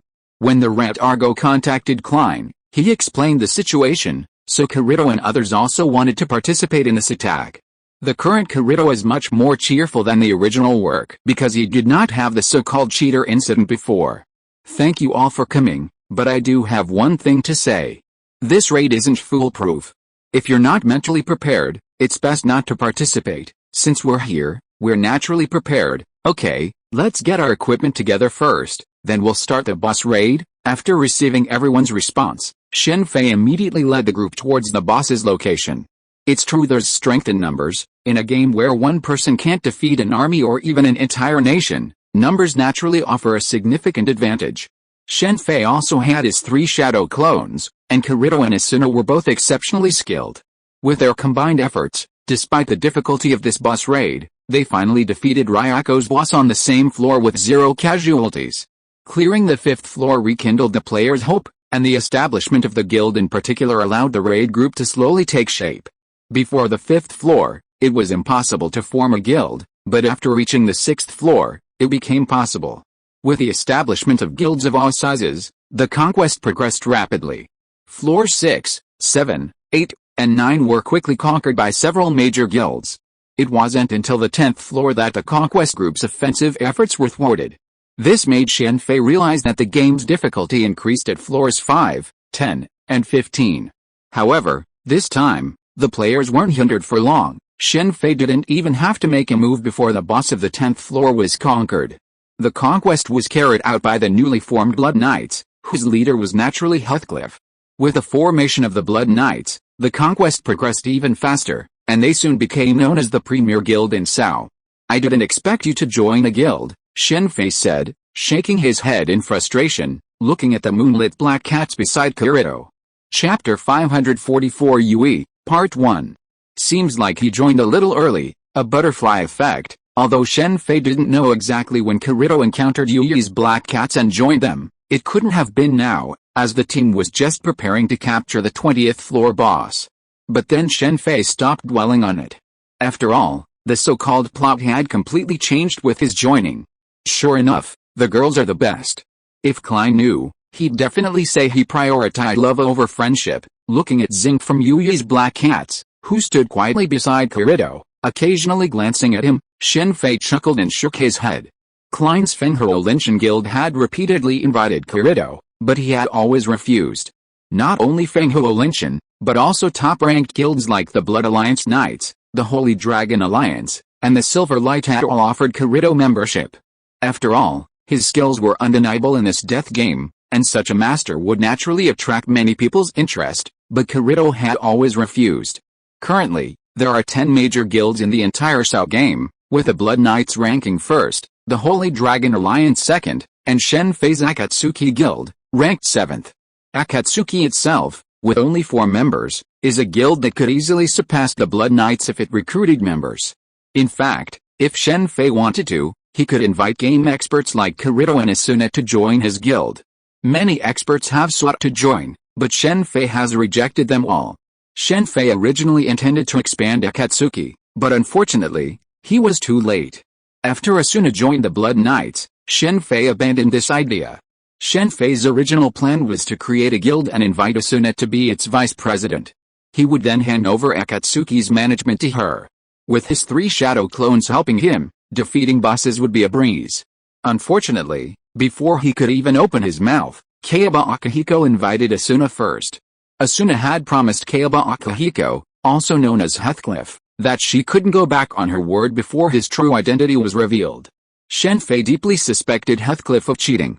Since establishing a guild requires completing quests and defeating specific elite monsters, Shen Fei had acted remarkably quickly, resulting in the Blood Knights becoming the first guild established in the game. Heathcliff had undoubtedly abused his privileges to complete the quests and establish the guild. Furthermore, judging by the members who joined the Blood Knights at their inception, it's reasonable to assume he cheated, accessing game data. Otherwise, how could the first members be so expert? Without Asuna to manage the guild, Shen Fei didn't want to manage it, so Akatsuki became a 4-person guild. Asuna, raised in an elite environment, possessed a natural talent for management, and she played a significant role in the Blood Knights' subsequent success. Kayaba Akihiko was a scientific genius, but management struggled, as evidenced by the real-life situation within his research institute. Originally, Shen Fei could have established a guild on his own. After so much experience, not only had his strength improved, but other aspects had also seen significant improvement. However, Shen Fei was too lazy to bother. After all, he had a lot to do: cultivate the nature of chakra and learn the science and technology of Sword Art Online. The emergence of 2 artificially intelligent life forms, even if there was a great deal of chance involved, was enough to demonstrate the technological advancement of this world. In terms of electronics, this world's level was even higher than Marvel's. Of course, Stark was an exception. He was a cheater. In terms of IQ, Shen Fei didn't think Kayaba Akihiko was much inferior to Stark, but if one factored in resources, the situation changed. Stark was far richer than Kayaba Akihiko. Talent was certainly important, but resources were equally crucial. Take, for example, the Yin-Yang family's Xiao Siming. While their talent was certainly immense, without elixirs like this Henrin pill and the Juxin pill that boosted their skills, Xiao Siming wouldn't have been able to achieve such powerful skills at such a young age. Electronic technology in the Sword Art Online world, especially computers, has reached a quantum stage. SAO was created using this technology, as is the case with the Oasis games. The quantum stage is essential for virtual reality, otherwise, it would be impossible to process such massive amounts of data in a timely manner. This is why Shen Fei's attempts to invade SAO with Red Queen have been unsuccessful. This presents a perfect opportunity to brush up on his electronic skills. Thanks to the Opno-G, Shen Fei has been studying biochemistry, primarily hacking, and now is the perfect opportunity to learn more. While Shen Fei naturally gravitates towards the mystical side, often focusing on cultivation, the power of technology is not without its uses. Unlike Stark, who believes technology can solve everything, he has devoted himself to it, continuously improving his Iron Man armor generation after generation until the Mark 85, which is capable of directly confronting Thanos. Shen Fei possesses immense power within himself, everything else is external. You, man, be careful. Klein knows you're putting women before friends. If you want to join a guild, why don't you join mine? You should know my guild has very few restrictions, After greeting the rest of Moonlight's black cats, Shen Fei pulled Kirito aside and jokingly said.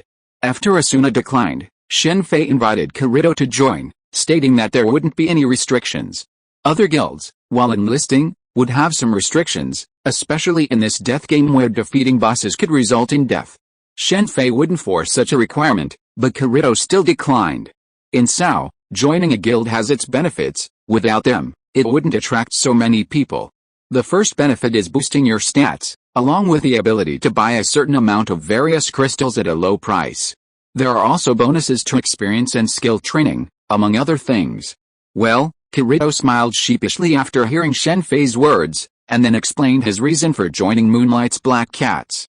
Kirito, seeking a specific ingredient, journeyed to the 11th floor and, by chance, rescued the Moonlight black cats, who were trapped by a monster.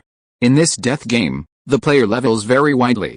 The highest levels naturally belong to the top-tier clearers and other major guilds, along with a few lone wolves like Kirito. Other players, even those 10 levels behind the clearers, are considered excellent.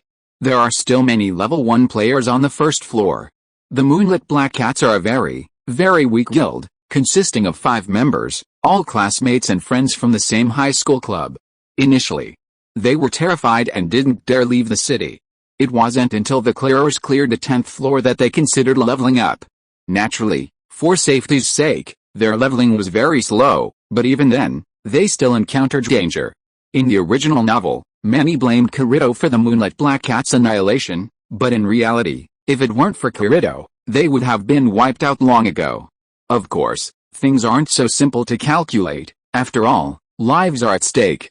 Kirito saved the Moonlight Black Cats, and the Black Cats were deeply grateful to him. After a brief exchange, Kirito joined the guild at Xing's invitation, still using a hidden level. Shen Fei understood Kirito's reason for joining the guild. Humans are ultimately social creatures. While Kirito didn't have the reputation of a cheater, which Shen Fei had, he had always played solo. Perhaps feeling lonely, and Xing was a very lovely girl, he joined as a natural. Hiding his level wasn't meant to be too special. After all, the level difference was so great that it made for an equal exchange in this death game. As for the subsequent accident, how could the young Kirito have anticipated it? Under Kirito's leadership, the Moonlit Black Cats' progress in leveling up and earning money accelerated significantly. Their encounter with Shen Fei was also due to their earnings, and they wanted to treat themselves to a meal at a famous restaurant on the 20th floor. The Black Cats' biggest wish on a moonlit night was to earn 200,000 cores so they could buy their own little house. A mere 200,000 cores wouldn't be much for Kirito or the members of the frontline clearing group, but for a weak guild like the Black Cats, it was a near insurmountable obstacle. Without Kirito's help, they would have nearly completed the game by the time they earned that much, and that was assuming they stayed safe. What a difference. In the original story, Asuna's house cost nearly 4 million cores. It seems you're very happy being with them. Although Shen Fei and Kirito had only met a few times, based on past intelligence and previous interactions, he knew full well that Kirito was truly happy.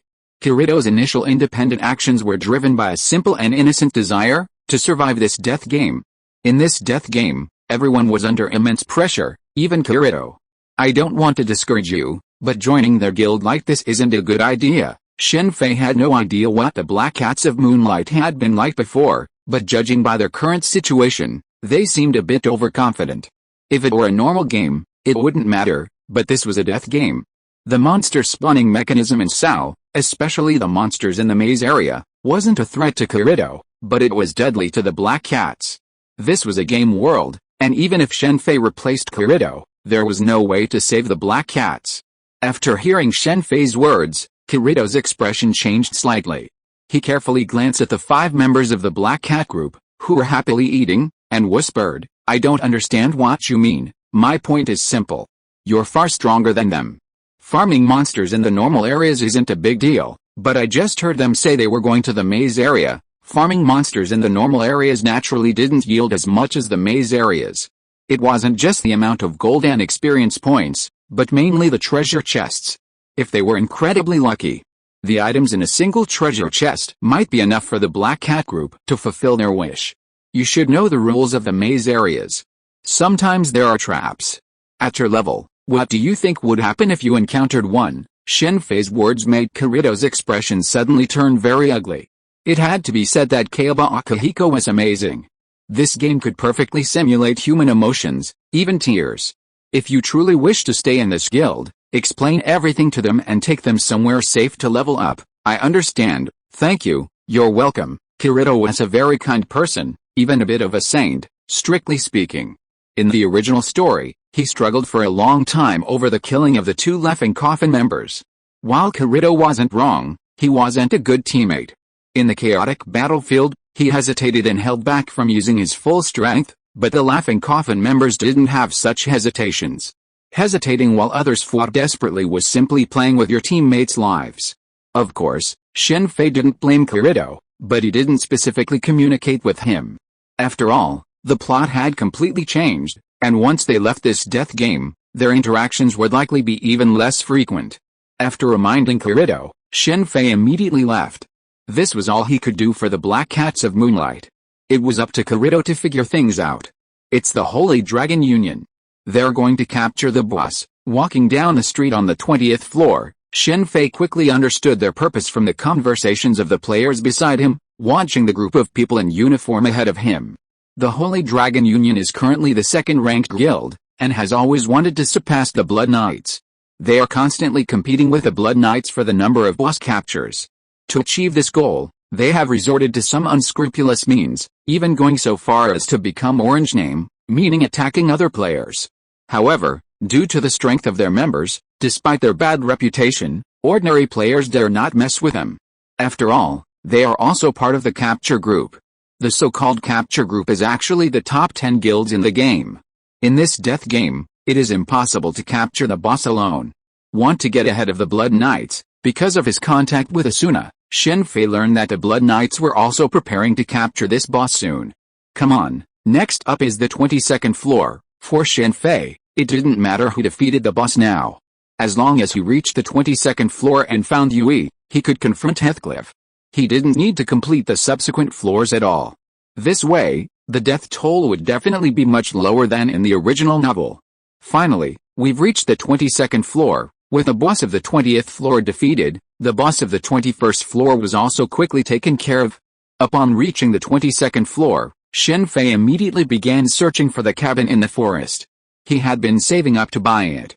After all, it was only a cabin on the 22nd floor. It wouldn't be too expensive, a few $100,000 at most. Compared to Asuna's house later, which cost over $4 million, it was nothing, perhaps just a fraction of that. Chapter 545 UE, Part 2. Looks like this is it. On the 22nd floor of the S.H.I.E.L.D game, near a small wooden cabin on the edge of a forest, on the outskirts of Kola, in the southern part of Golur, Shen Fei checked the surrounding information and confirmed that the forest cabin must be it. The town on the 22nd floor was very small, more like a small village than a town. All the buildings were made of wood. Due to its small size and the limited maze area, not many players stayed on this floor. The 22nd floor's only real advantage was the numerous lakes and groves of varying sizes, creating a beautiful scenery. However, for most players of the death game, they were in no mood to appreciate the surrounding beauty. It's really expensive. The forest cabin, despite being sparsely populated and extremely remote, was unfortunately not cheap at all. It cost a full 500,000 coal, enough to buy a nice house in towns on other floors these days. I didn't expect there was such a beautiful place. How did you find it? Asuna opened the window of the forest cabin and looked out at the scenery not far away, looking very happy. I found it while wandering around here. The 22nd floor is geographically distinct. The southern part is mostly a safe zone, with only a few monsters. Therefore, players are very rare, and even NPCs are scarce. The northern part is where players tend to hang out, with a maze area and floor bosses all located there. To celebrate the housewarming, Shen Fei summoned Asuna. Upon arriving, Asuna was excited by the surroundings and began decorating the forest cabin. The house sold by the system is just a house, an empty one. Furniture and other items must be purchased separately. The reason Asuna bought a house in the original novel cost over 4 million coal was actually due largely to renovations. Renovation in the game is supposed to be simple, just like decorating in a computer game. Simply lay out the layout, and the system will take care of it. For example, sofas, tables, bookshelves, and other items can all be materialized with a single click. However, Such a simple task took Asuna over a day, half of which was spent on purchasing, and the other half, of course, on layout. It's done. Give me a key. After the decorations were complete, Asuna looked at the room's layout with great satisfaction. With a slight blush on her face, she said to Shen Fei, "You want to move in?" Asuna's words startled Shen Fei for a moment, but he then handed her the key. Shen Fei was stunned because the forest cabin wasn't very large. Excluding the living room and kitchen, there was only one bedroom with 2 beds. "I spent a lot of effort decorating this. Of course I have to come check it out often. Are you satisfied?" Asuna looked at the key in her inventory, her face a little shy. Very satisfied. This wasn't a compliment from Shen Fei, but a genuine thought. The room, after Asuna's decorations, had a warm and relaxing atmosphere. "Now that it's done, we can start the bonfire party. I'll be thanking you for your hard work." Before the house was even decorated, Shen Fei had discussed it with Asuna, taking the opportunity to gather some friends they knew. The previous purchases included not only furniture but also kitchenware, ingredients, and so on. Asuna's cooking skills are currently the best in the game, even Shen Fei's shadow clones can't compare, so she'll definitely be in charge of the food for the bonfire party. In this game, the taste of food depends on the ingredients used, as well as the cooking skill level. This is especially true for special ingredients, like S-rank ingredients, which are impossible to prepare without a sufficient level of cooking skill. Kirito, at night, under a bright moon, a group of people gathered in the clearing in front of the forest cabin.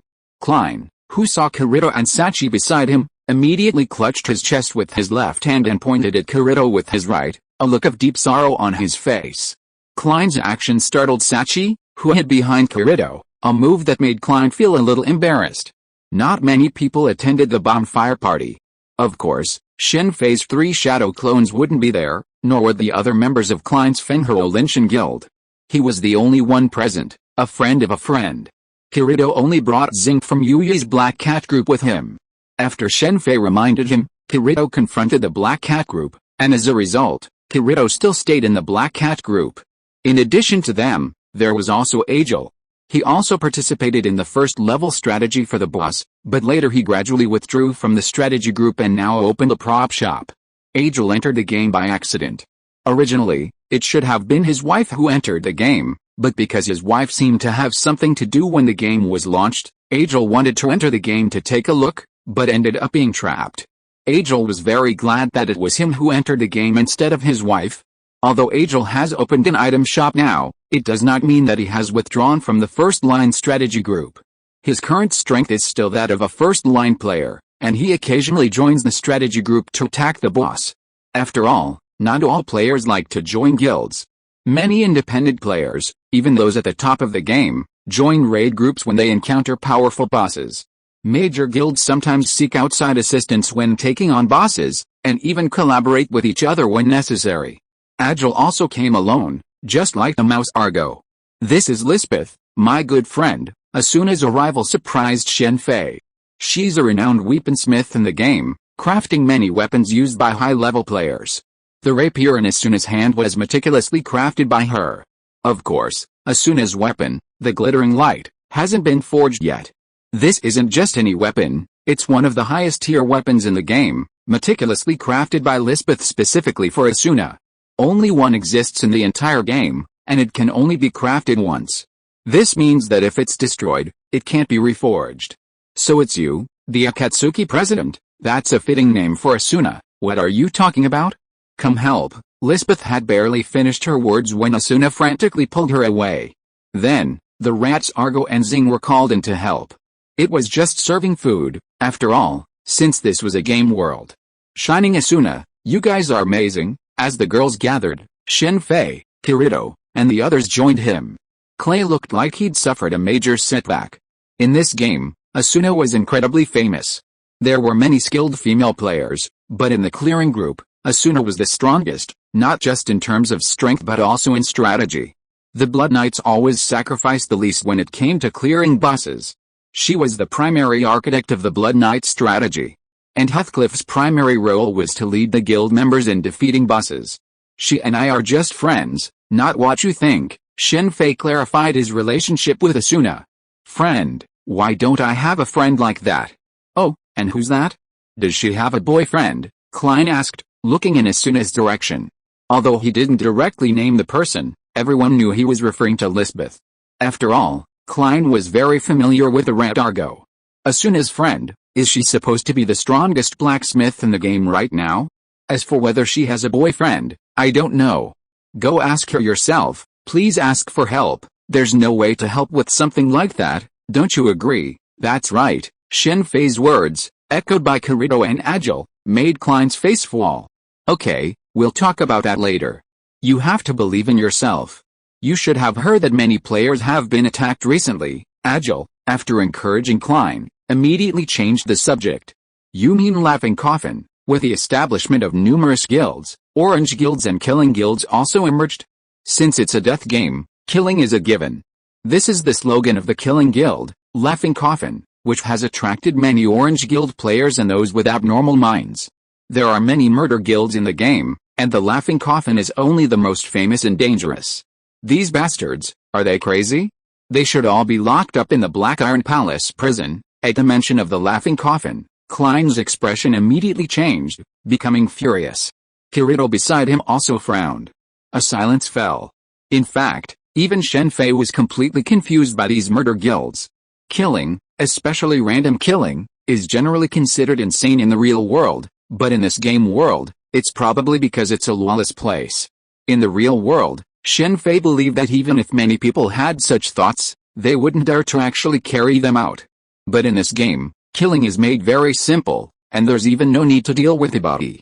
Of course, there's a prison in the game, the Black Iron Palace prison in the starting town, but the prisoners need to be captured by the players themselves. The game's NPCs will not attack the players. Perhaps it's time to deal with them, Shen Fei thought to himself during a moment of silence. Of course, he wasn't going on a killing spree, wiping out everyone in the murder guild. Aside from the leaders of Laughing Coffin, he intended to imprison everyone else, as well as the other murder guilds, in Black Iron Palace prison. Technically speaking, the in-game Black Iron Palace prison was even more terrifying than a real prison. Real prisons had opportunities for exercise and to see friends and family, but in-game, things were different. Black Iron Palace prison was, in some ways, similar to Impaled Down in the One Piece world. Once imprisoned, it was difficult to escape, and there were no opportunities for exercise. Of course, there were no tortures like ice or scorching hell. The only torture was probably mental. Okay, let's not talk about these unhappy topics on this rare occasion. I hope we can have a real bonfire party in real life one day. How about getting together once a month? Shen Fei had just finished speaking when Lisbeth approached and spoke. That's a good idea. The group then enjoyed a very pleasant evening. Klein, encouraged by S.H.I.E.L.D and Kirito, finally mustered up the courage to go find Lisbeth, but soon returned with a look of disappointment on his face. However, Klein's disappointment was quickly put aside by him. What a change! After the banquet, Shen Fei felt a sense of emotion as he watched Kirito and S.H.I.E.L.D leave. I won't stay and bother you. There's no room for me to rest here. As Lisbeth was leaving, Asuna had wanted to keep her. Of course not. It's perfect. He can just sleep on the sofa, forget it. I'm afraid someone might say nice things, but they're really eager for me to leave. Okay, enough teasing. I'm leaving now, Lisbeth said, leaving the safe area of the house, activating the teleportation crystal and leaving. Shen Fei and Asuna had always gotten along naturally, but Lisbeth's words made Asuna feel a little embarrassed. Okay, let's get some rest. Shen Fei finally broke the silence. At first, Shen Fei wanted to sleep on the couch, but Asuna felt a bit embarrassed. Eventually, the two of them returned to their room, each with a bed. Perhaps that was the original intention of having two beds. This was a game world, after all, and some things couldn't be done. Admittedly, Kayaba Akihiko's design was impressive, simulating all five senses, including the touch of a girl's hands and skin, but that was about it. First, the human body lacked flesh, bones, and internal organs, and of course, meridians were even more impossible to simulate. In the game, being injured meant at most a mark or a drop in health. Death in the game shattered the body like glass. What could one do with a body like that? The next day was Asuna's last day off.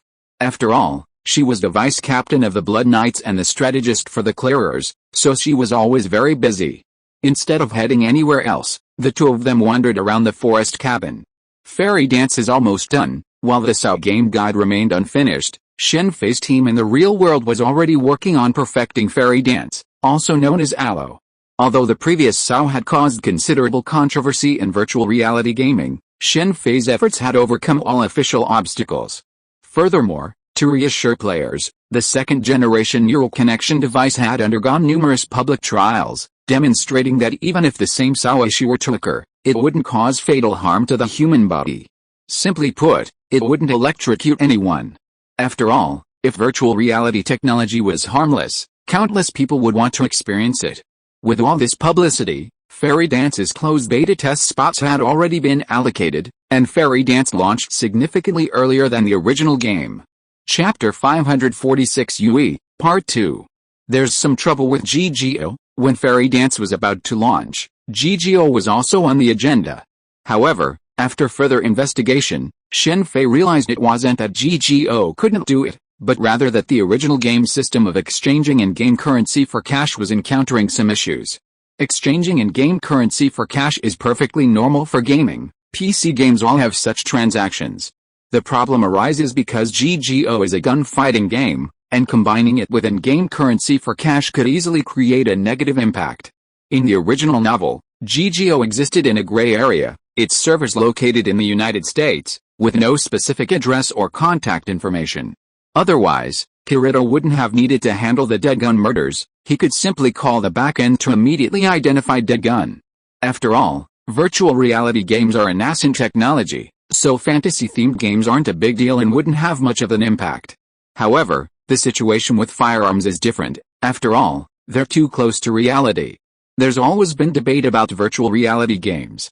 Even during the S.H.I.E.L.D. beta, there was a debate about some people confusing reality with a game, much like Shino's classmate in the original novel, who mistook G-Virus for his real world and the real world for a game, putting the cart before the horse. However, such people are rare. After all, this is a new technology, a trend that's irreversible. While some people genuinely consider these issues, many are simply motivated by publicity and fame.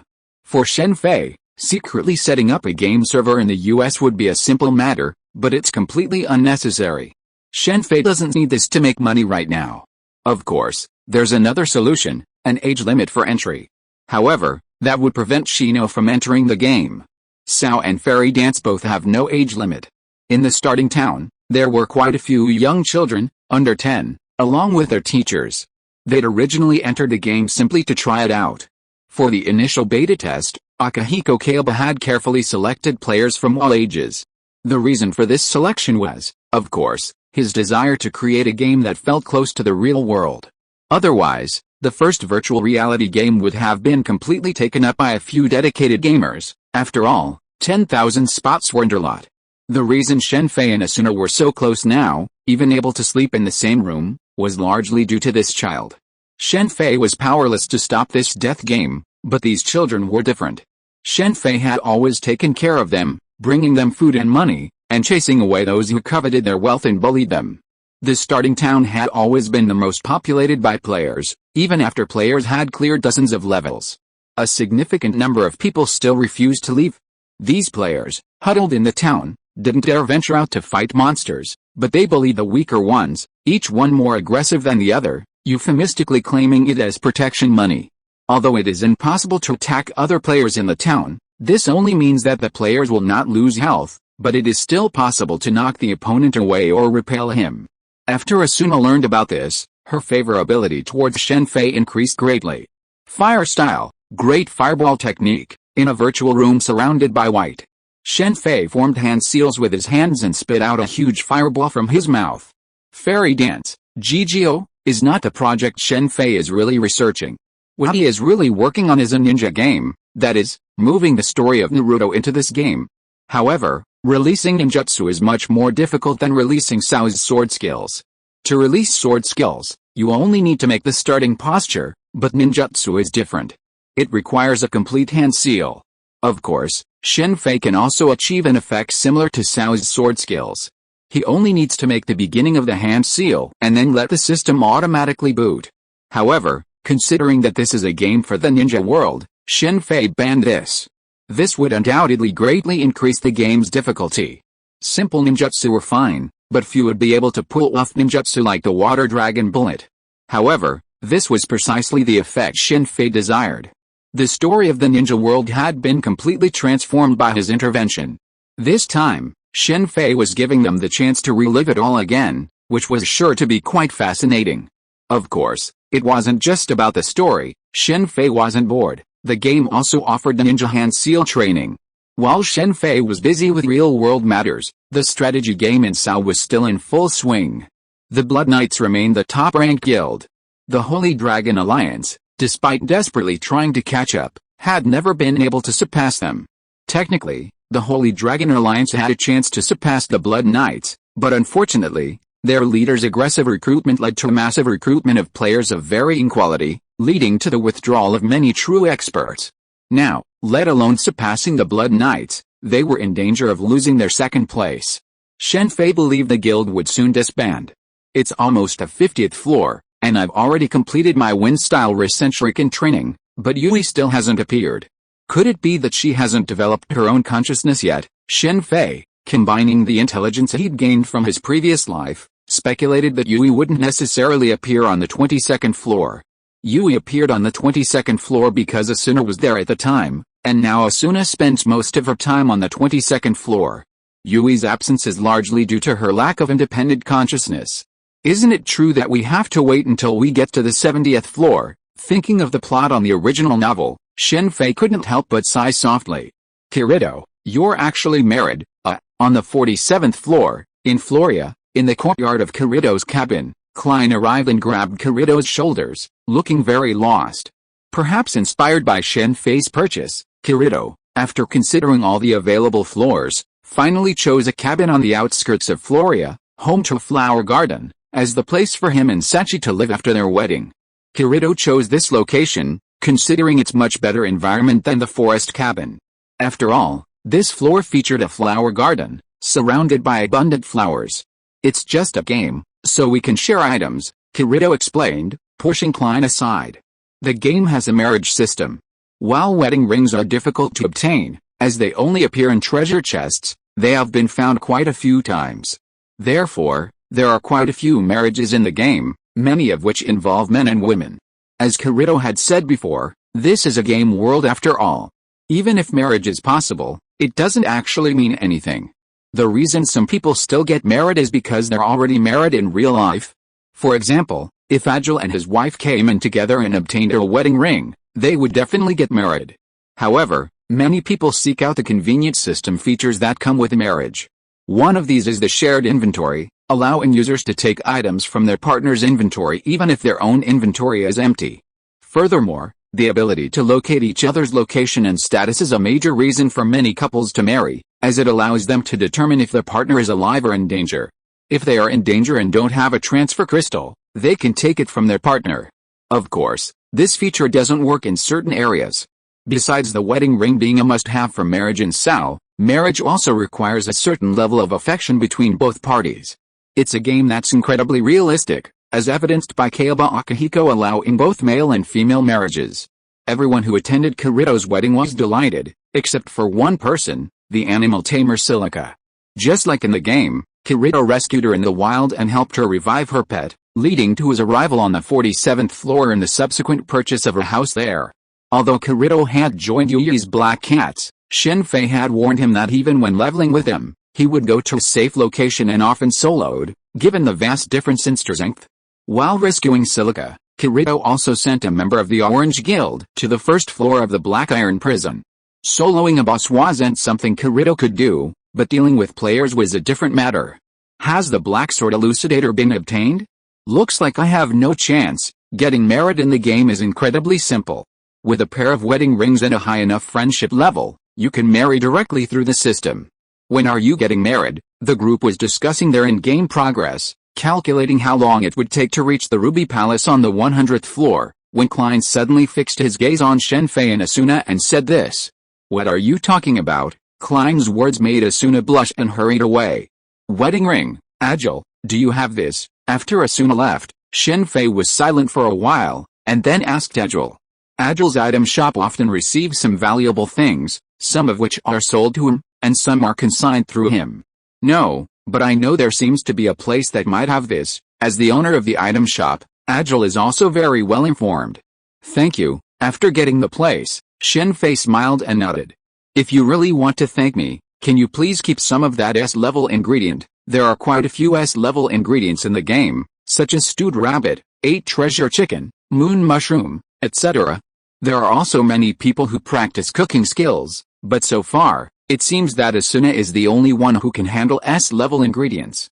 As for the taste, though fake, it was incredibly delicious. It goes without saying that Sugo Nobuyuki is a younger brother among younger brothers. His so-called research on the human brain is actually just a relic of Kayaba Akihiko's research.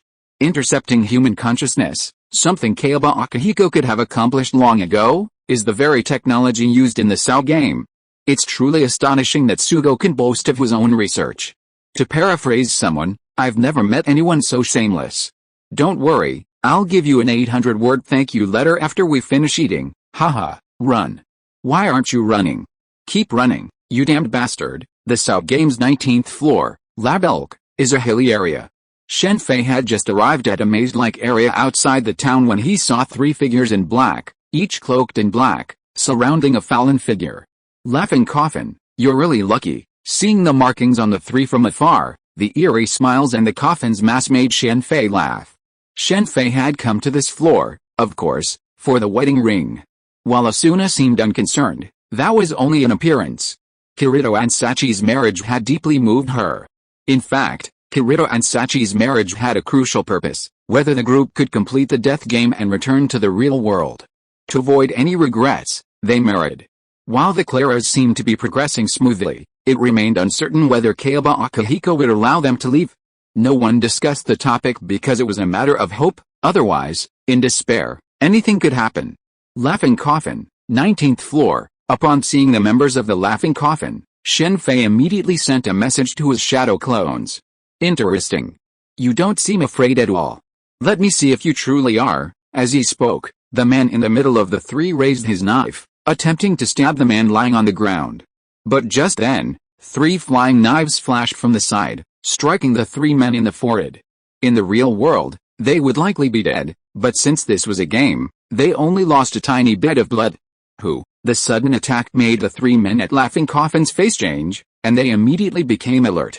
Laughing Coffin, it's been a long time since we last met, Shen Fei said, stepping out with his long sword. It was he who had thrown the 3 flying knives. I was wondering who it was. It's the Akatsuki president. As they saw that it was just Shen Fei, all 3 men simultaneously revealed a ferocious grin. You dare to challenge us alone? You're courting death. As he spoke, the other 2 quickly rushed towards Shen Fei, surrounding him in a triangular formation. I'm enough to handle a bunch of you losers, be careful, they're using poison, the woman lying on the ground suddenly warned. Bang! Just as she finished her words, Shen Fei swung his right hand, sending a flying needle flying. Paralyzing poison, Shen Fei said as he suddenly appeared in front of the first member of the Smiling Coffin. He swung his sword, and the cold sword light made the other party involuntarily take a step back, but unfortunately it was too late. In this game, Shen Fei's swordsmanship was not very effective against bosses, but if the opponent was a human, it would be a different story. Combos to death were nothing to Shen Fei. Damn it! Seeing his health bar dropping rapidly, the face of the Smiling Coffin member turned very ugly. He was about to grab the transfer crystal with his left hand and shouted, "What are you doing?" But unfortunately, the next moment, the transfer crystal in his hand was chopped off by Shen Fei's sword. If you're listening to this novel on a channel other than Fanfic World, it means they downloaded and uploaded it without effort. We cordially invite you to visit our channel, Mundo Fanfic Novelis. There you'll find the original version of this story and you can explore many other novels of various genres. We're waiting for you to immerse yourself in a world of incredible novels. Chapter 547 UE, and in the death game S.H.I.E.L.D, while teleport crystals allow players to escape certain battlefields and mazes, they aren't invincible. After reaching higher levels, teleport crystals are no longer a rare commodity. Even so, boss raids still incur significant casualties. The reason is simple, using a teleport crystal takes time. Players are unable to move or use skills, making this the most vulnerable time. While the transfer process only takes a few seconds, these few seconds can mean the difference between life and death. How dare you? The members of the Smiling Coffin were surprised by the destruction of the teleport crystal, though not terrified. However, seeing their health bars turn a dangerous red, and Shen Fei's attacks showing no sign of stopping, and especially Shen Fei's calm gaze, they were instantly filled with fear. As their health bars completely depleted, they let out a terrified roar of resentment before disintegrating into a cloud of fragments. Black, the two Laughing Coffin members who had intended to attack Shen Fei, paled in fear upon seeing their comrades instantly eliminated. They turned and fled, perhaps in such a panic that they even forgot to use their teleport crystals. To kill other players, the Laughing Coffin had matched the clearer's level, otherwise, they wouldn't be able to kill them. As a murderous guild, killing other players in this death game was naturally exhilarating, but the experience was completely different when it happened to them. The Laughing Coffin's impunity had always stemmed from their own psychological issues, as many players relied on other players' concerns to avoid killing them. Even in the final raid on the Laughing Coffin, while the clearers killed many members, most were merely imprisoned. None of its top 3 leaders survived. The subsequent GGO incident, as well as Kirito's fate, were largely linked to these 3 leaders. However, one of them, Johnny Black, was now out of action. Johnny Black, within Laughing Coffin, wasn't particularly powerful. His rise to become one of the 3 major cotters was due to his skill in creating poisons, particularly paralysis poison. Many players had fallen victim to this poison. This was a game world, a world of pure swords. Even Shen Fei, if struck by this paralysis poison, would be at the mercy of the enemy. Shen Fei's shadow clones could also create this paralysis poison, but it had no effect on monsters, primarily targeting players. Shen Fei had intended to use it before, but due to an accident, he never used it. Using paralysis poison to immobilize opponents, then using his poison knife to kill them, was Johnny Black's hobby. Because of this, his personal strength wasn't strong, as he spent most of his time researching toxins and leveling up. Therefore, he stood no chance against Shen Fei's attacks. This wouldn't have happened to Laughing Coffin's president, Bo, or another cadre, Red Eyes Sasa.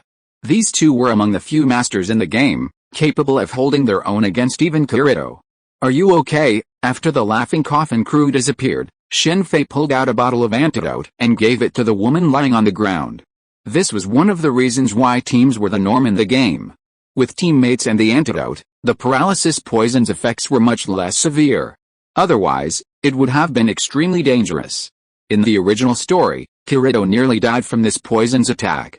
Of course, this paralysis poison wasn't invincible, just like how Shen Fei had previously deflected Johnny Black's hidden weapon with a single sword strike. With quick reflexes, it could be resisted, and Kirito could do the same. In the original story, Kirito was poisoned after a surprise attack. To stay true to reality, all potions in the game must be consumed before they work. "Thank you." After drinking the antidote, the woman quickly regained her mobility and, upon standing, immediately thanked Shen Fei. This time, if Shen Fei hadn't appeared, she would have been in grave danger. "You're welcome." During the subsequent conversation, Shen Fei learned the other party's identity, Grinsalutin, the leader of the Golden Apple Guild. The Golden Apple Guild was a small guild similar to Moonlight's Black Cats, with a small membership. However, their strength was much stronger than the Black Cats, and they were considered second-rate in the game. As for the first-rate, they were, of course, the members of the Clearers. "Excuse me, may I ask why they're hunting you?" They must have been hired. Besides killing people on a whim, the Killing Guild also accepts hired assassins. In the modern SYE world, this has become a miniature social environment. Some people who have enemies or conflicts but don't want to kill or lack the ability to do so will hire members of these killing guilds.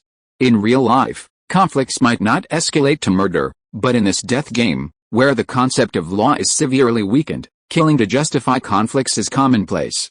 "If it's not too much trouble, I need to trouble you.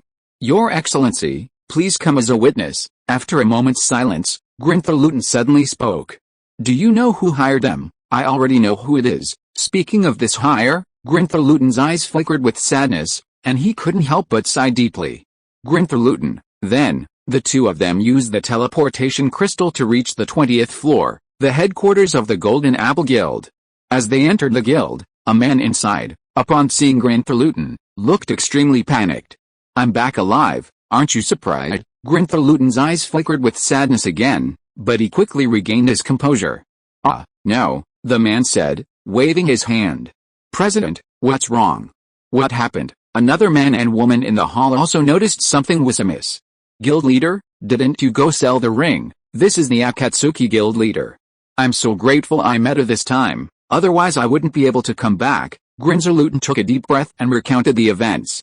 I remember the guild leader went there because of you.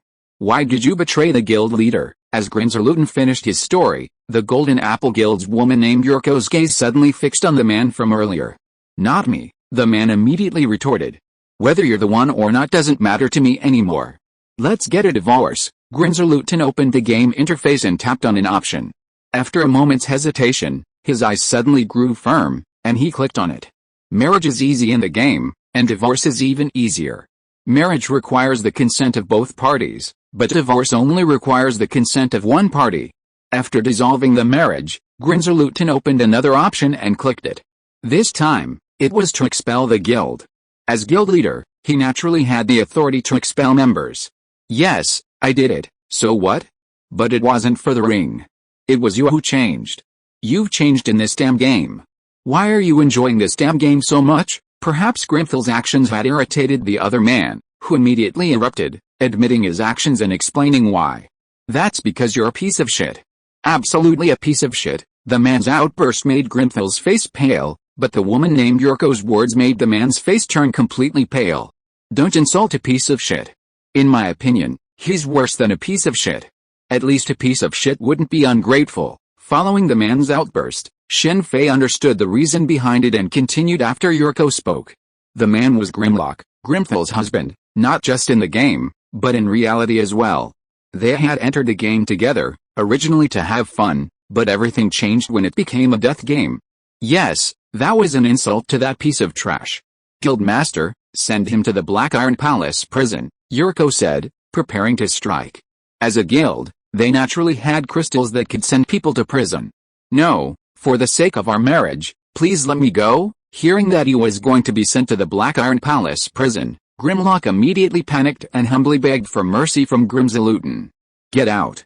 I don't want to see you again. After hearing Grimsolutin's words, Grimlock immediately ran out of the guild gate in a panic, as if he was deeply afraid that Grimsolutin would change his mind. Guildmaster, Yuriko, standing aside, looked unhappy.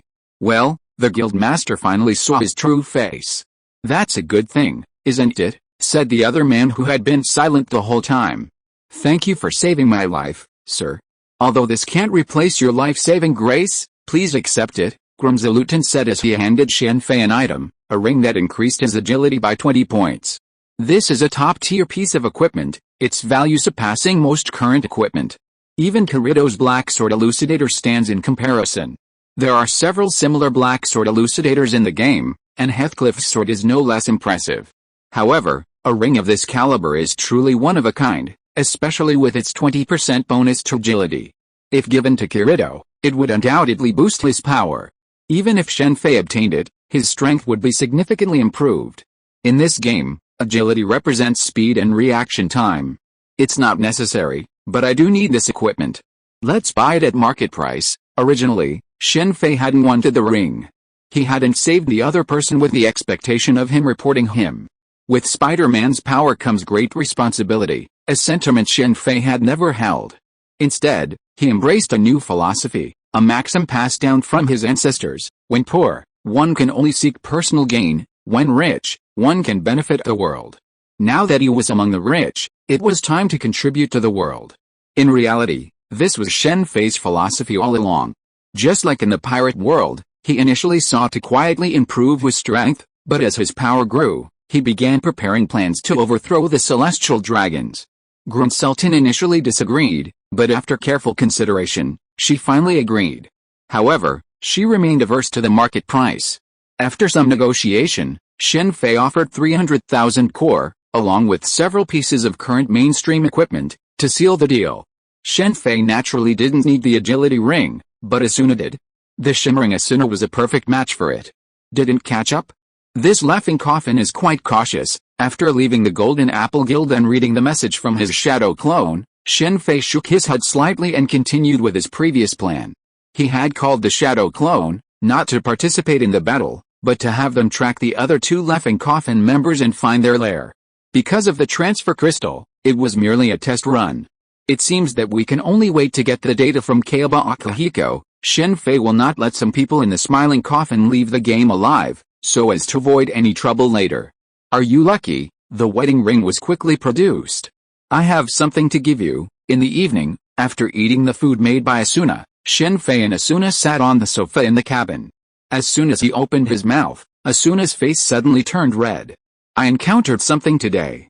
This is the equipment I bought from her, Shen Fei said and took out a ring that added 20 agility. Asuna looked very expectant at first, but after seeing the attributes of the ring, her expression suddenly became lost. The attributes are very good, even though it was a top-grade equipment that added 20 agility, Asuna did not look very happy. I don't like it. How about these? Shen Fei said, holding out a pair of wedding rings. Asuna's face immediately flushed, and she shyly tried to take one. However, Shen Fei immediately held her hand down. To Asuna's stunned expression, he spoke. There's something I need to talk about. I just mentioned something that happened today, Shen Fei said, recounting the story of Grimthal and his wife. Their problems weren't caused by the ring worth 20, but by this death game. In the real world, Grimthal was a successful man with a well-paying job and attractive looks. But after entering this death game and facing the threat of death, this supposedly successful man became a coward, too afraid to leave town. His wife, Grimthal, was completely different. In real life, Grimthal was beautiful, weak, and indecisive. But in the game, after overcoming her initial fear, she became the confident, generous, independent, and optimistic person she is today. Grimthalton was one of the first to venture out of town, making Grimlock seem incompetent. However, due to his deep fear of death, Grimlock dared not leave town, despite his deep discontent. Later, under his wife's diligent training, he became a skilled blacksmith.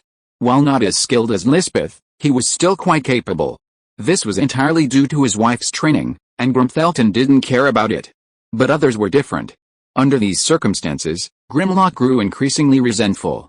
He believed that Grimthalton should be even more fearful and intimidated than she was, and that was only natural.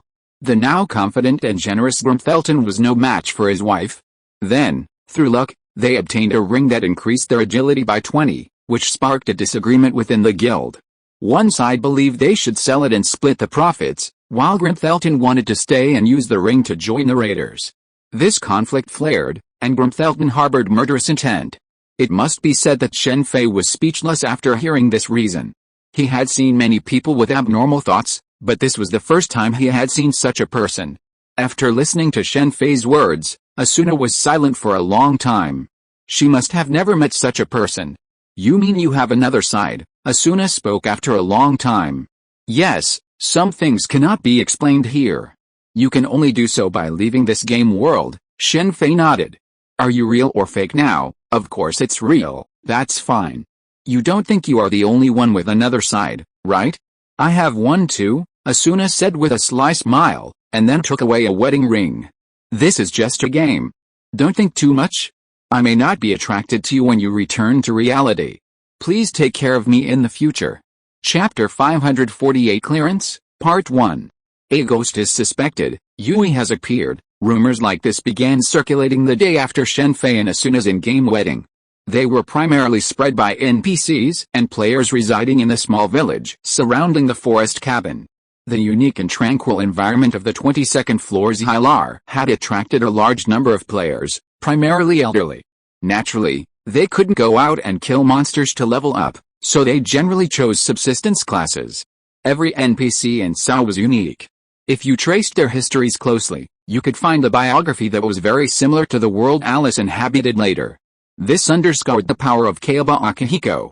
While each of Kaiba Akihiko's classmates at the research institute were talented, his talents surpassed theirs. These NPCs would interact with the players, not just with a few fixed phrases. Their world was truly a separate world.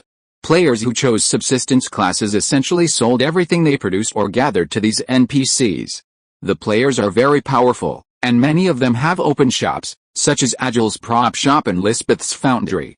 However, in reality, the vast majority of shops in the game are still monopolized by NPCs. For example, restaurants are basically all opened by NPCs. It's not that no players have practiced cooking. Asuna's cooking skills have even reached the highest level, but it is definitely impossible for Asuna to open a restaurant. In the game, players can even marry NPCs. Of course, the conditions for this marriage are much more stringent than those between players. Don't be afraid, this is a game. There are no ghosts there. Someone must have seen it wrong. What Shen Fei didn't expect was that Asuna, who was so brave, was actually afraid of ghosts. After hearing the rumors of ghosts around, her expression became nervous. Shen Fei and Asuna's marriage was kept secret. The only person who knew about it was probably Heathcliff, since Asuna had to ask for leave from him. As the vice leader of the Blood Knights, known as the Shining Figure, Asuna was incredibly popular within the game. Any news of her marriage would have caused quite a stir, even within the game. Just like celebrities in real life, their relationships and marriages were kept secret. Who's scared? I know there can't be ghosts here, Asuna said with forced calmness. This was a game world, of course, but some things were instinctive and hard to avoid. Then let's go find the truth about this ghost, okay? Asuna hesitated, then nodded in agreement. What's that? Because of rumors that white figures only appeared in the forest at night, Shen Fei and Asuna arrived at night, using the bright moonlight. Shortly after entering, Asuna's expression suddenly changed. She grabbed Shen Fei's arm, unconsciously tightening her grip. Over there, yeah, let's go back. Asuna was already thinking about leaving. Don't worry, there aren't any ghosts here. Shen Fei had finally found Yui's trail, so of course he wouldn't give up just yet. Why is there a child here? Continuing forward, the two soon came upon a little girl collapsed in the forest. She looked to be under 10 years old. Seeing this, Asuna immediately ignored her fear of ghosts and rushed over. Sure enough, they're here to find Asuna. They immediately brought the girl back to the forest cabin. Unable to figure out the cause of her unconsciousness, they could only lay her to bed and wait. Don't worry. She doesn't look alright. She'll probably wake up soon. It's late. Get some rest. I'll keep an eye on her. Asuna was different. He could go a whole day without rest, but Asuna was just an ordinary person. Initially reluctant, Asuna finally agreed, but she wanted to stay with the girl, so they shared a bed. That should be Yui. Next, we should go find Kayaba Akihiko. If you don't agree, don't blame me for unplugging your network cable. The death game had been running for quite some time, and Kayaba Akihiko's hiding place had naturally been discovered, a villa in the suburbs. However, even if the authorities found Kayaba Akihiko, it would be useless. Kayaba had prepared for this. The 10,000 players in the SYE game were his hostages. If the authorities dared to forcibly shut down the game, such as by unplugging the network cables, they would be putting the lives of 10,000 people at risk. No one, not even the highest-ranking prime minister, could afford such a price. If they accepted Kayaba Akihiko's request, even if many people died or the entire team was wiped out, it would be primarily Kayaba Akihiko's responsibility. But if they refused, it would be their responsibility, and a large number of higher-ranking officials would undoubtedly be brought down. In this situation, the choice was simple. Kayaba Akihiko wasn't alone in the villa. Kamishiro Rinko was also there, primarily caring for him. Of course, Kamishiro Rinko was unaware of Kayaba Akihiko's actions, otherwise she would have definitely stopped him. The only truly normal person in Kayaba Akihiko's research institute was Rinko Kamishiro. Everyone else had some sort of problem. My name is Yui, Mom and Dad. The next day, the girl woke up. When Asuna asked her name, it was indeed Yui, but she couldn't remember anything else. She simply called Shen Fei and Asuna Dad and Mom, which made Shen Fei frown. Asuna's face turned red. It's not Mom and Dad, it's brother and sister. Shen Fei immediately corrected Yui's address. Okay, Dad, Yui nodded gently. It's brother, Shen Fei said, pointing at himself and speaking slowly, word by word. Yes, Dad, Yui's address remained unchanged. Asuna, watching from the side, couldn't help but laugh. Don't laugh. Think about it, she calls you Mom. Seeing that he couldn't change Yui's address, Shen Fei left it to Asuna. Call her sister, Asuna said, walking over to Yui and pointing at herself, whispering softly. Okay, Mom, haha. It was Shen Fei's turn to laugh. Even Asuna didn't change Yui's name, which was understandable. Yui's birth was strictly due to Asuna. According to Intelligent Life, it was engraved in the very code. Yui's amnesia was the result of her official ascension to Intelligent Life, the first step from scratch. You're still laughing, Shen Fei laughed, making Asuna somewhat dissatisfied. After preparing some food for Yui, she discussed with Shen Fei what to do with her. In Asuna's opinion, Yui must be one of the children who entered the game. There were quite a few children entering the death game this time, and Shen Fei had only cared for the children brought by the teacher. These children lived together, but those brought by their parents naturally fell under the care of their parents. So, Asuna wanted to investigate the town on the first level and find her parents or guardians. It might not be a player. This is a game world, players can't lose their memory. And don't you think her appearance on this level is a little strange? It's certainly strange, but it might be an accident. Ultimately, they decided to investigate the town at the beginning of the first level. Teacher Sasha, after using the teleportation crystal, the three of them immediately arrived at the first level and went to find Teacher Sasha at the church. It was this teacher who was under the most pressure. She had just been taking the children on a virtual reality adventure, but it had become a death game. She had endured immense hardship to protect these students.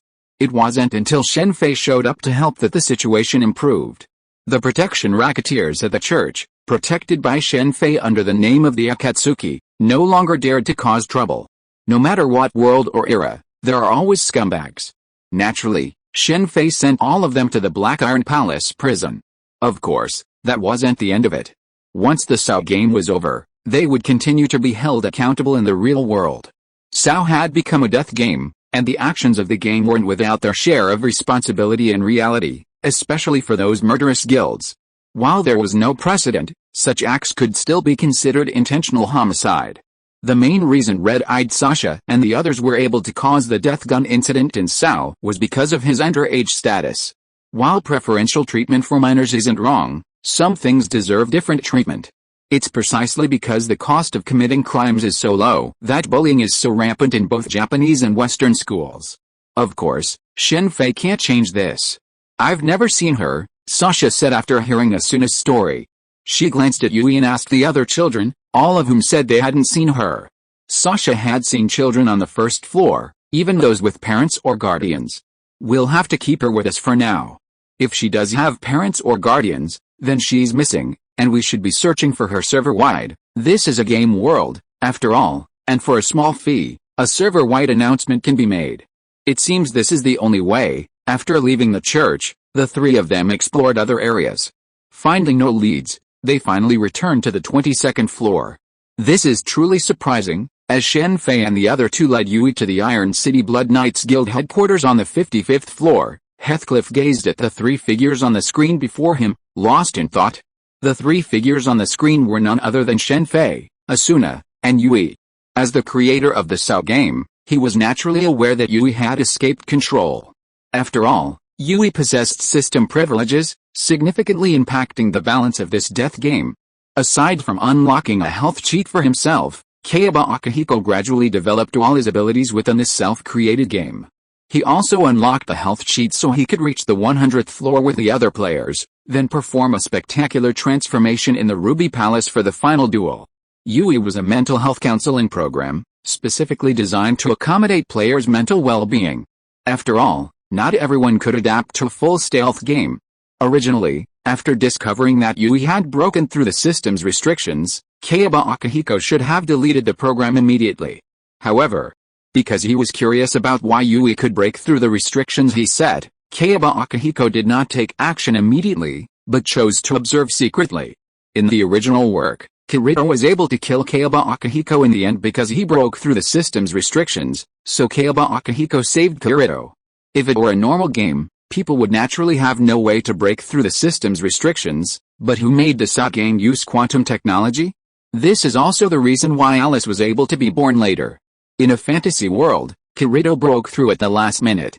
In the original work, Yui was able to be saved by Kirito and not deleted, which was also the reason why Kayaba Akihiko showed mercy. S.H.I.E.L.D's computer technology is very powerful. So far, external attacks have not been able to break through the game's system defense, which is proof of this. In the real world, the authorities weren't completely indifferent to the players inside the game. Attacks on the game systems never ceased, even offering a substantial bounty to recruit hackers from the underground world. Breaking through the game's defenses would free the trapped players. However, all the attacks proved futile. Still no news. For a while, Asuna was forced to request another leave of absence to help Yui find her family, and Heathcliff agreed without a fuss. Unfortunately, no useful information emerged. Even with the help of Argo the Mouse's intelligence network, it seemed no one in the game had lost a child. Yui didn't mind Asuna's busy schedule at all. On the contrary, she was delighted to be able to explore the world with her parents. Mom and Dad, Lisbeth, meeting Yui for the first time at Lisbeth's weapon shop, was stunned by her address. "It's not what you think," Asuna explained hastily. Laughing Coffin, "It looks like you've been preparing for a long time." Just as Shen Fei was with Asuna and Yui, his shadow clone ran into trouble. They were trapped in a maze by the Laughing Coffin team. Corridor crystals were placed around the area, restricting the use of the transfer crystals. "Of course, we have to be careful when dealing with you. It's a pity your president isn't here, but I wonder what his expression will be when he gets the news of you. Killing our people will come at a price." The Laughing Coffin's targeting of the Akatsuki was naturally due to Johnny Black's death. For the Laughing Coffin, they could kill others, but if they were killed, they would definitely seek revenge.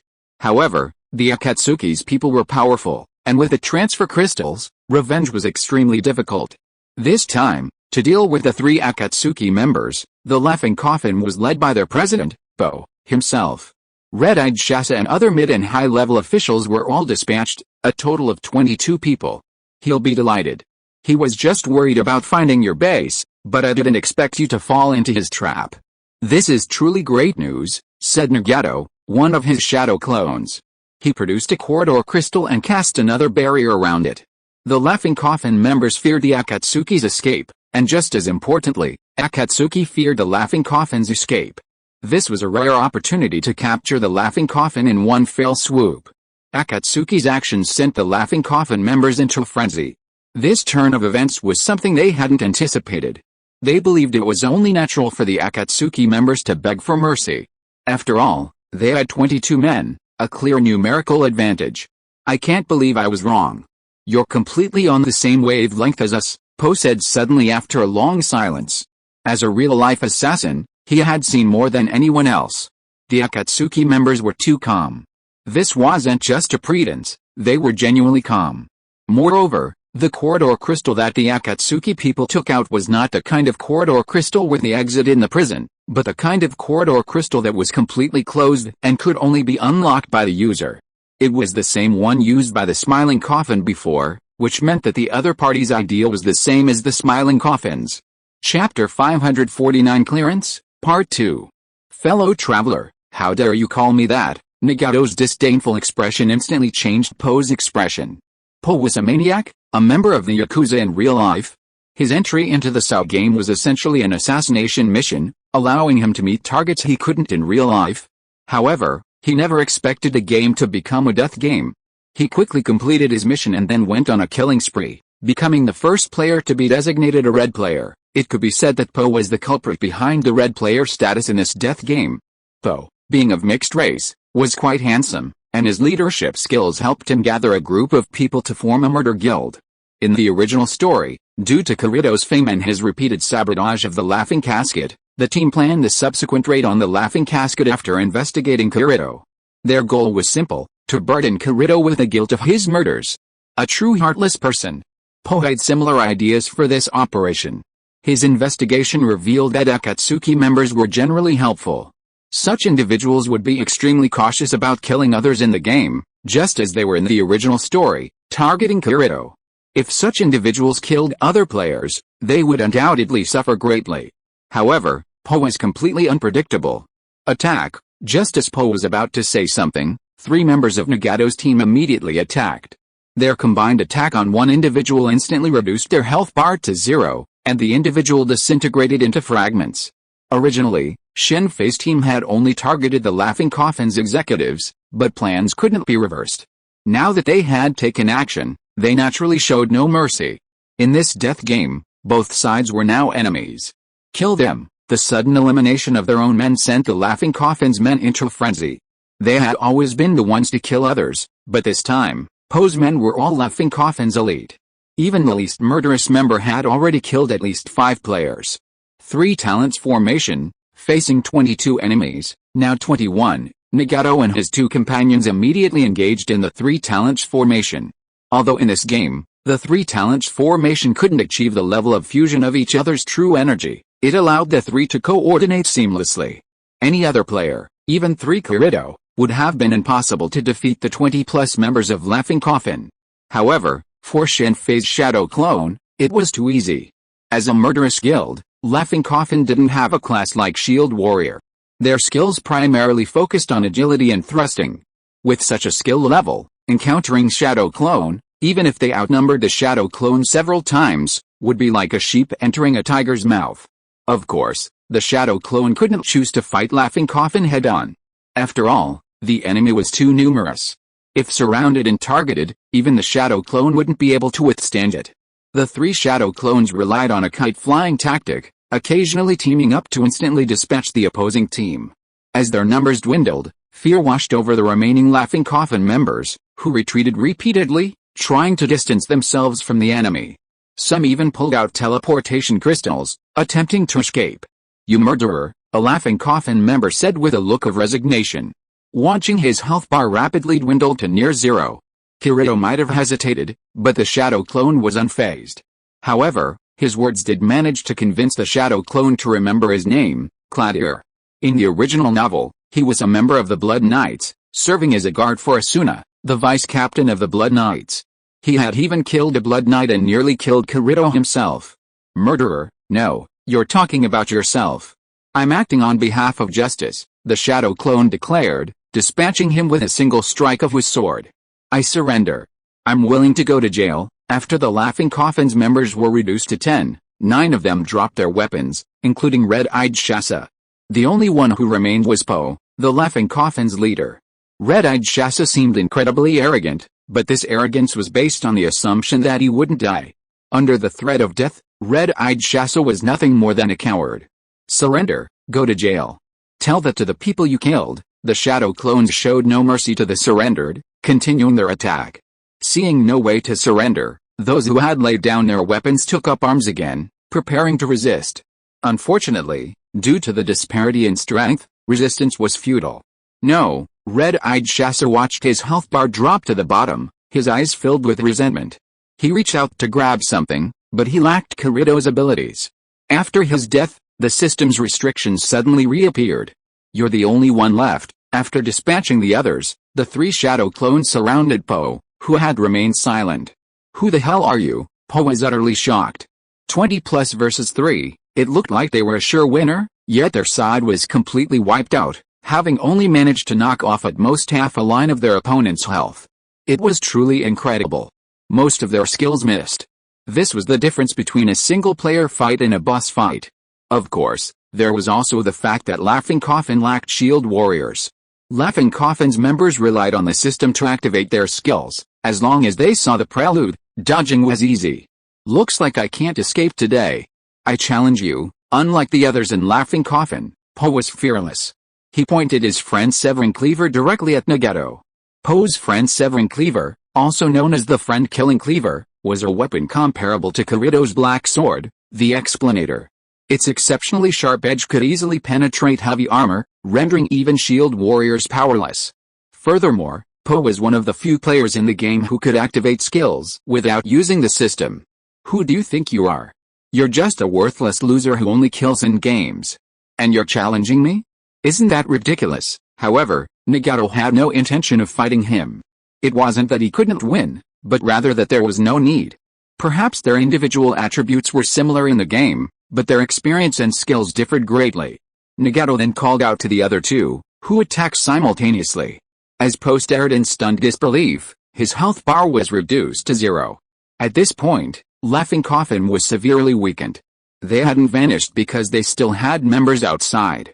As the most infamous murderous guild in S.H.I.E.L.D., Laughing Coffin boasted around 50 or 60 members. "Huh? You've taken out a Laughing Coffin executive. That's quite a surprise," Shen Fei exclaimed in surprise after hearing the Shadow Clone's report. "That's almost over then." Yui had found that while Laughing Coffin still had a number of members, the threat was no longer significant. They could then contact Kaiba Akihiko to deal with this issue. Although the player mortality rate is very low now, the sooner you clear the game, the sooner you'll be free. Currently, the number of player deaths is around 2,000, less than half of the 4,000 in the original story. Of course, if you continue to clear the game, even if you reach the 100th floor, even if you have 2,000 left, let alone 4,000, you'd be lucky. Our president wants to see you. With Yui still unable to find her family, Asuna had no choice but to return to the clearing group. On this day, when she returned from vacation, Asuna stated Heathcliff's request. What a coincidence, Shen Fei had been planning to confront Kaiba Akihiko in the next 2 days, so now that Heathcliff was looking for him, it was perfectly timed. How are you going to compensate us for taking our vice captain away for so many days? In the Blood Alliance Knight's president's office, Shen Fei met Heathcliff, clad in red armor. Captain, Heathcliff made Asuna nervous. Compensation? What kind of compensation do you want? Shen Fei asked immediately. If Zio joins the Blood Knights, you can meet together every day, and our vice leader won't have to take leave. There are many matters within the guild that she needs to handle, leader, Asuna said after hearing Heathcliff's words. Although Asuna also wanted Shen Fei to join the Blood Knights, Heathcliff seemed to be forcing her. It's not that we can't discuss it, but before that, I have something I'd like to ask you. Asuna, could you please leave for a moment? Shen Fei gave Asuna a gentle smile. It would be better for Asuna to keep the matter of Kaiba Akihiko secret from her for the time being. Shen Fei's words startled both Heathcliff and Asuna, but Asuna then left after giving Shen Fei a few words of advice. The Blood Knight's office was very large. It wasn't called an office, but it was actually more like a hall. It was more than enough to fit all the members of the Blood Knights in one room. The Blood Knights didn't have many members, just over 30 in total. Among in-game guilds, it was only medium-sized, but every one of them was a master. What's the matter? Tell me. Heathcliff stood on his desk, his arms folded, looking at Shen Fei calmly. So, first of all, should I address you as Captain Heathcliff, or Mr. Kaiba Akihiko? Shen Fei's words were like a thunderbolt, startling Heathcliff so much that he couldn't help but stand up. He had previously assumed Shen Fei would talk about Asuna, but he had never imagined it would be about his true identity. Who are you, and how did you know? After a long silence, Kaiba Akihiko finally regained his composure and sat down again. Before that, I'd like to introduce myself. Shen Fei, a magician from another world. A magician from another world. Kaiba Akihiko was stunned. Although Kaiba Akihiko had created the S.H.I.E.L.D game and held a hope that the floating fortress he had dreamed of in another world existed, it was still just a hope. It's like Shen Fei's past life. Even though many people enjoy the anime, the vast majority are rational and don't believe it truly exists, merely treating it as entertainment. Shen Fei, who had no personal experience, was no different back then. I know this is hard to believe, but it's true. How about we talk about it in real life? As the creator of the game, I assume you have a way to log off and avoid electric shocks, right? Can you log off? Kaiba Akihiko said, his eyes fixed on Shen Fei. Of course, as a magician, being killed by a mere electric current wouldn't be a bit ridiculous, don't you think? I can assure you that other worlds do exist, and they also have floating castles. Shen Fei paused, then continued, I think it would be easier for you to believe it if we met in real life. How about it? Although this place is real, it's ultimately an illusion. Have you ever thought about making this world real? You can do it. Hearing about making this world real, Kaiba Akihiko immediately piqued his interest. This had been his long-held dream. How about we talk in the real world? Okay, then I'll be leaving first. And don't touch my body, I still have some unfinished business here, Shen Fei said as he logged off. At the same moment, his in-game body collapsed onto the sofa beside him. What's this? After Shen Fei logged off, Kaiba Akihiko immediately checked on Shen Fei's body and checked the system. A magician from another world, in the real world, inside Kaiba Akihiko's villa, Kaiba Akihiko, having logged off from the game, felt instantly exhausted. It took him a while to remove the neural connection device from his head. After all, he'd been stuck in the game, and his real body hadn't been active for a long time. Let me help you, rejuvenate. Shen Fei had already arrived. Seeing Kaiba Akihiko's movements, he waved his wand at him several times, unleashing several rejuvenating spells. Rinko, after several rejuvenating spells, Kaiba Akihiko regained some energy. Seeing Rinko Kamishiro lying beside him, he immediately stepped forward with concern. Don't worry, she's fine.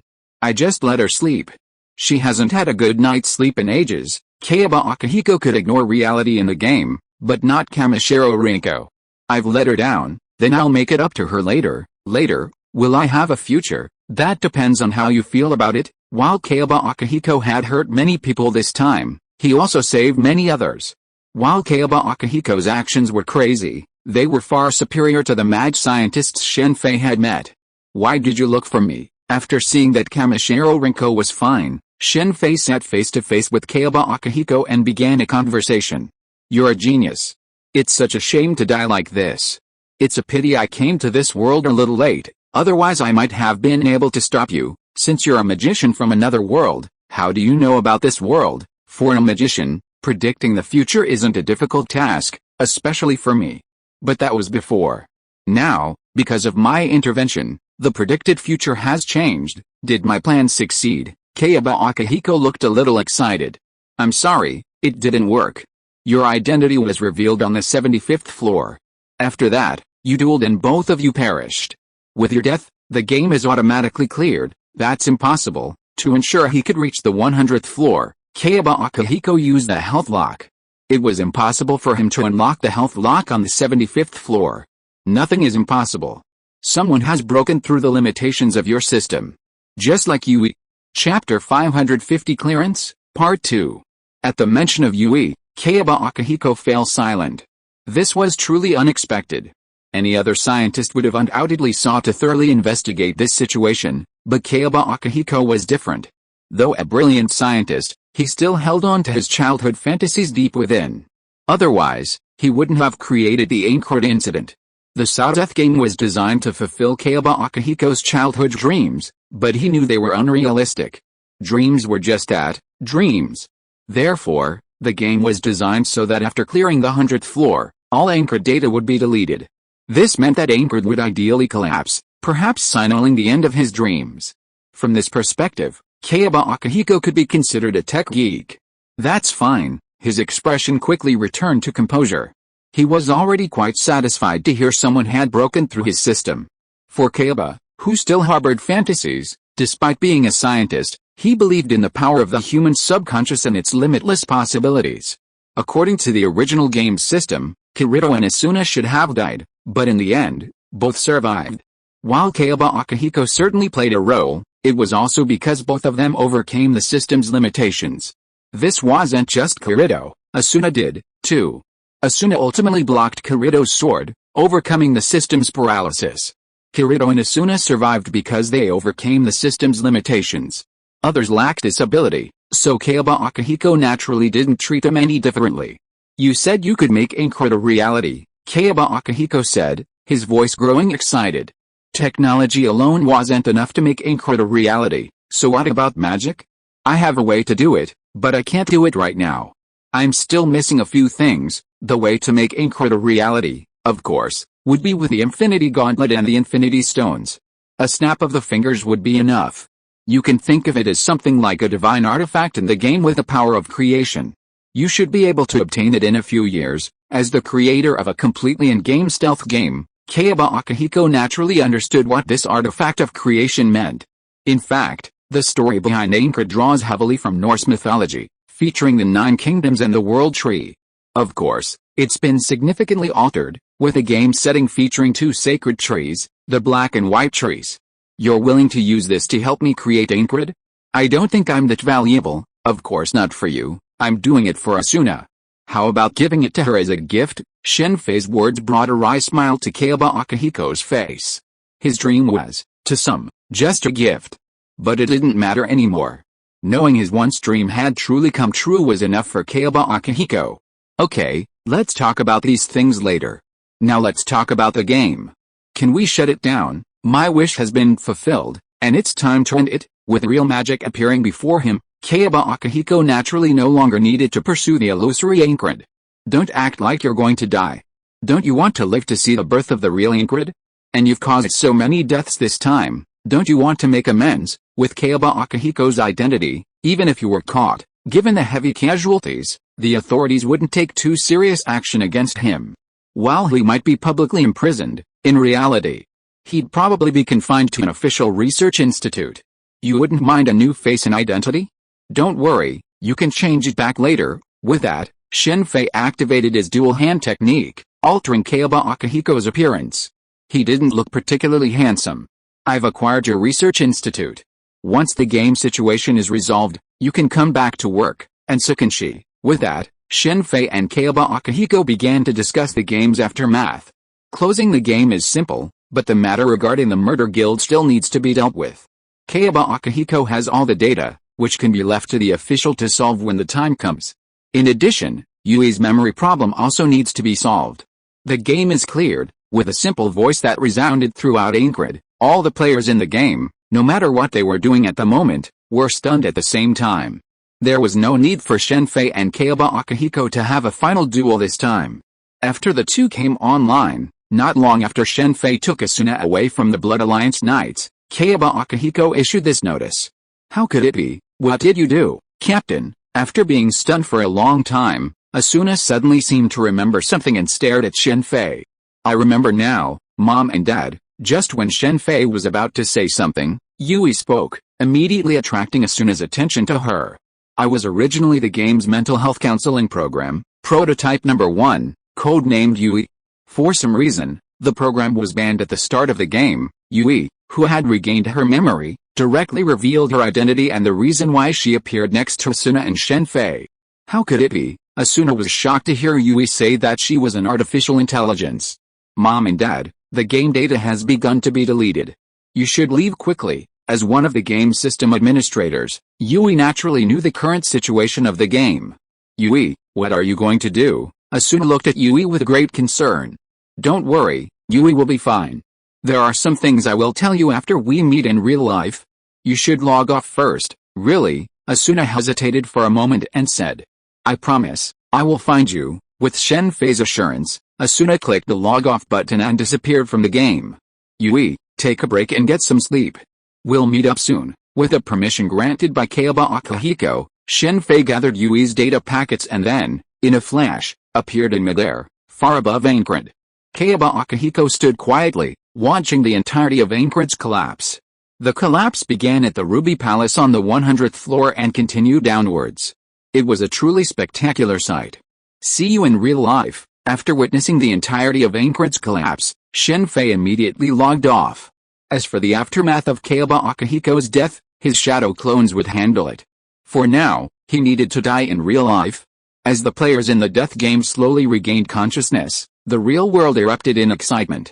Nearly every news website and television station was reporting on the incident. However, Shen Fei paid no attention to the situation at the moment. Instead, he prepared vibranium and other rare materials to construct a shelter for Yui. Of course, this shelter is only temporary. Alice in the original novel had a body, and Yui could do the same, but that's a matter for the future. As there are many issues to deal with. From a purely personal perspective, Alice is undoubtedly much more powerful than Yui. Alice can be considered highly intelligent, while Yui's intelligence is average. In human terms, Alice is a genius, while Yui is an ordinary person. Using a computer analogy, Alice is a supercomputer, while Yui is a regular server. However, this doesn't matter to Shen Fei. He doesn't intend to use Yui for anything. Red Queen is more than enough for him to handle related issues. He sought Yui out simply because he likes her. Late at night, in Asuna's hospital room, lying alone in her bed, she wasn't asleep. Suddenly, the game finished, and she returned to the real world. Seeing her parents and brother made Asuna overjoyed, but perhaps because she'd been in Sao for so long, she felt a little out of place. Although she'd returned to reality, Asuna couldn't leave the hospital for at least a week due to the necessary rehabilitation and other training. Even then, she'd still need to undergo rehabilitation. Are you thinking about me? A sudden voice startled Asuna, only to breathe a sigh of relief when she saw it was Shen Fei. Asuna's nervousness was naturally due to Sugao Nobuyuki. Originally, Asuna's parents hadn't intended to tell her, especially her mother, as she'd been the one who brought Asuna and Sugao Nobuyuki together. However, Asuna's brother, unconcerned, spilled the beans. How did you get in? Your body. Shen Fei's appearance delighted Asuna, but upon seeing his perfectly normal form, she immediately realized something was amiss. Mom, at that moment, a palm-sized virtual girl appeared in midair. It was Yui, her hand skills now like those of an elf, the only difference being the lack of a pair of beautiful wings. Shen Fei had created a pendant for Yui's shelter, utilizing PIM particles, holographic imaging systems, and other technologies, allowing her to appear before Asuna. The Sword Art Online world naturally had holographic imaging systems. After all, even full dive games had invented them, but integrating them into a pendant was something only Shen Fei could achieve. Yui. Upon seeing Yui, Asuna immediately put Shen Fei's concerns aside and carefully held her in her hands. Your body is very weak.